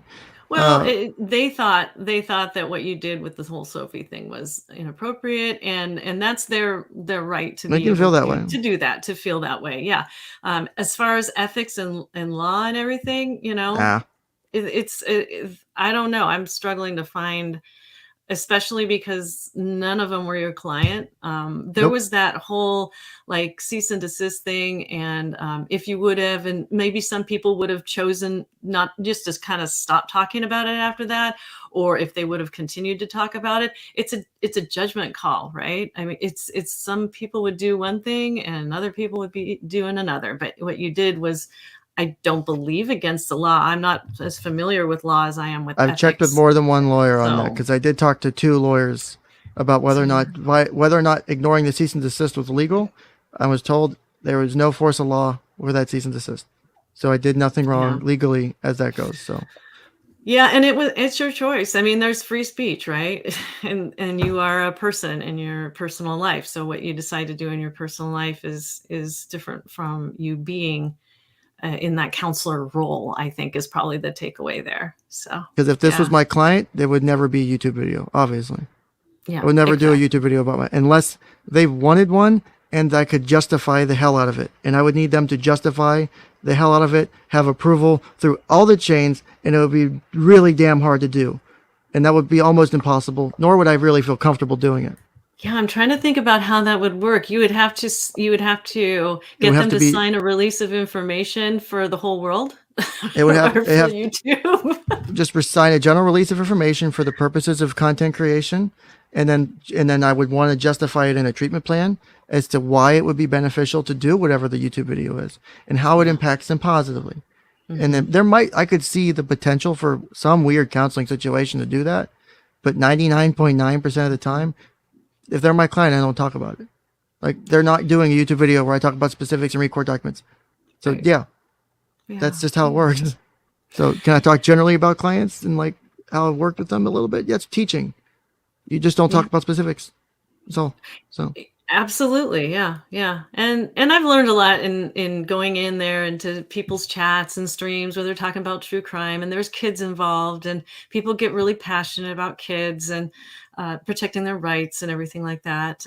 But yeah, it's judgment call. It really is what we decide to do and what we decide not to do, and we're all different. I like to say I honor people's differences and try not to be judgmental. And I don't know that you could find a judgmental comment that I've made, except for about my dad. Oh my gosh! And it's right here in your chat today. yeah, I somewhere said probably. I said the diagnosis that he gave me was crazy. So I guess I judged him as crazy, but he's judged himself as an asshole. So I think we're all good there. I think old Pops would understand. Well, Bill thinks that you show a level of skill with how you navigated the conflict. And Oh, I've never said that I'm more skilled than Tracy. I do think I have a very good skill set in what I do. I do not think I am perfect, nor do I ever set an expectation of perfection. Thanks, I Bill. would say that Tracy's very good as not just a general counselor, but in her specific areas. And I will say that I am good at what I do, and I don't care to be better than that because I will always work to improve, but I know that what I'm doing right now has changed lives, and I can guarantee and prove that has saved at least one life. So yeah, you will never take that away from me. Sorry. And we're very different people. We're very different Exactly. counselors, right? And so it's going to be You do different. what works. Yeah, and I definitely I don't know that I would be the best fit for the clients that Ken Yeah, treats, and I don't know that he would be the best fit for the clients that I treat. So I don't it's think I good that we would. have diversity in I think you counselors, work great with counseling what you do. styles. Yeah, well, right. And this is where you say, about the whole mental illness. Should you be in counseling if you have a mental illness? And this is what I was told by that same ethics teacher is that as long as you're working on it, as long as you've made the commitment and you're doing your own work, you're doing your own counseling, then it's fine, and that you're aware of it. It's the people out there in the field who think they have nothing, no problems, nothing wrong with That's them, never the and they're case at doing all. counseling and they're not getting counseling from another person. Then yeah, that's an issue. But every month without fail, I go to my own therapist, and it's great. They do a kind of therapy that I don't know how to do, and I don't care to learn because it's magical and it works really well for me. Exactly. If And it works, that works. That's all that oh my matters. gosh. Yeah. And so, yeah. So then, and all of my clients know that I treat eating disorders. I'm a certified eating disorders specialist supervisor, and I've had an eating disorder twice in my life. Right. So they know all that stuff. They know. And it's all up front. And, you're not supposed to disclose too much about things to your clients, but I think it really helps to humanize yourself as a Uh, counselor. That's In probably why I talk more about myself than I know most people would, but I know for a fact with my most recent client, one recent client who was really on the edge of living or dying. And just being able to open up and say, look, here's my own struggles I faced. I'm sitting across the table from you. I've gotten out of that dark place. It's doable. It ain't fucking easy.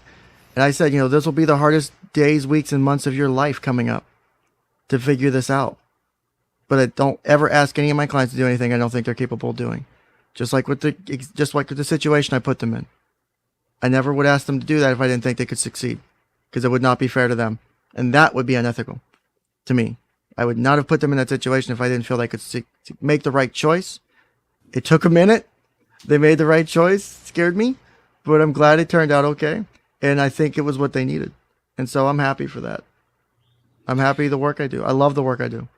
I'm glad. So I'm glad because then the burnout won't hit you. If if it's a job that you really love and the clientele is something that really is something that you're good at, it's going to be a great experience for you as a counselor, and it won't even seem like work, right? If you love the it work you doesn't. Honestly, that's why I can spend so much time at work, because I'm having fun. do. I'm Mhm. enjoying what I'm doing, and it's not like I'm doing it because I'm doing it just for the personal gain. No, it's just being able to do what I do. I end up staying at work because I don't care about what time it says on the clock. I have to make sure I do my certain things during the day, but as far as the time on the clock, I don't care. I leave when I want to leave, and I leave whenever everyone's good. Is my expectation. I will go home when I'm sure everyone's safe, and sometimes it takes longer than others, but Yeah. Well, if or anybody in your reasonably safe, I would say. if anybody out in your chat wants to become a therapist, please do. We have a counseling crisis. We have a shortage of therapists There's out not there. enough. There's just not enough in the field. I can't say anything. I mean, again, I think this might be just a little commercial break before I pop off for That's fine. being a therapist. And Ken just sort of went on his. It's like I love the work I do, and yeah, so do I, because I can see that change is happening, and I don't take credit for the change, and I don't take credit for clients if they are not changing. I leave that responsibility up to them, but it is sure nice to see that people are finding some relief out there through the counseling process. So if you're at all interested at becoming a therapist, counselor, just getting out there and helping your fellow man, woman, child, whoever, Doesn't take please much to do. do. Please do. Yeah. Do your We need master's you out degree. there. If you have Yeah. a bachelor's degree in pretty much most fields, you may not feel as prepared, but like my 2 year program, they teach you. Like when I did my master's degree, it was 2 year program full time. Yeah, it's full time. It's a lot of work, a lot of time, but you can do it. And Yeah. if you want to get into field, you don't need a doctorate degree. You only need a master's degree, and then whatever your state says, as far as the many hours to get licensed and supervision. Outside of that, you could actually, and technically for certain agencies, as long as you have the master's degree, you don't even have to pursue licensing. And as long as there's a licensed therapist over you, you don't have to get the full license. You could just be. And there were people I worked with in an old agency who were just master's degree and did counseling. They didn't want to have the license.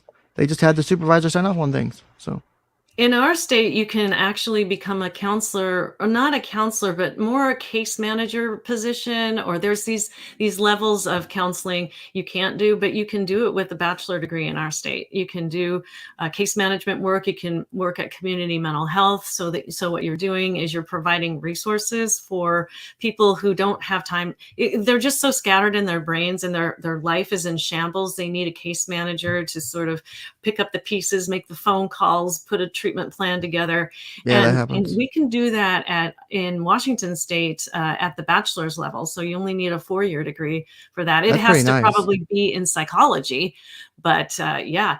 And then you can always volunteer.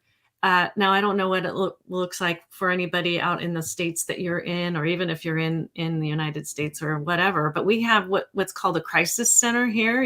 So you call this crisis line if you're in crisis. Well, anybody can volunteer at the crisis center. They give you awesome training. You don't have to have any kind of degree. Yep. And they give you just really excellent training though. And so they put you behind the phone line so that when these crisis calls come in, you're fully trained to handle them. And the training process is so good that that you can't really mess it up, right? They just train you so well. At least they do in Washington State. So even if you were to volunteer on a crisis line, say, or to get the training it Some takes. people love doing crisis line work. I don't know if Yeah. I honestly, if I could. I know that dealing with my client crises in person, I know it takes a lot out of me because I'm also in person. But this like places like the suicide hotline, places like that, just being able to call when you're down like that, Yeah. you can that saves more lives than you would imagine. Just being able to call and just talk and then get pointed to even if you don't do anything with the resources, just being told, hey, you're not alone. It sucks. It's okay that it sucks. We'll work on getting it better. It's okay to recognize it sucks. It's okay. We'll get it better at some point. And hopefully we'll get Yeah. better at some point. And they have crisis texting too. So for people who I don't know want to that's talk on the amazing. phone, yeah, for the teen clients, they will go on. And for our state, we have like 211 and we have 311. We have like other, just like simple 3-digit codes, and you can do crisis texting.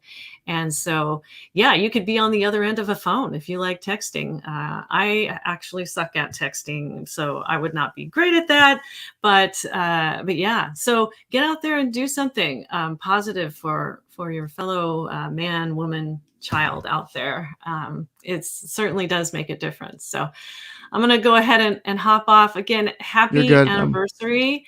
And thanks for having me on your show today, Ken. I hope that you Thanks get for your coming on. band. It's always great to have another, like I said, it's always great to have another person on, just in general, but it's always great to have someone who's, I don't want to say expert, but like someone who's in the field. Yeah. Someone who at least knows a little bit what you're talking about. I think I know a little Yeah. bit what I'm talking about, and so do you. Let's So, see, how many years has it been since 2002, 12? Yeah, it's been 20 years. I can't believe I've been 20. And that's just and this is my second career too. I have a degree in accounting, oh and wow. spent my first work was in accounting, doing specifically payroll and human resources. That's why I know a lot about, wage and Money. hour laws and all that stuff that Oh yeah. we were talking about a little bit. But yeah, so 20 years, man, that's pretty cool. It's time for me to retire. I want to. I I don't want think you'll want. See, let me ask you this though: can you really go home, take clock out at the end of the day when you're done, and never go back to work and do another therapy session and be okay with that for the rest of your life? No, I don't think There so. you I go. mean, Then you're I never going to want will. to retire. I'll do You'll. something semi-retire-y, but I won't be going. I have a beautiful 2 suites of offices that face the water, the Bud Bay Inlet, so you can see, like, it's just such a beautiful view. I'll have to give that up because I don't want to be paying rent if I'm not going to be doing Maybe counseling full instead of time anymore. retiring, do pro bono work and just, or do like dollar therapy for people who are at risk. Dollar Oh therapy, my like go. gosh. Actually have it written on an index card somewhere, but you know how you're supposed to manifest your future goals? You know what I really want to do is I want to be able to have enough money so that I can do therapy or coaching or whatever it is for free, do everything for free, and that nobody will have to pay for anything. I just want to be that affluent enough to be able Do to you do that. do you offer any kind of discounts or sliding scales currently? I used to, when I first was getting into the field, that's how I pretty much got my reputation built, was offering sliding fee scales. Plus, I was an associate counselor. I was working toward my licensure at Yeah. part of that time, but now I don't. No, I work with insurance companies, so my I hate clients insurance so actually. much. It's a pain in the ass. My clients only, this is sort of daunting. My clients actually only pay me from zero to $40. $40 is the most they pay per session. Damn. The That's not insurance bad. pays everything else. Yeah. That's some good insurance. Or Yeah, however your reimbursement fees are set up. That's amazing. yeah. And so when the insurance will pick up the rest, or most of, well, they have an allowed amount for contracted providers like I Yeah. am, but which is a little less than what I bill, but it's still like you're talking, I mean, they give you like $130 a session. So it's pretty good. Yeah. Yeah. If you don't have if you're doing it on your own, you don't have other employees, or you don't have if you have limited expenses, or you pay someone to do a few things to help out. I mean, you can Yeah. make decent money. I mean, if you do it right, you're Mhm. making high five figures. Higher Well, five, it's at least not above bad. 50. Higher above, at least above 50. You can generally make above Gross or 50. net? Are we talking about gross or net? Because when you're I guess, self-employed, well, I guess self-employed would be different. But like just getting out of the like for example, you get the day you get your license, you get all your hours done and stuff. Like you can go work at like the VA, make anywhere between 55 to 70. You can go work in different agencies and starting at 40, 50, 60, 70 depending on where you're at. Like you can make good money. And that's if they're just paying you that. If you're doing like I'm salaried right now, I don't make shit. I don't make anywhere close to that. But I don't mind because I have other money that makes up for it, and because I have my VA. I mean, it's kind of like teachers. They're sort of horribly underpaid, but counselors who actually work with insurance, I'm not gonna lie, I make over six figures. I mean, I make six figures, and Easy if you do it but right. very easy. And I only have to work 3 days a week to do it, and I get to write off a bunch of stuff. It helps too. And so That very my much net, helps. yeah, I know. It's crazy how you can, and that's why I think, maybe one day after you get your license, you could consider doing that, doing your own private practice, because I I'm telling you, it is actually worth it to work with the insurance companies. My It goal is. is to get and my goal is to open a private practice, but honestly, I think this experience here in my current organization, I still want to do that, but I think I'm going to do it in a different form, is to where I can run a private practice and I can work with people because right now a lot of the people that come through my door, that the kids I work with, some of the families, they don't have money, and I want to be able to do, because I know dealing with insurance brings its own nightmares and you have to deal with all the paperwork, is I'd love to be able to run a cash only therapy office, but work with low income and Mhm. figure out a way to do it. Because like I said, right now I can offset a good chunk of my income because of being my VA money. So if I could still make that work, and maybe I don't need an office, maybe I do it at the park, maybe I do it some other way, but open a practice to where I can work with, because these kids, and I'm hoping to set up the new thing like we talked about in private, to where I can do some sessions after they leave, because that continuity I think is important. And I think if they can build that instant rapport or that immediate rapport for the few weeks they're with me, and I can use that as we get settled in, or even just slowly build long-term clients who need the help, or find a way. Because honestly, there's a few clients I've had, I would just, after that time period that they will pay me for after they leave is up, I would just do it pro bono, because one, the hours, and two, I just care about the work. Some of it's not about the money for me. Like Well, that's if the way you're I look happy at at it. your job right now, I mean, I think that's the most important and rewarding thing that you can be doing. So Like it like sounds like you're in a good place, and you're in this place because, let us not forget, because of the Karens, let's not because of the forget that. Karens. And All right. Well, I'm going to jump you're off, fine. and It was good talking to again, you. yeah, nice talking to you too. Take care. Bye, chat. You've been great. And Bye, chat. Say we'll see for you. We'll Tracy. see you later. Take care, everybody. All right, bye bye. Say thank you, Tracy, for popping up. You guys are just left with me now. Say chat's been quiet. I don't know why. Uh, Karen is one of the people that were responsible for me getting fired. Uh, so it is what it is at this day.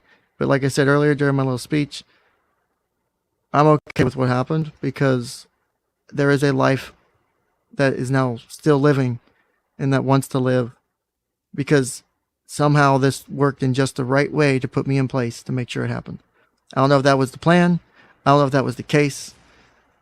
It just happened, and I'm glad it did. It was worth every minute of time I spent in it. And to hear their words to me, and to read the thing they gave me when they left, because I can't unfortunately share all of it with you, but there were things that were said in that letter that I will never forget. And one of them, for example, is they said, but it worked. It all worked. And that is like a huge testament to me. Like, I don't know. That's like I said, holy shit. Thank you. Thank you, Tracy. Oh my God. I love you, Tracy. Call me in the chaos for $100. It's Ken's alternator fund. Oh, you're so sweet. Tracy, I love you so much. Make sure you guys subscribe to her channel. Let me shield the shit out of that real quick. Do I still have that? No, I don't. So make sure you guys are Make sure you guys are subscribing to her channel. Make sure you're hitting like. Make sure you're hitting hitting that bell. But make sure you subscribe to her channel.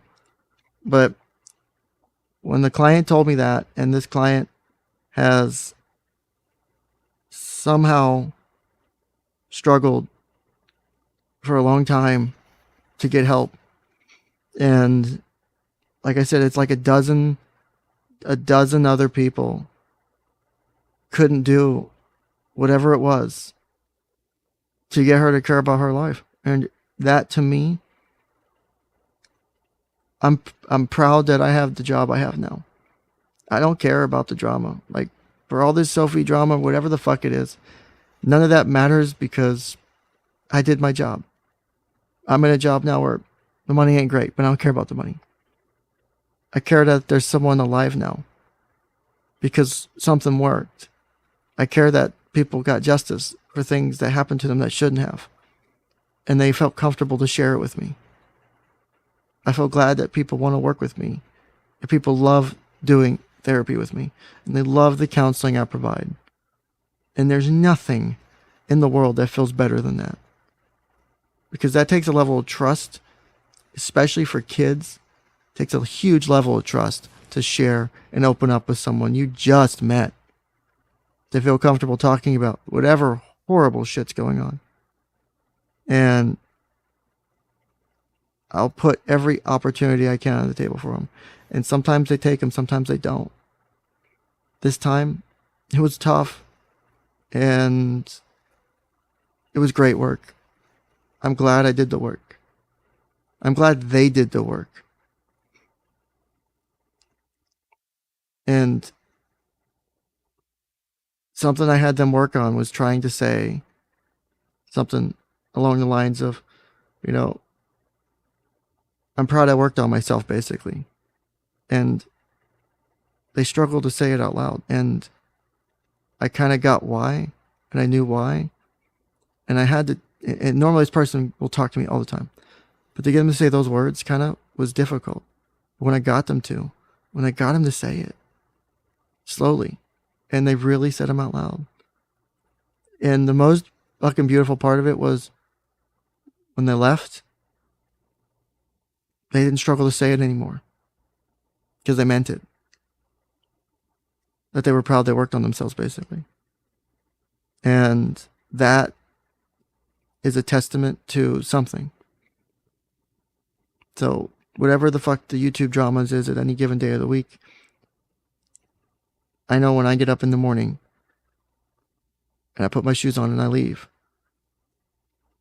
I go and do something that's important and it changes lives. The amount of impact I have, I don't think it's as much as people try to give me credit for. I just make sure the dominoes are lined up right. And I make sure that everything is in place to help them succeed. And that's worth every time I come home and I'm tired and I'm exhausted and I don't want to get up. And I don't want to, sometimes, you know, I'm just like, I'm so tired. I'll turn around 2 hours of sleep last month. And I know I shouldn't be working that much, trust me. But I've gotten back up and I've gone back to work because I've had to. Or when I've had a call with a client and I've been like, something's not right, I have to go in. It's my day off, don't care. I know if I don't, I know that they have the rapport. I know that they'll work with me. I don't know if they'll do it with anyone else. So if I can set them up for success, because they need to work with me now so they can work with other people later, I'll do that. It's worth the sacrifice to me. Say, and they've learned, you know, reading their letter, just because I got it in front of me right now, that they've took all the lessons that I taught over the time they were with us, that they listened and that they paid attention and that they found their desire to live. They found their desire for change. And I still don't know what I do that's so fucking special. But I can tell you that when I left work that day, I felt on top of the fucking world. Not because I did anything, but because they did. Because I knew they were going to be okay. And I knew that if I knew at some point maybe I'll run into them again. Because they'll still be here. Or that I'll see them in the paper for doing something great when they get older. And that is worth all the work I've done. So yes, I got fired. I lost my job. I think it was wrong for my boss to fire me. But today I thank my boss for firing me. I don't thank the people who were responsible for getting me fired, but I'll thank my boss for firing me, because that wasn't the right job for me. This one is. Yes, it's less money. Yes, it's more work. Yes, it's nowhere near the schedule I had before, where I could pick my schedule, set my, nope. I gotta be at work a lot. There's a reason I worked 260 hours in June. And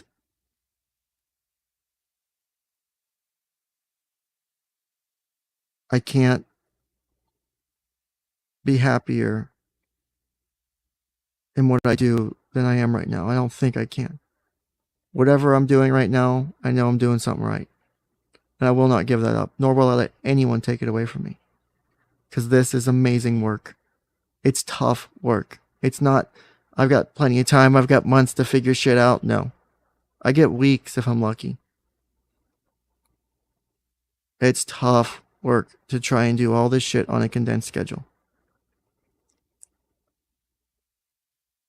And I love what I do. And no one takes it away from me. Not anymore. Because I not only am in a place where I'm wanted and that my skill set's wanted, they don't care about any of this stuff. Because I haven't done anything wrong. And because they know I can do the work. And that's all that matters. So, today, I forgive some people for getting me fired. Because I'm okay with it now. Because I did great work in just the 4 months or 5 months I've been there now. Probably less, but I have done good work. My most important work I've done was in the last 2 months. The most critical work I've ever done in my fucking life has been the last 2 months. And I cannot wait to do more of it. I look forward to going to work. In fact, I don't like taking off because I love being at work. And that's not maybe a workaholic thing. I just, like I was telling Tracy, I just love what I do. I can be at work and just lose track of time, hanging out, working with people, making changes, doing something different, coming up with creative ways to do therapeutic interventions. I'll do all of it because it's fun, because it makes a difference, or at least it looks like it. They're the ones that have to take the pieces of information to do something with it. I can't make anyone change. It's not on me to make anyone change. I know that this process, this last 355 days, I've changed as a person. I've changed as a clinician. I've changed in ways I never thought I could. I am at the highest point professionally I've ever been in my skill set. I have done things I could not have dealt with a year ago. I've had situations get literally thrown on me I could not have dealt with a year ago. I was not prepared. And I wasn't prepared for them this time. But only because of the environment I'm in and the work I'm doing was I able to pull it off. And I did it the right way. And I made sure they were successful. And I made sure they succeeded. And I made sure they were safe, most importantly. So other than that, it's okay. But I won't take the credit, Bunny. I didn't do any of the work. In fact, I'll even tell you this exactly.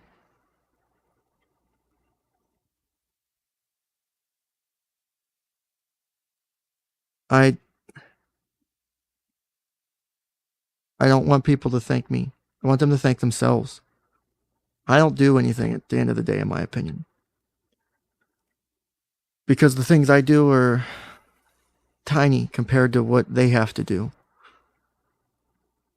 So yeah, I love hearing the thank yous, but I don't want them to have to feel like they need to thank me. Because if they can thank themselves and they can thank the fact that they got the help, that's all that matters. Like, Bunny says, in my opinion, the fact that you recovered and bettered yourself doesn't excuse the Karens. And does not excuse the Karens. They were still in the wrong. Lisa's letter and email was still in the wrong. my boss's termination to me, I believe was still in the wrong. I think that had I had the funds to pursue it, maybe something comes out of it or get a settlement or something. But I don't think I could have done it easily. I mean, I probably could have gotten something, but the time and money effort dumped into it wasn't worth it. But he says, while the modesty is admirable, but you kept going and improved your situation is solely yours. And I know it's been hard. It has been really hard. Those 6 months after I lost my job, I could not. I was too anxious to find a job. I was scared. I was scared I couldn't find a job. Because I was scared of having to explain the bullshit that happened. Now I don't have to do that.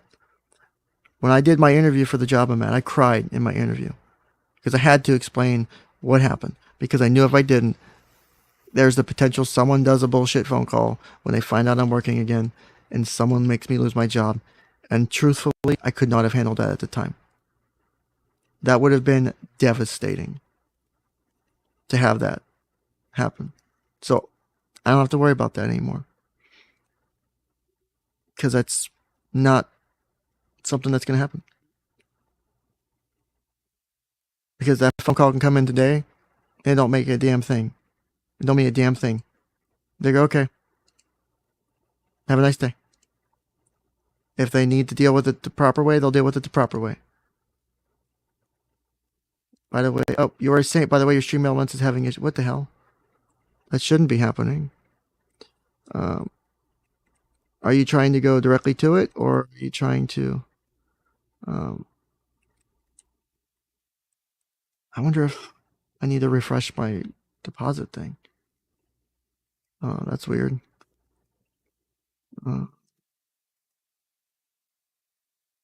Tip. Can I not tip myself? Is that weird? Is that not working?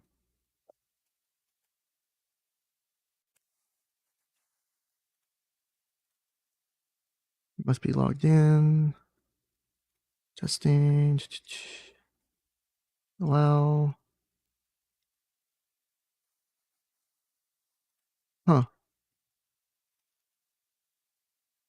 Seller restriction. What the hell does that mean? I'll have to check that one out. If that's what you're talking about.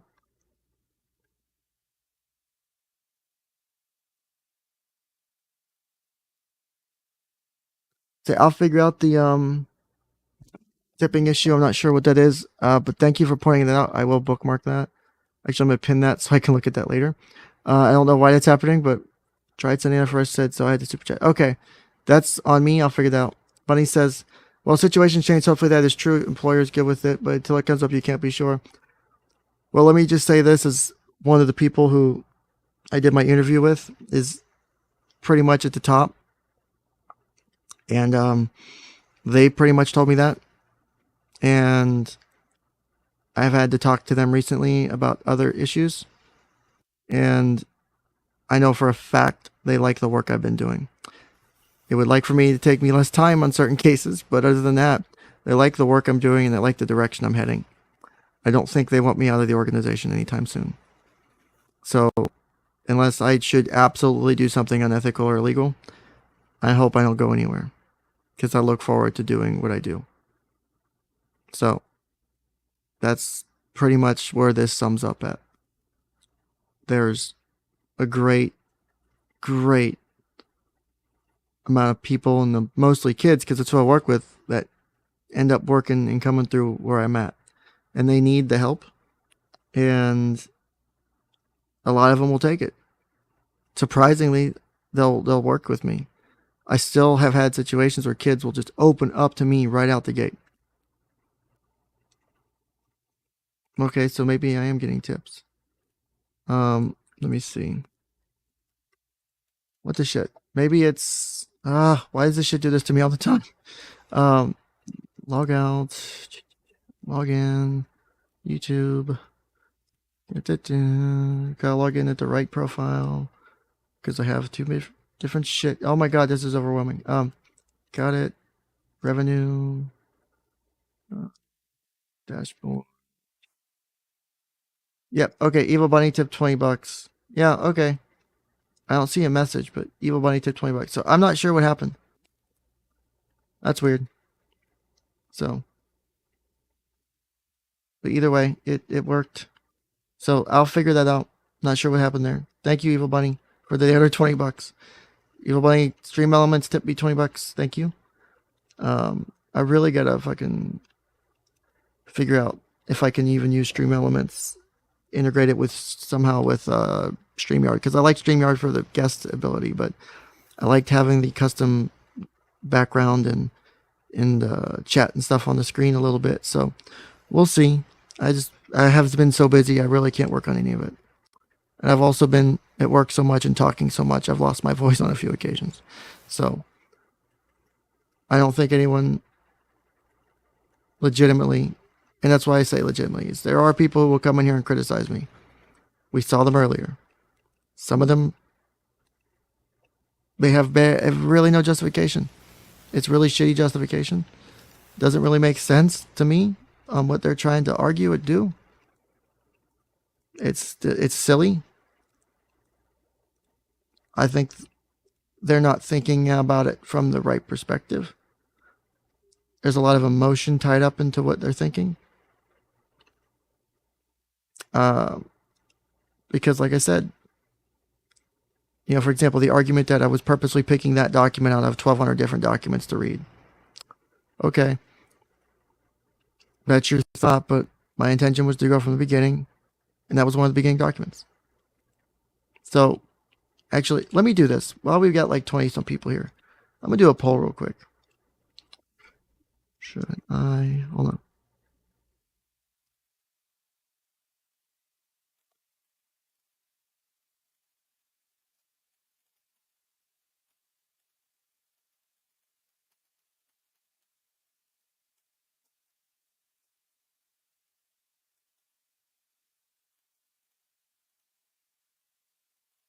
All right, let's do a quick poll because I want to see. Let me think what you guys think. So it's now on you guys. This will be something I heavily think about over the next week or two. Because this is anniversary stream part 1. We still got to do anniversary stream part 2.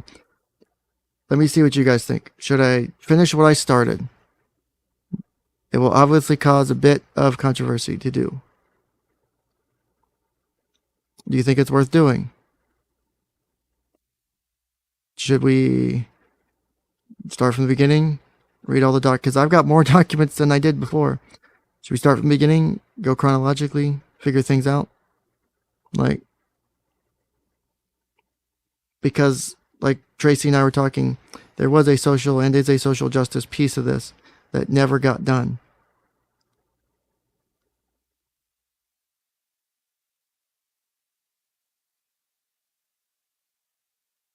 Oh, the support Ken link I need to update my domain. I have to pay for my domain. That's what it is. Oops. Yeah. I gotta fucking renew my domain. I think that's what it is. It's like $10 or whatever. I just forgot to do that.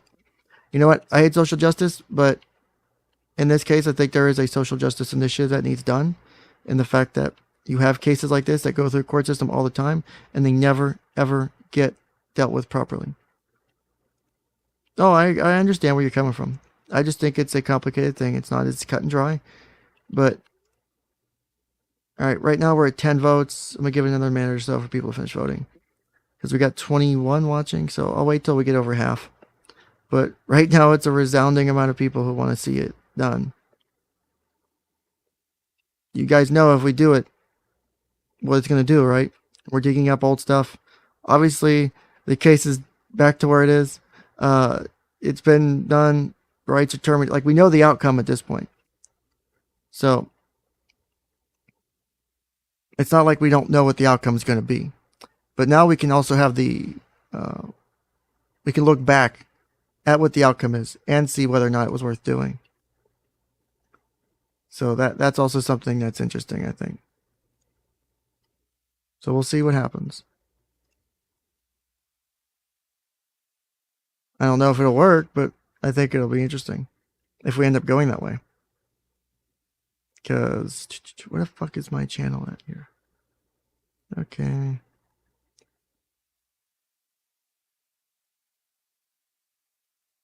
Let's see. But I might consider it. I'd have to really plan it up, get the documents back in line, stuff like that.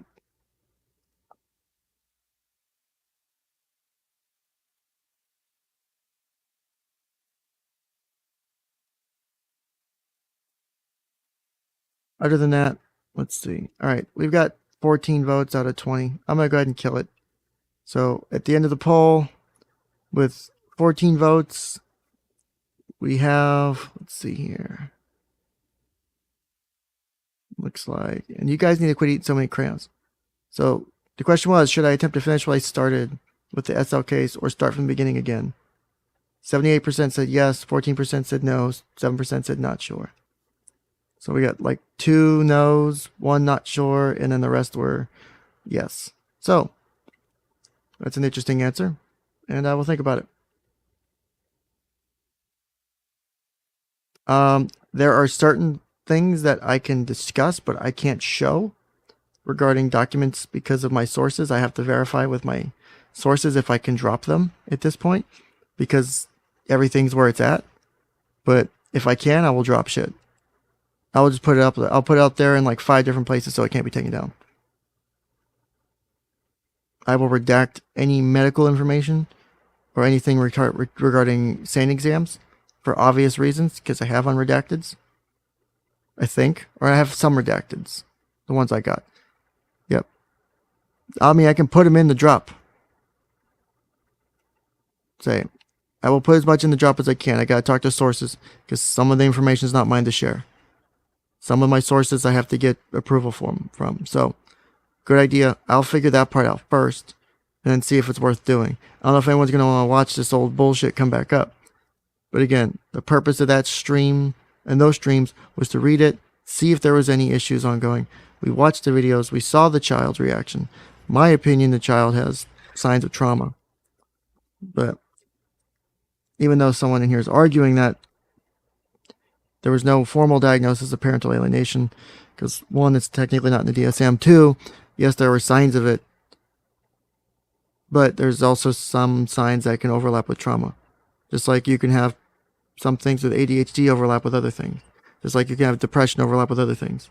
So that was my concern, is I think that they were missing the forest for the trees and what was going on because of whatever the hell it was. So other than that, that gives me something to think about, is potentially new things to do moving forward.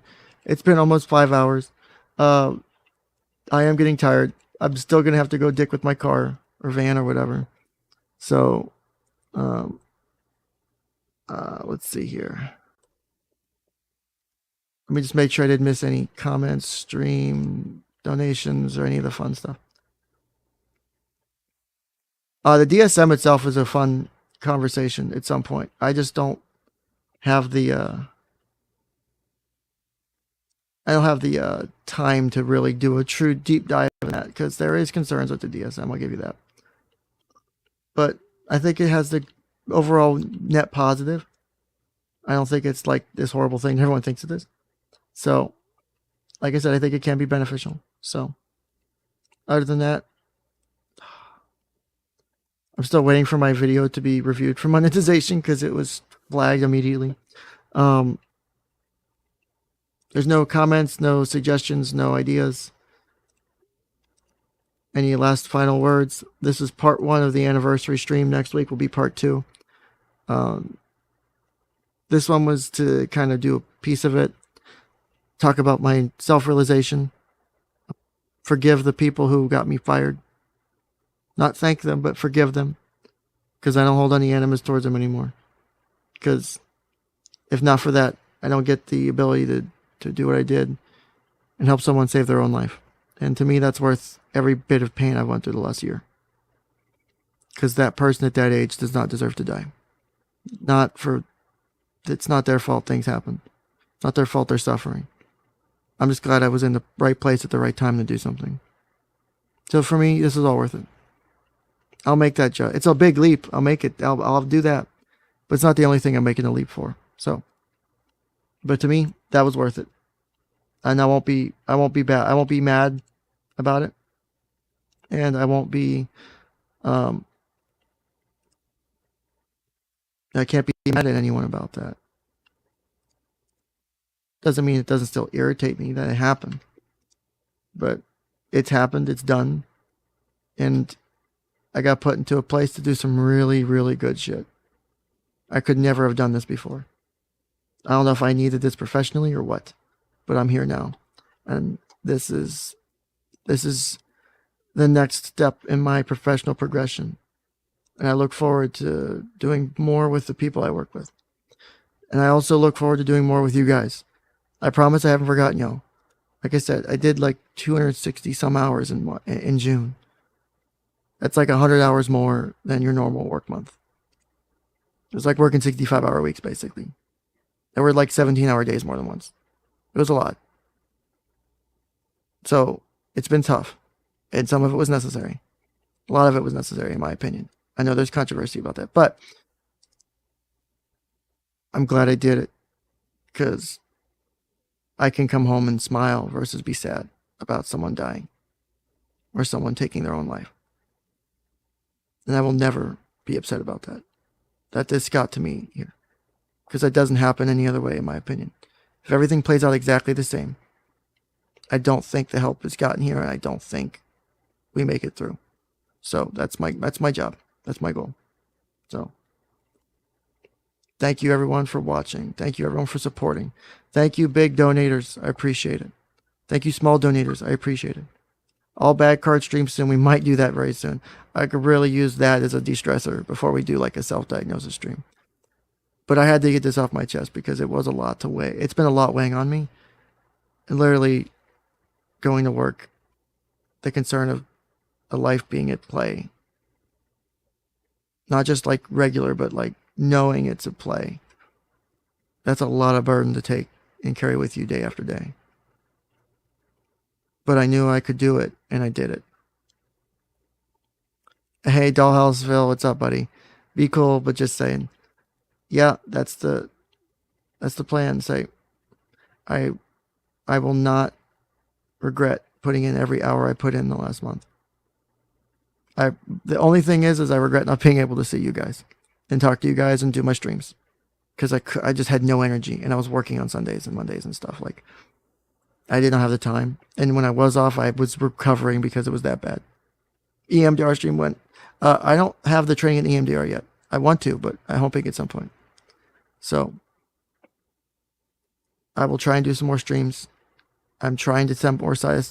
I think I'm being mandated to set more time aside for myself. That's my fault. But Phil says you're just doing what everyone else will not do. I don't want to say that it's that way because I do like my coworkers, but I will say that maybe there are some things going on inside the agency that I can't talk about.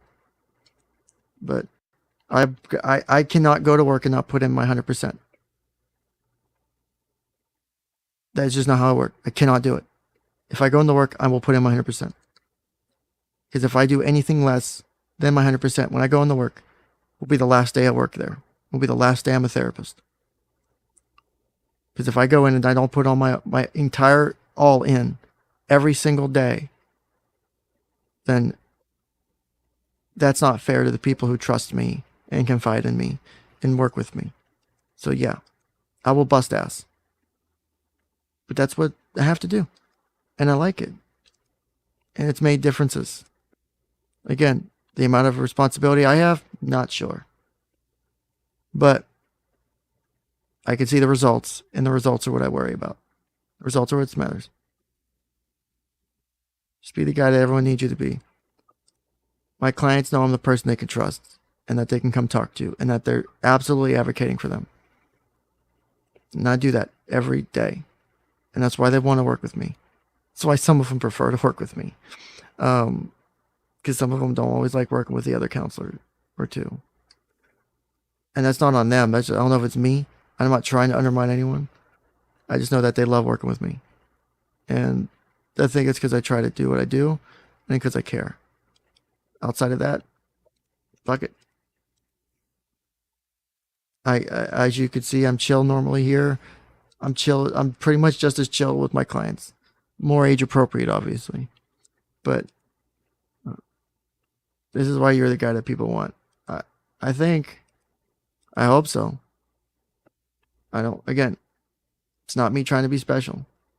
It's just me trying to make sure that when people are put into my program, when people spend their short amount of time with me, I maximize the amount of impact I can make. Because some people don't ever get access to that in their life. And if they're going to be working with me, you bet your ass I'm going to make them work a bit if they want to work. Other than that, I can't do it. They got to do the work. But if they want to work, I'll make sure they put the work in, man. I will bust my ass to make sure they do the work and get the help they need. Because sometimes it's necessary. So, if there's no follow-on comments, I got to go figure out my van shit. I got to go work. People asked for this man twice. Honestly, people will ask for me, and then when they get, they'll ask for me, and if I'm busy, they'll wait if they can. It sometimes happens. I would rather wait, but I have other things I got to do, improve myself professionally there, and we'll go from there. But today, I'm just glad I'm at the place I am, and then I don't hold any ill will about what happened. I can still be pissed about it. I can still shit on the people for doing it. But it's not like I'm not letting it eat me alive anymore. Nah, it's not worth it. It did for a while. Truthfully, it did. Not anymore. Because I'm where I'm at now. And I've watched someone literally go from the edge of death to living. And there's nothing that looks and feels better than that. It's a change that's hard fought. And it was definitely worth fighting for. Especially a fucking kid. So, that's not the only time I've had stuff like that.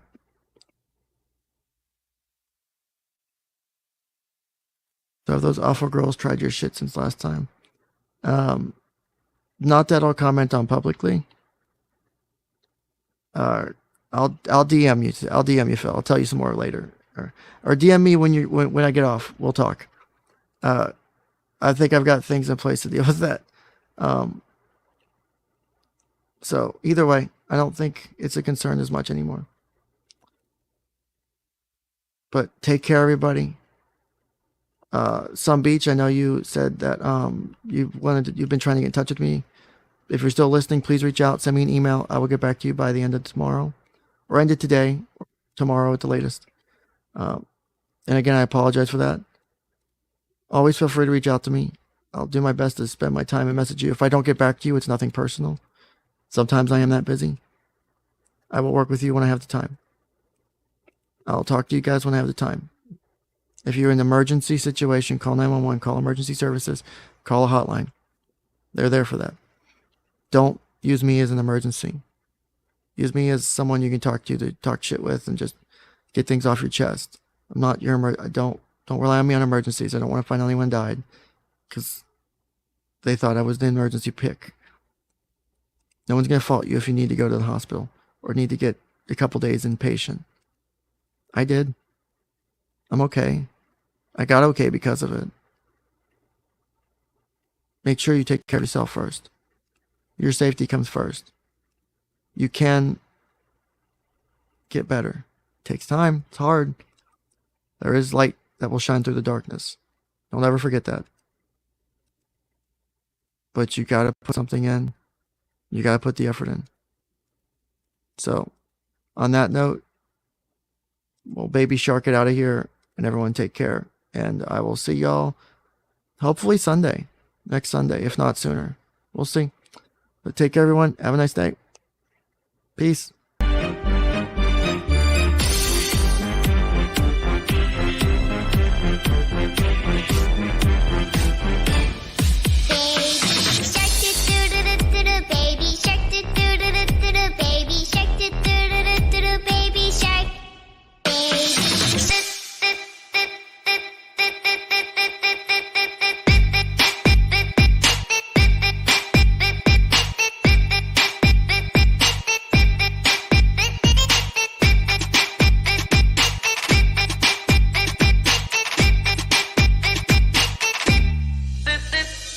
Buy it, use it, break it, fix it, crash it, change it, melt